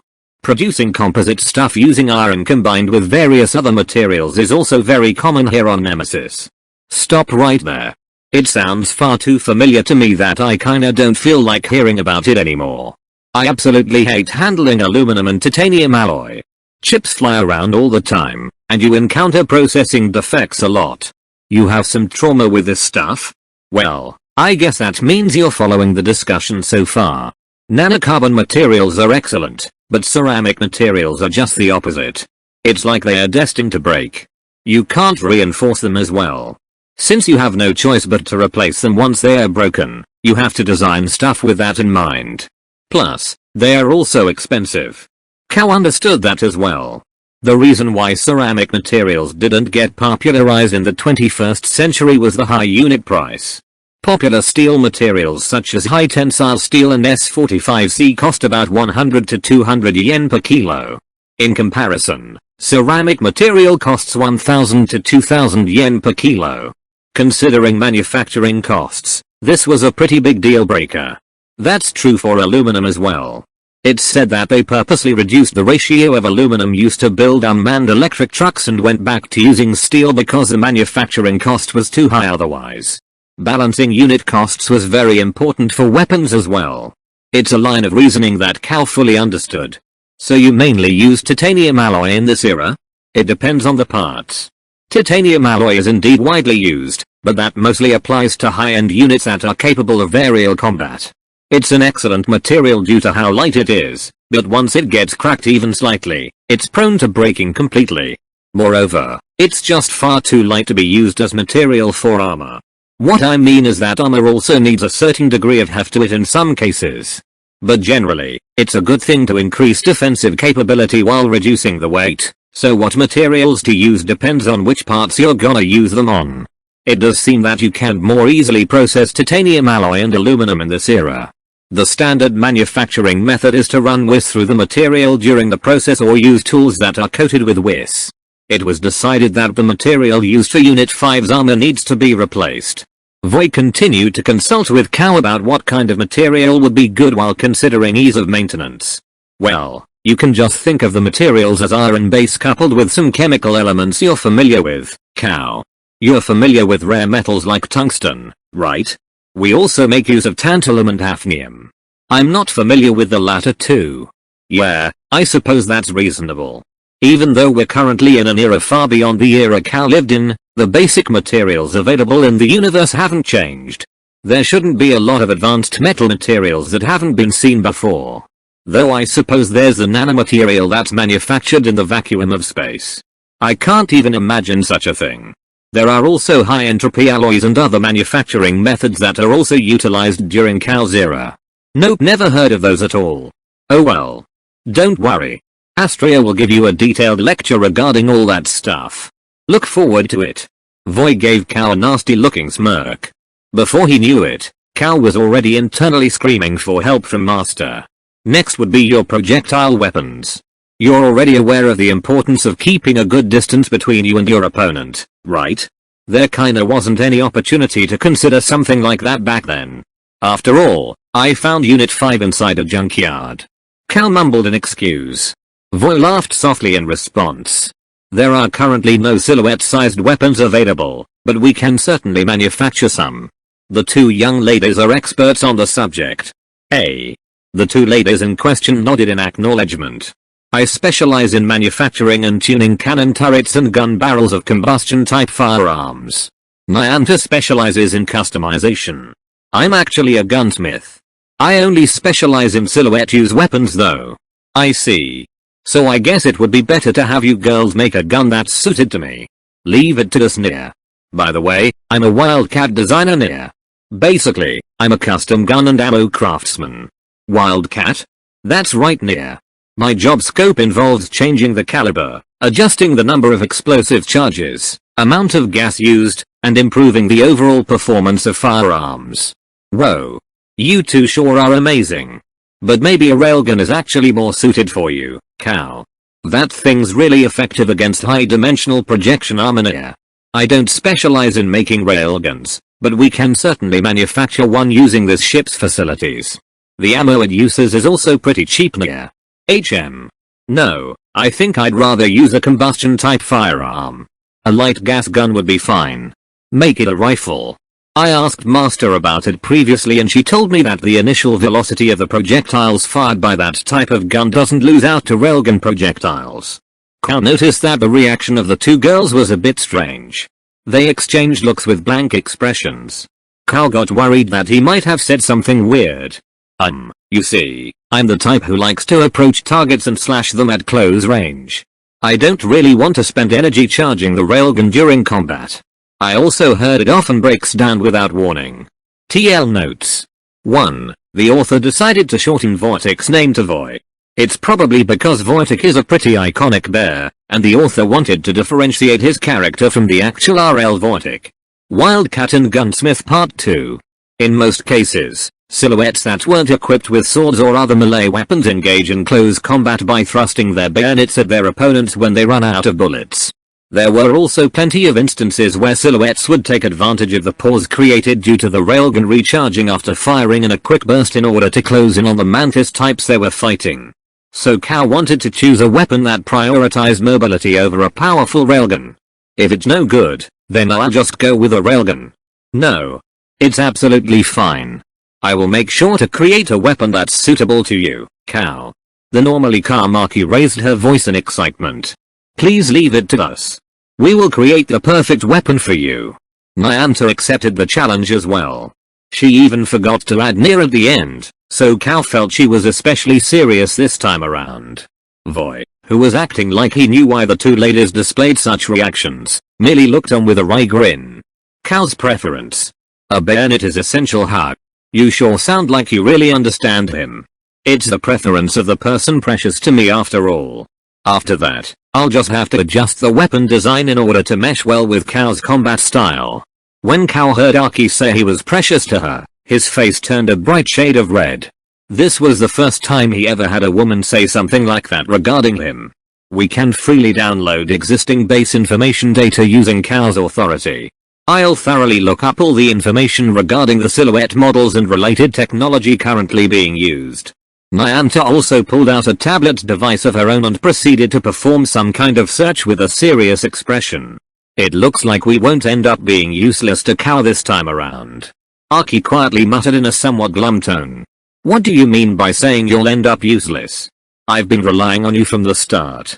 Cal couldn't help but respond. He had no idea why Aki would suddenly say something like that, but he felt he had to say something back anyway. I'm sorry. Aki, whose ears drooped down, softly nodded and hung her head down guiltily. She must have spoken those words out of anxiety.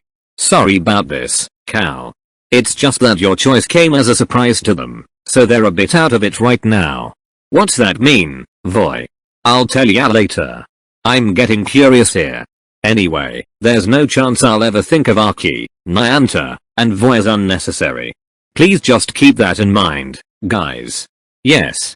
Thank you very much, Cal. Gotcha.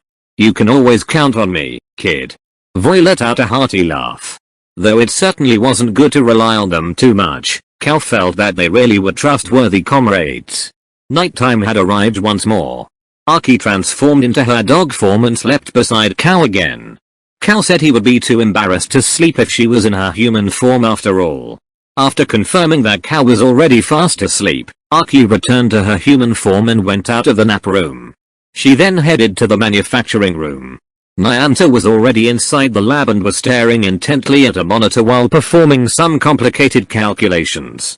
You sure are up pretty late, Neeson. It's hard falling asleep after seeing you guys flirt around like that after all. Your charm is just way too high, Aki.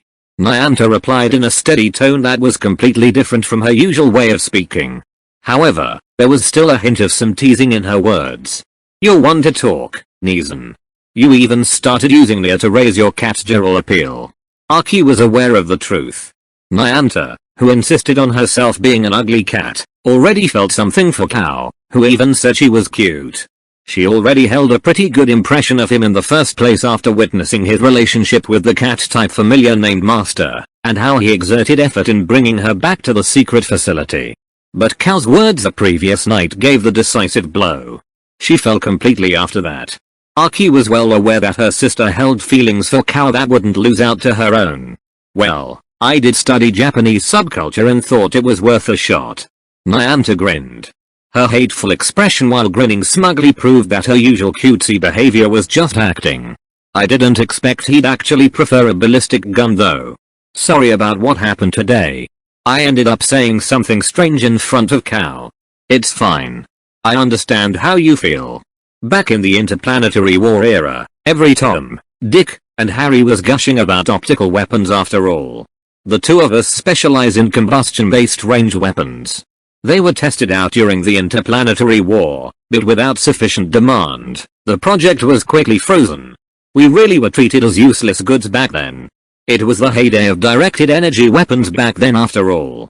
Even electric weapons like railguns were in danger of being treated as obsolete and eventually phased out due to ammo costs. Making railgun bullets was really boring as heck, wasn't it? Nyanta glumly sighed. It was apparently a very unpleasant memory. Yeah. That was really traumatic. If they didn't feel those kinds of weapons were needed, then just don't have people manufacture them in the first place, damn it. Well, it was still way better than serving as pets or marriage partners for random humans though. The individual wills of artificially birthed lifeforms like them were still generally respected. Though voices insisting on revoking such rights still existed, they were saved from such a fate since they were immediately placed into cryo-sleep. But I'm totally fine with getting married to Cal. The person himself seems like he doesn't have any interest in things like that though. Hey Neeson, he actually begged me to be in my dog form tonight when we went to bed together. Apparently, he finds being in bed with my human form highly embarrassing. You're just biding your time, aiming for an opening, and treating that as a nice chance, aren't you? You found me out. The two ladies burst into laughter. Oh Keenus, Asia, one, or maybe it was Sophia. I sometimes wonder if the reason we were made was for the express purpose of meeting Cal and supporting him. I'm really thankful to Master for letting us meet him. So he's like our destined person or something? That's a bit of a stretch, I think. Really, don't make me laugh. Wouldn't that mean we're way worse than even the easiest of easy gal game heroines? Her words sounded self-deprecating, but Nyanta's lips gently curved upward. She apparently seemed to think it wasn't that bad. Isn't it fine? It's fun, you know. I'm sure Cal wouldn't believe me if I told him you usually acted as an extremely cold ice queen with a constantly frozen expression. Right back at you, Neeson. It's fine, Nia. Cal's the type to be easily fooled by women. We have to keep a good eye on him or it'll be no good, Nia. Nyanta switched back to her usual tone when in front of Cal and displayed her cutesy teasing smirk. I really envy you dog type's honesty with your feelings. You can just do the same as me, Neeson. Us cat types have a method of expressing affection unique to us. Cat types won't lose out when it comes to watching over family. You're going for that Sunday root hug. I won't lose though. You're a bit too old school, Aki. Anyway, make sure you don't neglect proper business. I'm doing it properly, you know. Please pass me the data you got later, okay, Neeson? I'll get it ready in a jiffy for you, Nia. The two ladies sat side by side, typed data into their terminals, and resumed their work. TL notes. 1. I will use Asia instead of Ashia from now on. It turns out that the author took the name from the Greek goddess Asia. He makes a lot of references to Greek mythology. Bricolage. 3 days have already passed since Cal arrived in Astria. Cal was staring seriously at the tech development tree using a data terminal when a call came through. The girl inside the medical capsule seems to have finally woken up. Cal put the thing he prepared for her just in case inside his pocket and headed for the medical bay. He found Nyanta and Aki standing beside the capsule when he arrived. Voy headed for another of Astria's facilities so he wasn't present. Shortly after Cal arrived, the capsule hatch finally opened up. The girl within was completely expressionless. Nice to meet you. I'm Mazua Cal. Can you understand me? I understand, Cal. I can't remember my name. The girl replied in a whisper-like but clear voice. I see. You don't have to push yourself to remember. Being placed in cryo-sleep for more than 1,000 years caused severe damage to her memory. It would have been simpler if Master created an entirely new persona for her. However, Master didn't want to do something like that. Oh, right. Here, this is for you. Bear with it for a bit. Cal took out the metal iris cap from his pocket and placed it on the young girl's head. The girl quietly touched her new cap. Aki, Nyanta, do we have medical wigs available? Something that would look great on this girl if possible. I'm not really good with that kind of stuff. She was a young girl. Cal thought that even though she was still pretty young, she probably still cared about her hair. Leave it to us. Come on dear. Follow us big sisters near. The two went to another room with the girl in tow and came back after a short while. Cal thought the blonde wig they found for her looked pretty great. She also changed into a jacket with a style similar to the one Cal was wearing. She was also still wearing the cap Cal gifted to her. Cal was positive that she would grow up into a great beauty in the future. She wanted a rough look just like Cal Nia. It does seem like she'll look good in anything though. The two were already acting as the girl's big sisters. It was a full-on showcase of the Therianthrope's specialties. Astria gave me a name. I'm Ama. Nice to meet you, Cal. Her tone still sounded flat, but it was evident that she was trying to communicate as hard as she can. So you're called Ama, huh? Nice to meet you too, Ama. Cal grinned good-naturedly at Ama. Ama was bewildered at first, but she soon nodded softly. Can I keep this cap, Cal? Sure. I'm happy you like it.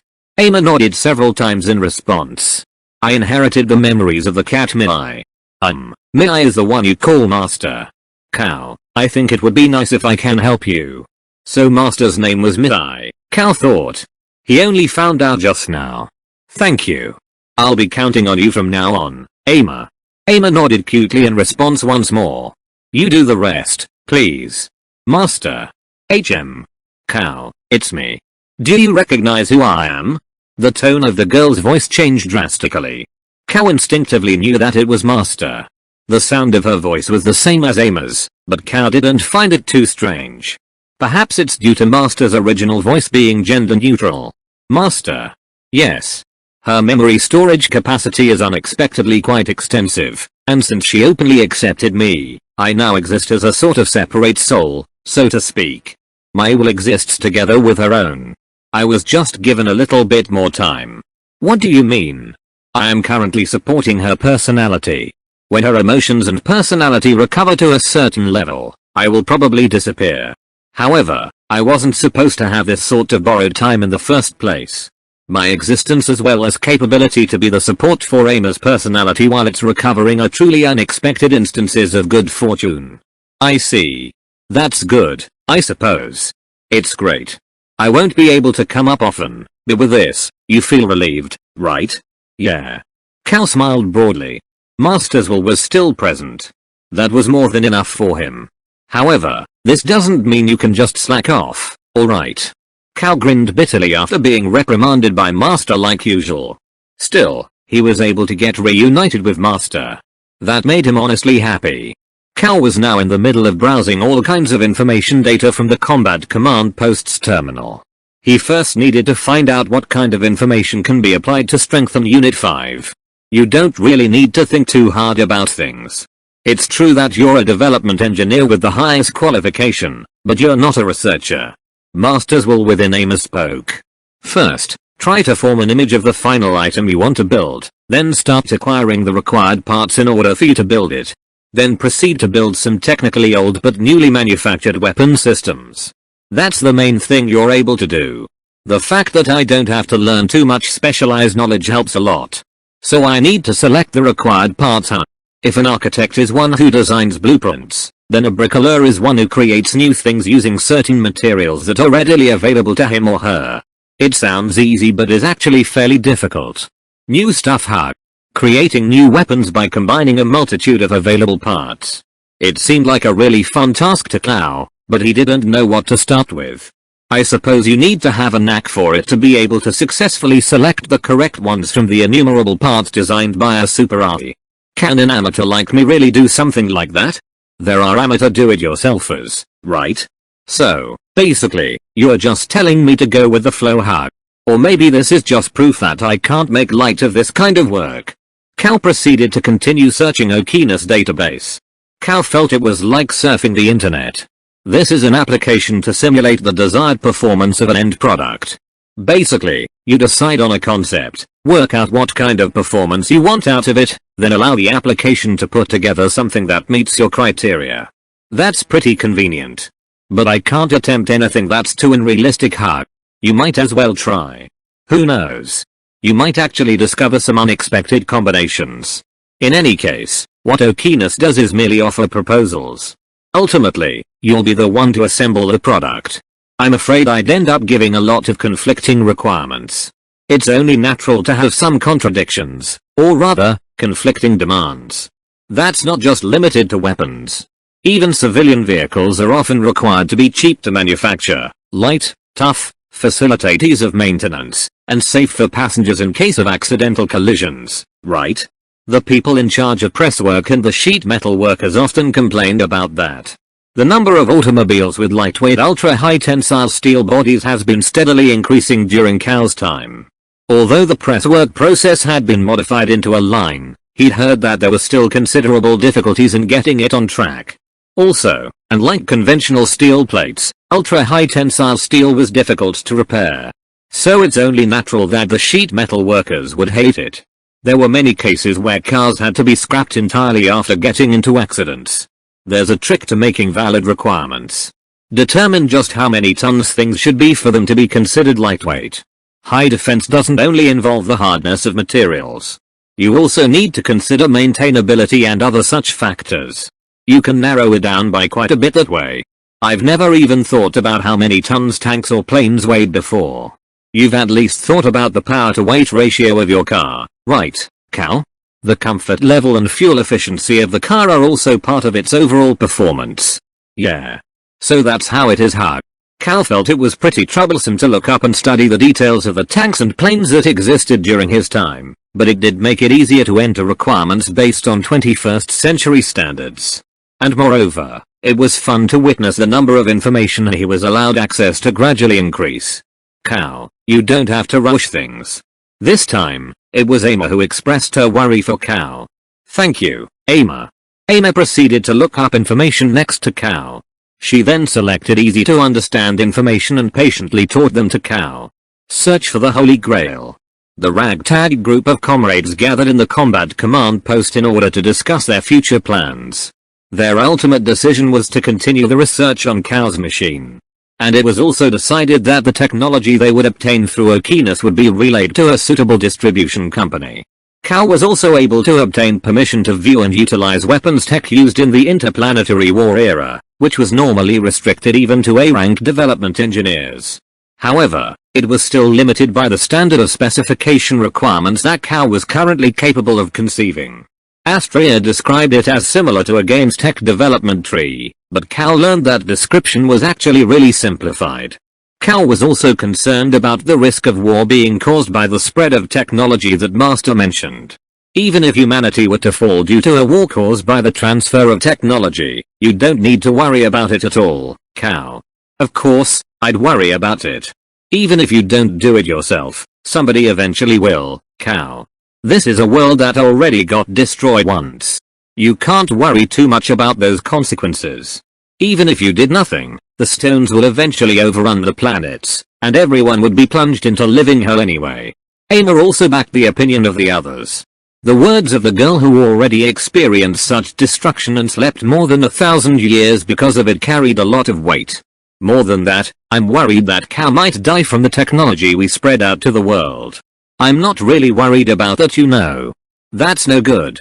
Aki got angry due to Cal's nonchalant attitude regarding his own safety. Technology transfer was possible through Okeanos. It also grants the right to utilize said technology. Since Cal's development engineer rank was the highest, he was also able to obtain information on every active weapon and tech company in the world. Okeanos is in possession of comprehensive information on each and every company. Cal was afraid that the transferred technology might be misused or sold illegally, but it looks like things like those were already accounted for in the process. Indiscriminate spread of licensed technology can be prevented to an extent by allowing the sale and purchase of said technology right from the start and then collecting patent fees. You can also impose various other conditions on the companies for the use of technology. We're gonna use the new tech to improve Unit 5, right? But there's no meaning to a one-off unit. How would you even repair and resupply such a machine? It would be really inconvenient to repurchase the original parts each time you wanna do repairs. But in the end, we're still gonna have to use the facilities here to make repairs and modifications on my personal unit anyway, right? We can just get a manufacturer to mass produce the TSWR1 redesigns. The new technology itself is their reward for agreeing to do so. I see. Even if we move on to new iterations, the limbs are gonna be modular, so replacement is easy. They're basically gonna be shared parts across all iterations. Even in the 21st century, it was a common practice to use a good number of the same component parts across several iterations of machine models. Those are called shared parts. The color of the parts might be different and the end of their part number was often different as well, but their general design remains mostly the same. Yeah, that's it. We don't have to manufacture the parts here ourselves. We can just have other manufacturers produce them instead. Logistics is very important here. Even if we have Astria's facilities at our disposal, It's gonna be really inefficient if we had to make custom parts each and every time there's a need for parts repairs or replacement near.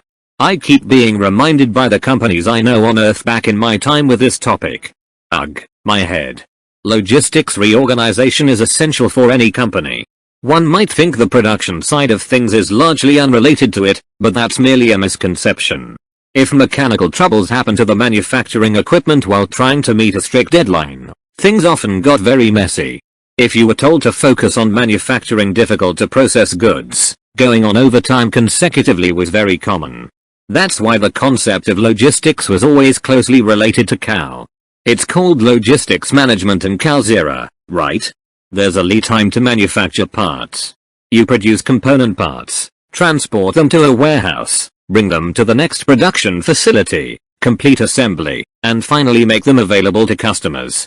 Battlefield logistics is much the same.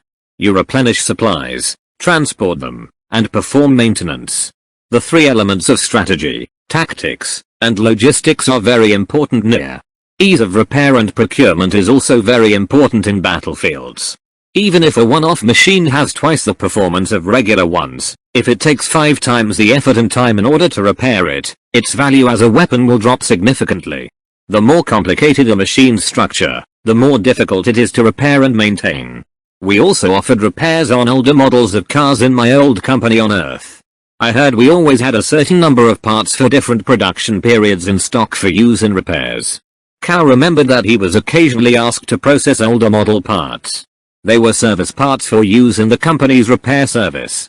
Companies with products that had their service parts near discontinuation were often avoided by most consumers.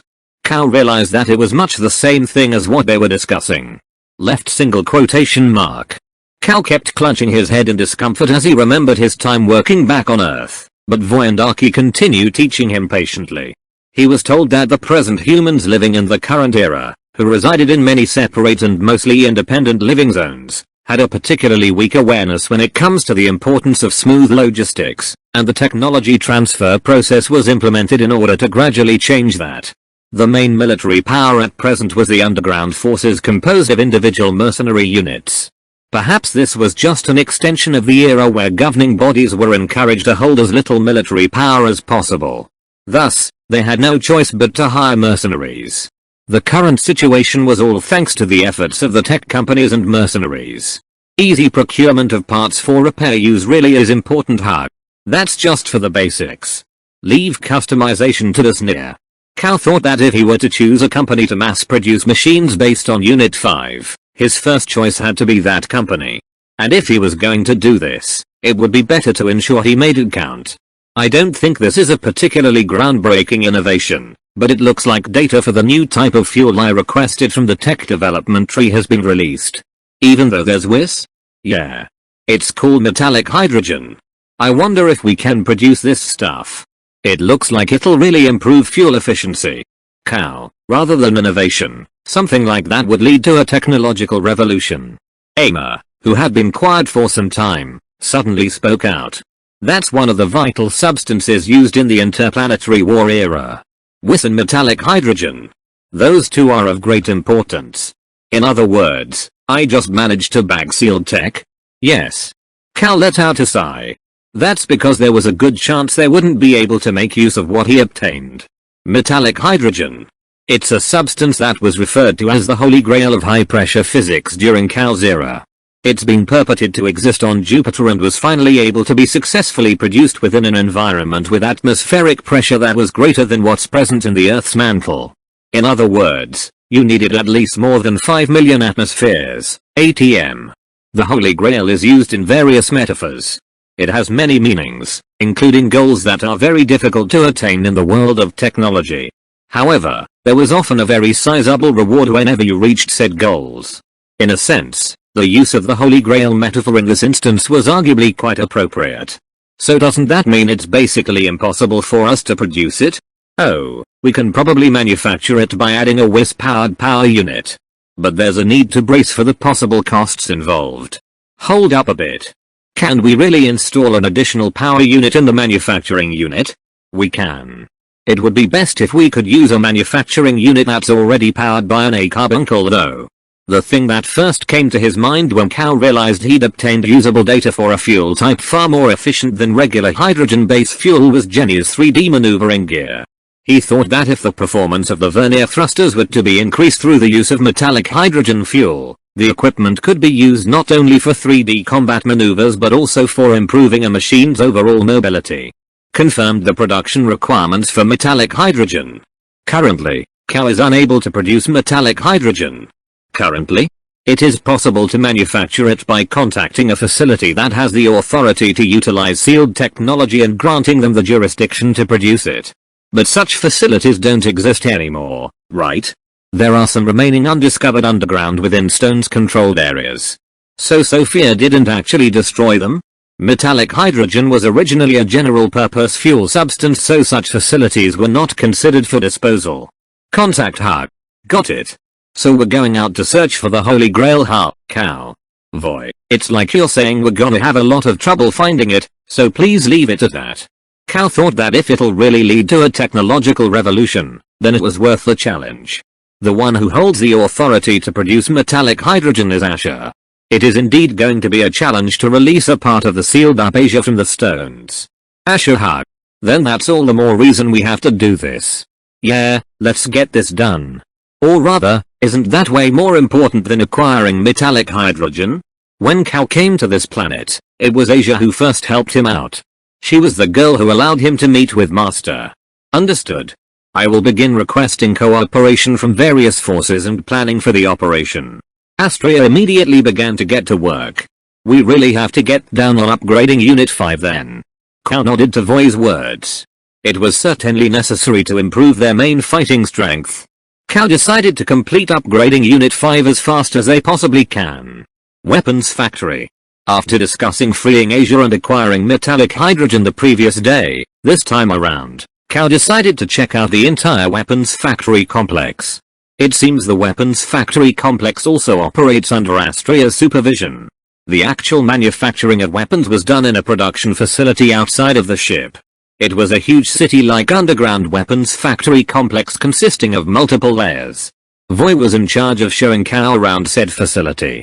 Cal found it very surreal to be riding in a car being driven by a large bear. The entire complex was far too huge that it was impossible to see everything in just a single day.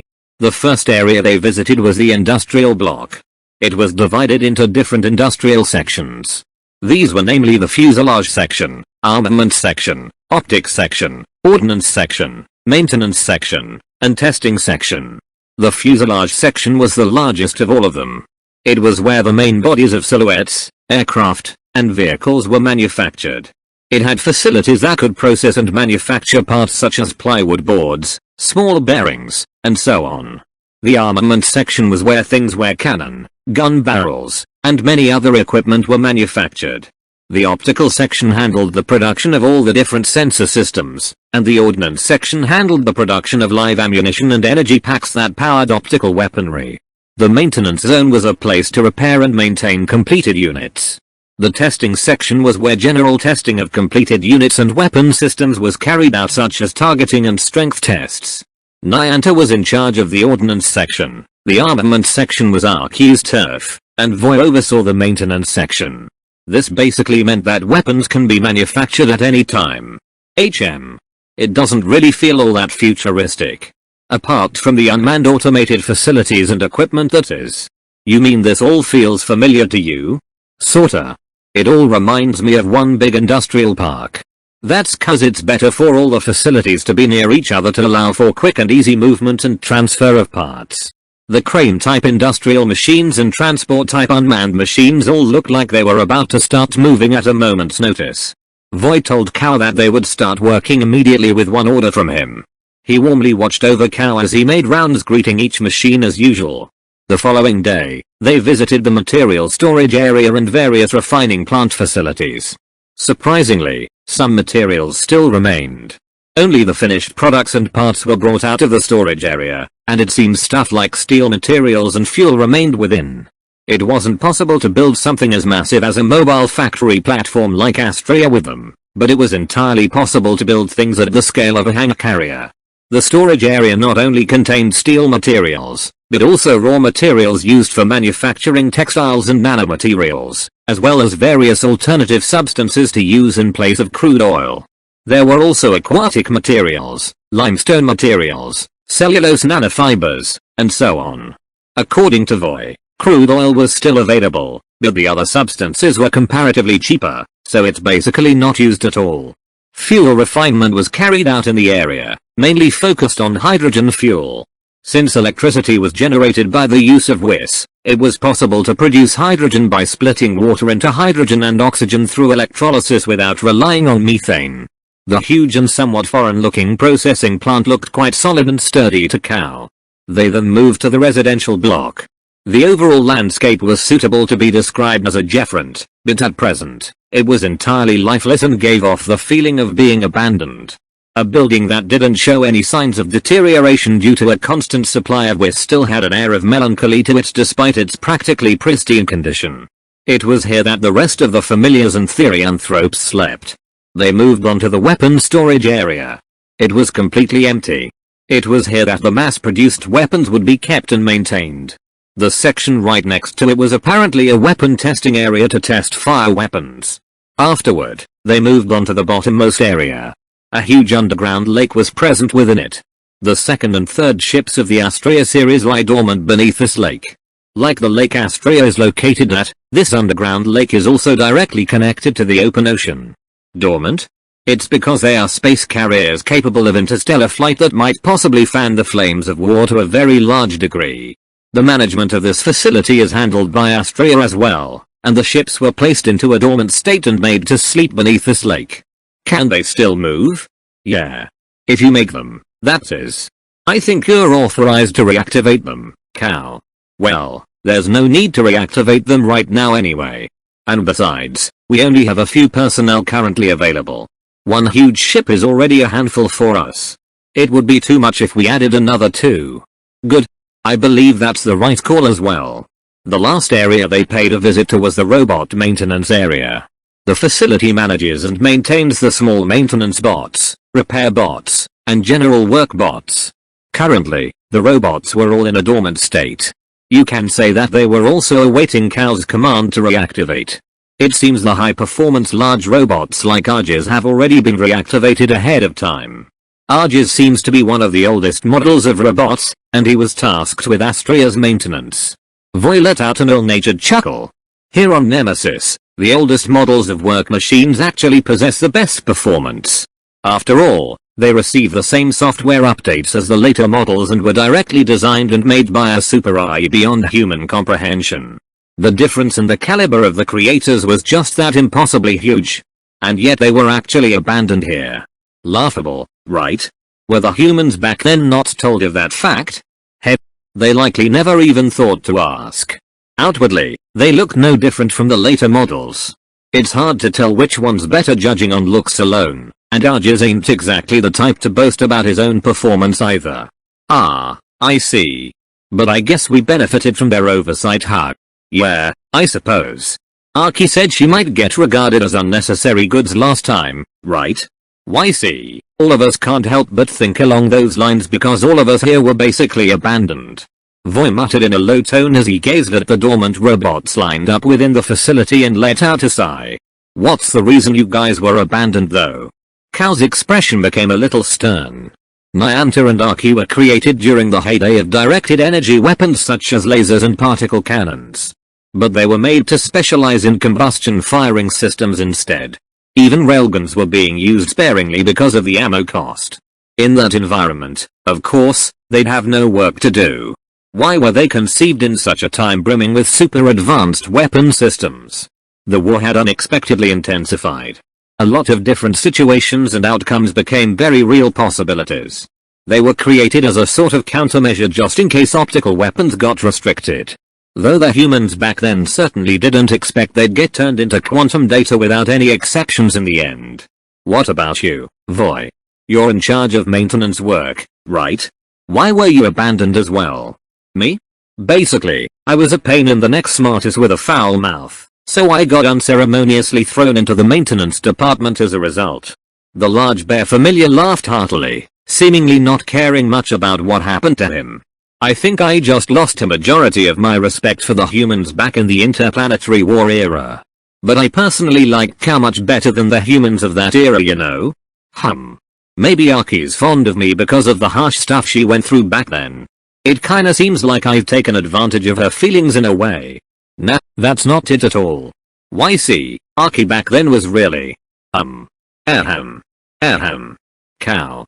Voy. I believe it's about time for you two to return. Aki called suddenly and interrupted the two's conversation. It seems she was actually listening in on the conversation the whole time.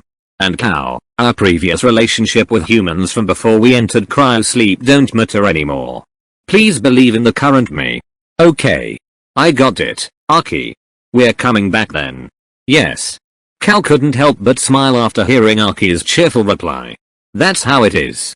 Please trust in the current Aki and Niantic, Cal. Yeah. I'll do that. I trust you too, Voy. Leave it to me. I'll make sure I live up to that trust. Voy laughed heartily once more. He really seemed quite reliable in Cal's eyes. That goes for all the ones who can't communicate and those that aren't humanoid. Please trust in them as well. I see. I'll be counting on you, everyone.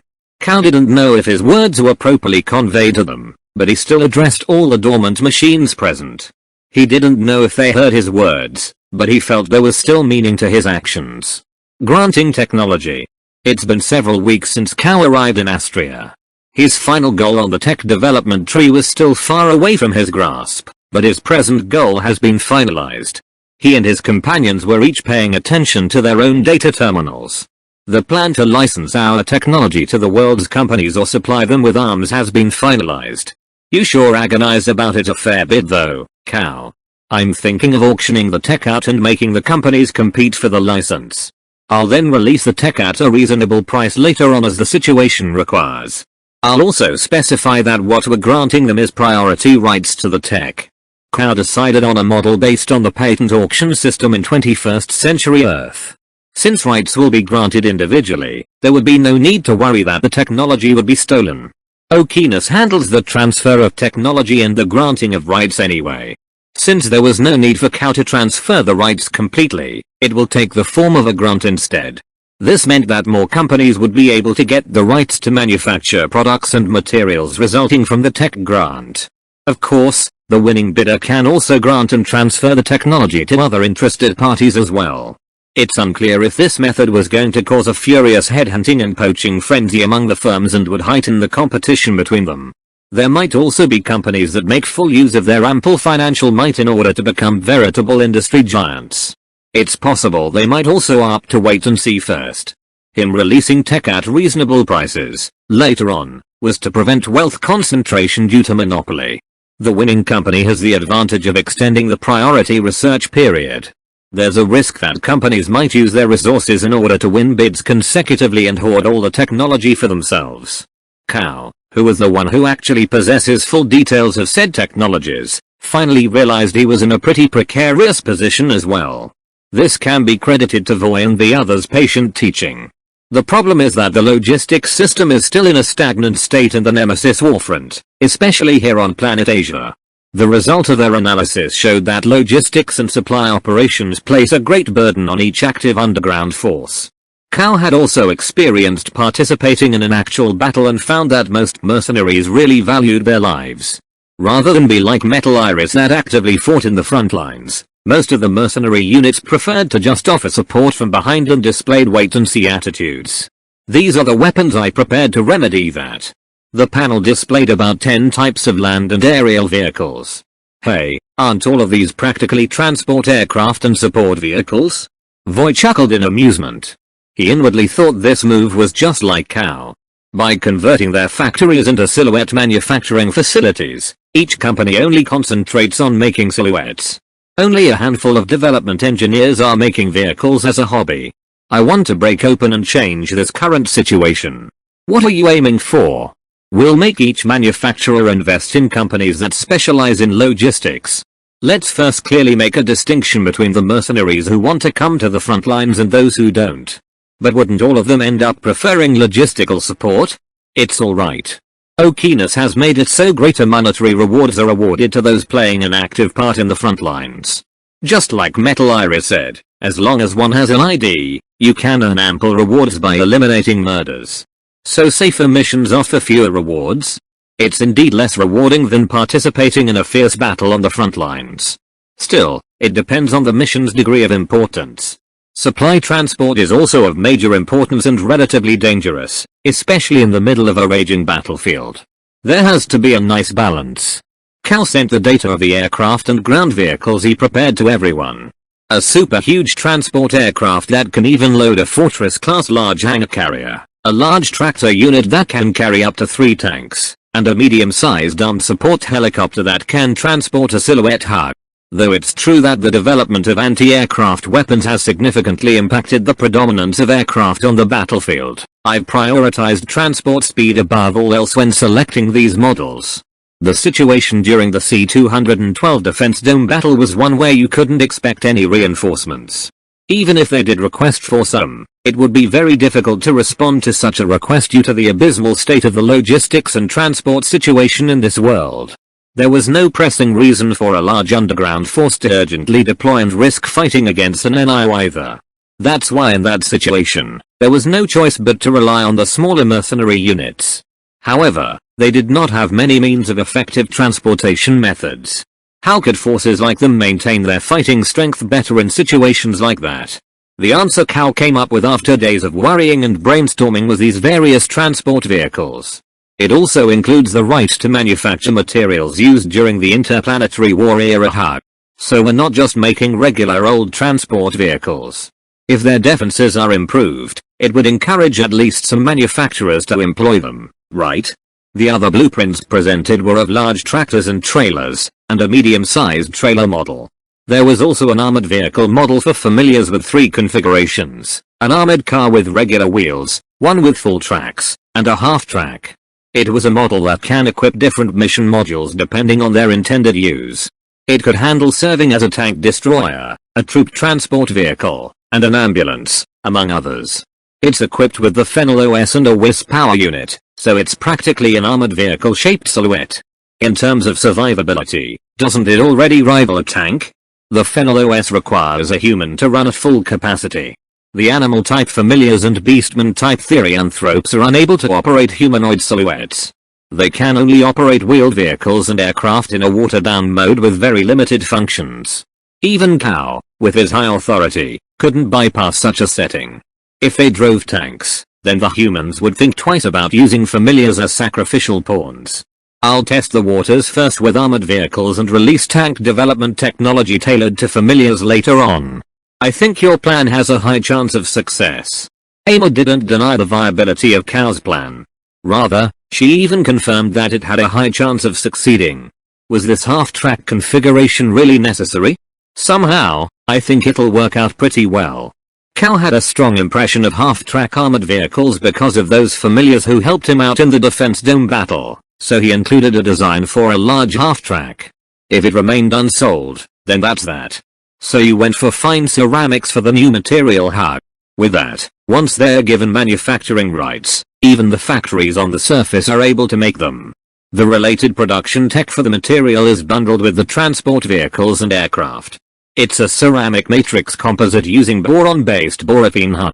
It has more metallic properties than graphene, so it's suitable for making lightweight armor. Graphene is pretty tough.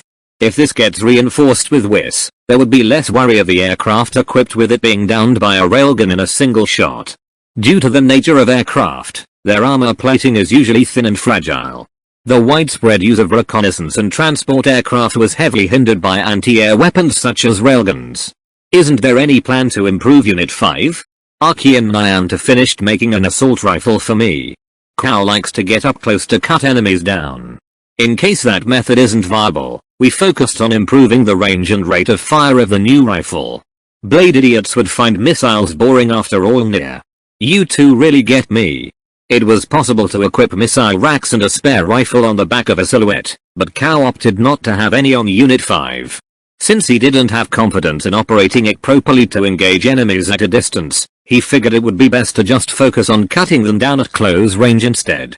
Cal was still unaware of just how much he worried Nyanta and Arky because of this tendency of his. We'll only come up with a full redesign once we've managed to find the Holy Grail. Well, it's true that there's no point in coming up with a half-baked redesign and releasing it to the market. So the only thing left is to find that Holy Grail hub. We're finally going to the outside world. Our shut-in lives are finally ending there. It's a bit scary. We'll be fine, Ama. Cal could understand Ama's anxiety. A really long time has passed since she was placed into cryo-sleep after all. Come on, aren't you going to make weapons we can use, Cal? Voy voiced out a complaint. For Cal, it was enough for him alone to go out and fight. Voy and the others can just operate support vehicles from the rear. Let's make some later near. Honestly, I'm a bit afraid of activating the factory complex. Once everything's fully activated, full-scale production would finally begin. If possible, Cal wanted to begin with silhouette production once he activates the complex facilities. It'll be impossible to search for that Holy Grail with Unit 5 alone, Cal. Yeah. I've considered that too. I'm planning on hiring underground forces. Underground forces? I made acquaintances with a reliable bunch. YC. Astria also approved of it. They're a perfect fit for this operation. Cal displayed a prankster's smile. He wondered what their reaction would be like. Would they be surprised, or maybe even exasperated? He was looking forward to it. Arc Epilogue, Request. Many underground forces like Metal Iris didn't have private bases. Most of the time, they get stationed at a specific block of a fortress area reserved for their use. There were also simple housing complexes and commercial facilities for their use as well. And right now, Metal Iris, which was currently staying at the D-411 Defense Dome, was busy preparing for a big commission. The content of the request was to support an infiltration mission into a Stones-controlled enemy fortress area. The proposed reward was exceptional. Usually, they didn't accept any suspicious-sounding requests, but this time around, the client was very special.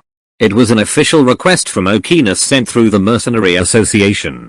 Jenny discussed it with her members first just in case, and in the end, everyone approved of accepting the request.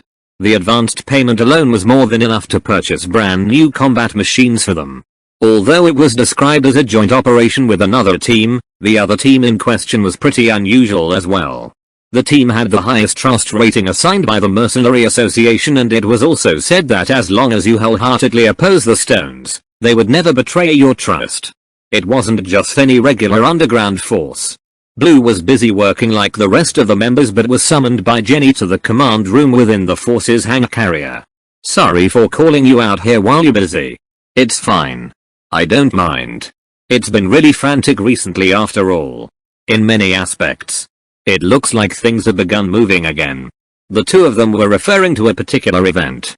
That event was an inter-company technology development auction organized by Okeanos.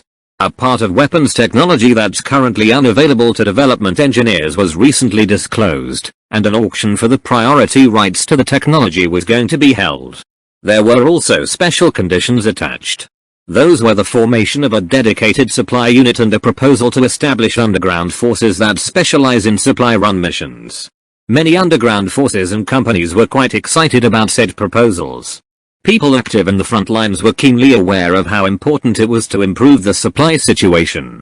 Former soldiers among the transferees were also quite surprised about said proposals.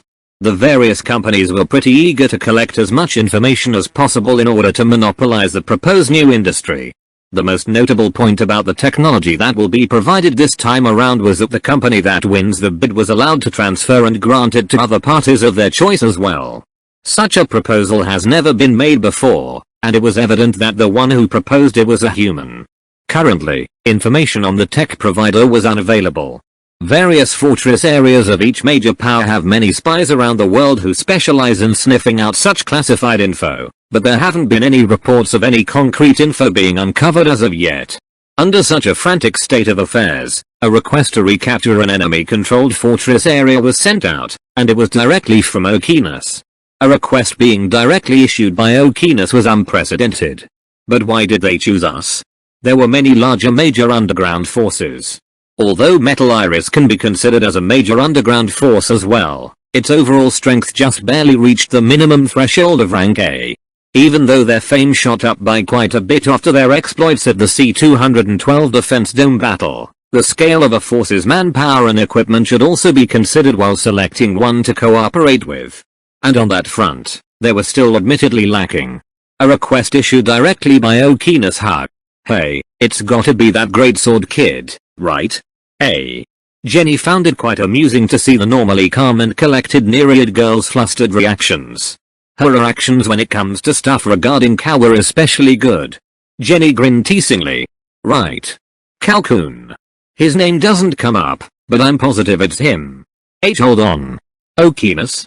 Why would Cal be related to Okinus? You said this was an anonymous request, right? Okinus oversaw the production of the Nereids. In other words, it was practically their creator. As such, there were many among them who still held strong feelings for their parent. It was currently the greatest active super AI that manages the entire world. A human who left them just a month ago and didn't seem to know much of the words common sense had apparently managed to interface with Okinus. Is an X-rank development engineer really that amazing? Blue questioned inwardly. Cause there's a bit in the request document that says I really like the metal iris jacket, and the rest of the document is also worded very politely. Jenny couldn't help but laugh in amusement. Even if he didn't exactly reveal his identity, the message could never be more obvious. Just what in the world is that person? The one who provided the new tech should probably be him as well. The timing matches up. X-rank, is it? Yep. X-rank. It was a secret only shared between the two ladies. X-rank development engineer. It was an unprecedented rank that was unheard of. Until now, that is. How should I put this, I wonder? A case of doing good to others benefiting oneself in the end? No, it's a bit different how. It just feels like we're always at the receiving end of that guy's goodwill though. They did provide him with emergency repairs, but those repairs were needed due to him cooperating with them in the first place. Without Cal's help, they doubted if they could pull off eliminating the NIO as successfully as they did, or perhaps they couldn't pull it off at all. Yeah. Looks like we have to do our job properly this time around and produce great results. But does that mean it's not that dangerous a mission? Oh, it is. But we don't have to worry about being suddenly betrayed by the client. And we're also getting paid a lot of money in advance. Did that kid manage to dig up a mountain of treasure or something? Maybe he managed to uncover an ancient abandoned fortress area. Oh, that's actually possible. If one was a development engineer, one would be capable of reactivating an untouched unmanned facility. They felt their conjecture was very possible.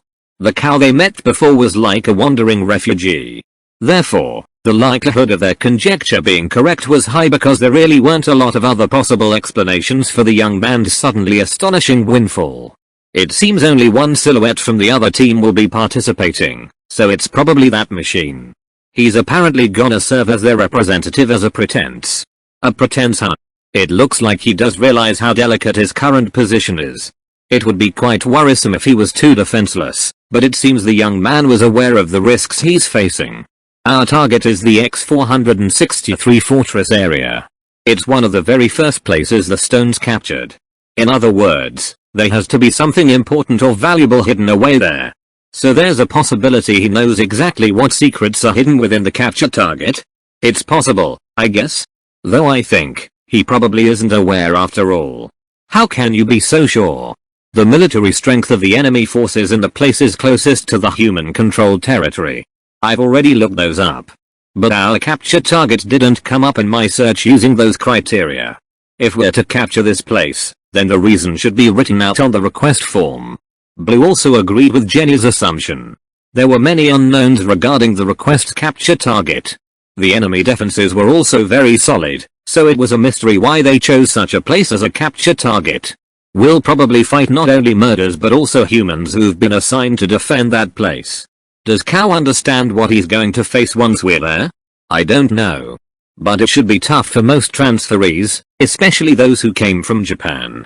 If that's the case, then I guess we'll have to properly support him. To be aware your client isn't used to fighting yet but still not take any measures is a disgrace for any mercenary. That, I understand. By doing that, we can increase our value by a lot. Are we gonna sell ourselves off as something? If the other part is willing to purchase us, then why not? Then I wouldn't have to rack my brains on how to scrape up funds all the time. After saying so, Jenny laughed heartily. Being a mercenary was a tough and life-threatening profession. And since there's a constant need for weapons and equipment, the necessary expenses are quite considerable as well. I don't really mind if we sold the force off anyway. Blue displayed a rare smile. She likely thought that it wasn't so bad a deal. But what'll we do if he says he only wants you, Blue? Just do your best to bargain for a higher transfer fee then. The usually stoic girl actually cracked a joke. Oh boy. I feel like it actually might happen. Since there was actually a chance for her joke to turn into reality, Jenny couldn't bring herself to laugh anymore. There were, of course, many instances of mercenaries transferring to other outfits. Most would prefer a place where the grass is greener after all. I'll consider it if he promises to enter you into his family registry, Blue. 1. What the heck are you saying, you idiot? Jenny smiled gloatingly due to her successful revenge as Blue's face turned bright red from embarrassment. 1. TL notes, entering one's partner into one's family registry or kaseki implies marriage in Japan. The pair may not have had a formal ceremony yet, but once this is done, they are already legally married. Reunion. Cal and the others took out the hangar carrier stored in Astria and rode it to the designated meeting point to meet with the representatives of the underground forces they hired. After waiting for a short while, they finally saw a number of hangar carriers, tanks, and armored cars coming over. It was a number that can easily be called a battalion. They included an underground force that was hired through the recommendation of Metal Iris and Arky. Cal confirmed that there was no danger and proceeded to wait outside. Nyanta, Arky, and Voa were also lined up next to each other behind him. Ama remained inside the transport car. The representatives of Metal Iris and the other underground force finally arrived before them. The representatives of Metal Iris were Jenny and Blue. The representative of the other underground force was a dog-type familiar. It was a St. Bernard model. Hi. Jenny and Blue came forward first. Cal welcomed Jenny with a smile. He waved back with one hand in greeting. Thank you for accepting the request. You're as stiff and formal as usual. Right, Blue? True. He also only calls occasionally. And most of the time, it's only about song requests. Blue sounded upset. Huh. He didn't even call me even once though. Cal tried hard to maintain his smile, which kept twitching. Blue's radio show could be picked up by Astria, so he formed a habit of listening to it every early evening. He couldn't even think of any topic to talk about, so calling a beautiful young girl and woman was a tall order for the socially awkward Cal. He didn't even consider experiencing such a thing back on 21st century Earth. The St. Bernard model familiar also came over, so Cal greeted it as well. I'm pleased to meet you. My name is Mizuha Cal. Thank you very much for accepting the request, Rick-san. Nice to meet you too, Cal. I'm Rick of Stormhound. Oh, and you don't need to use formal speech when talking to me. Stormhound. It was a mercenary outfit centered on familiars that was found and recommended by Arky. It's said that Rick was a very hard to please captain who chooses which client he wants to cooperate with. Cal extended one hand for a handshake, or, in this case, a paw shake. Rick was taken aback for a bit but extended his paw to accept after a few moments of hesitation. Cal grasped his paw tightly and shook it. You actually recognize beings like us as people, don't you? When I was newly transferred to this world, a familiar like you practically saved my life and helped me out a lot. To me, familiars aren't just merely animals capable of speech. They are people in the shape of animals. I see. I sure hope you keep holding on to that view. I promise that I won't ever change my mind regarding this. Rick nodded heavily in response. He was shaped like a large dog, but he had an air of a reliable father-like figure. A truly respectable man. He was like a dog patriarch. Many probably held him in high regard and looked up to him as a father figure. He also exchanged handshakes with Jenny and Blue, then moved on to the main topic of the day. Our mission is a particularly dangerous one. Hence, we've judged that it's key for heavily armored units to hold the front lines once we engage in combat. If so, then compared to leaving that job to silhouettes, entrusting it to us would be better. The universal humanoid weapon doctrine is pretty prevalent in the Nemesis Warfront, so outfits like us aren't held in very high regard. It's good that Metal Iris also employs tanks. Silhouettes may be versatile, but they're also basically jacks of all trades but masters of none. Although it also depends on the skills of pilots, generally, they can't compare to tanks when it comes to frontal firefights. Antique silhouettes are a different story though. They might fit the description of being universally much better than the present models end of Block 1.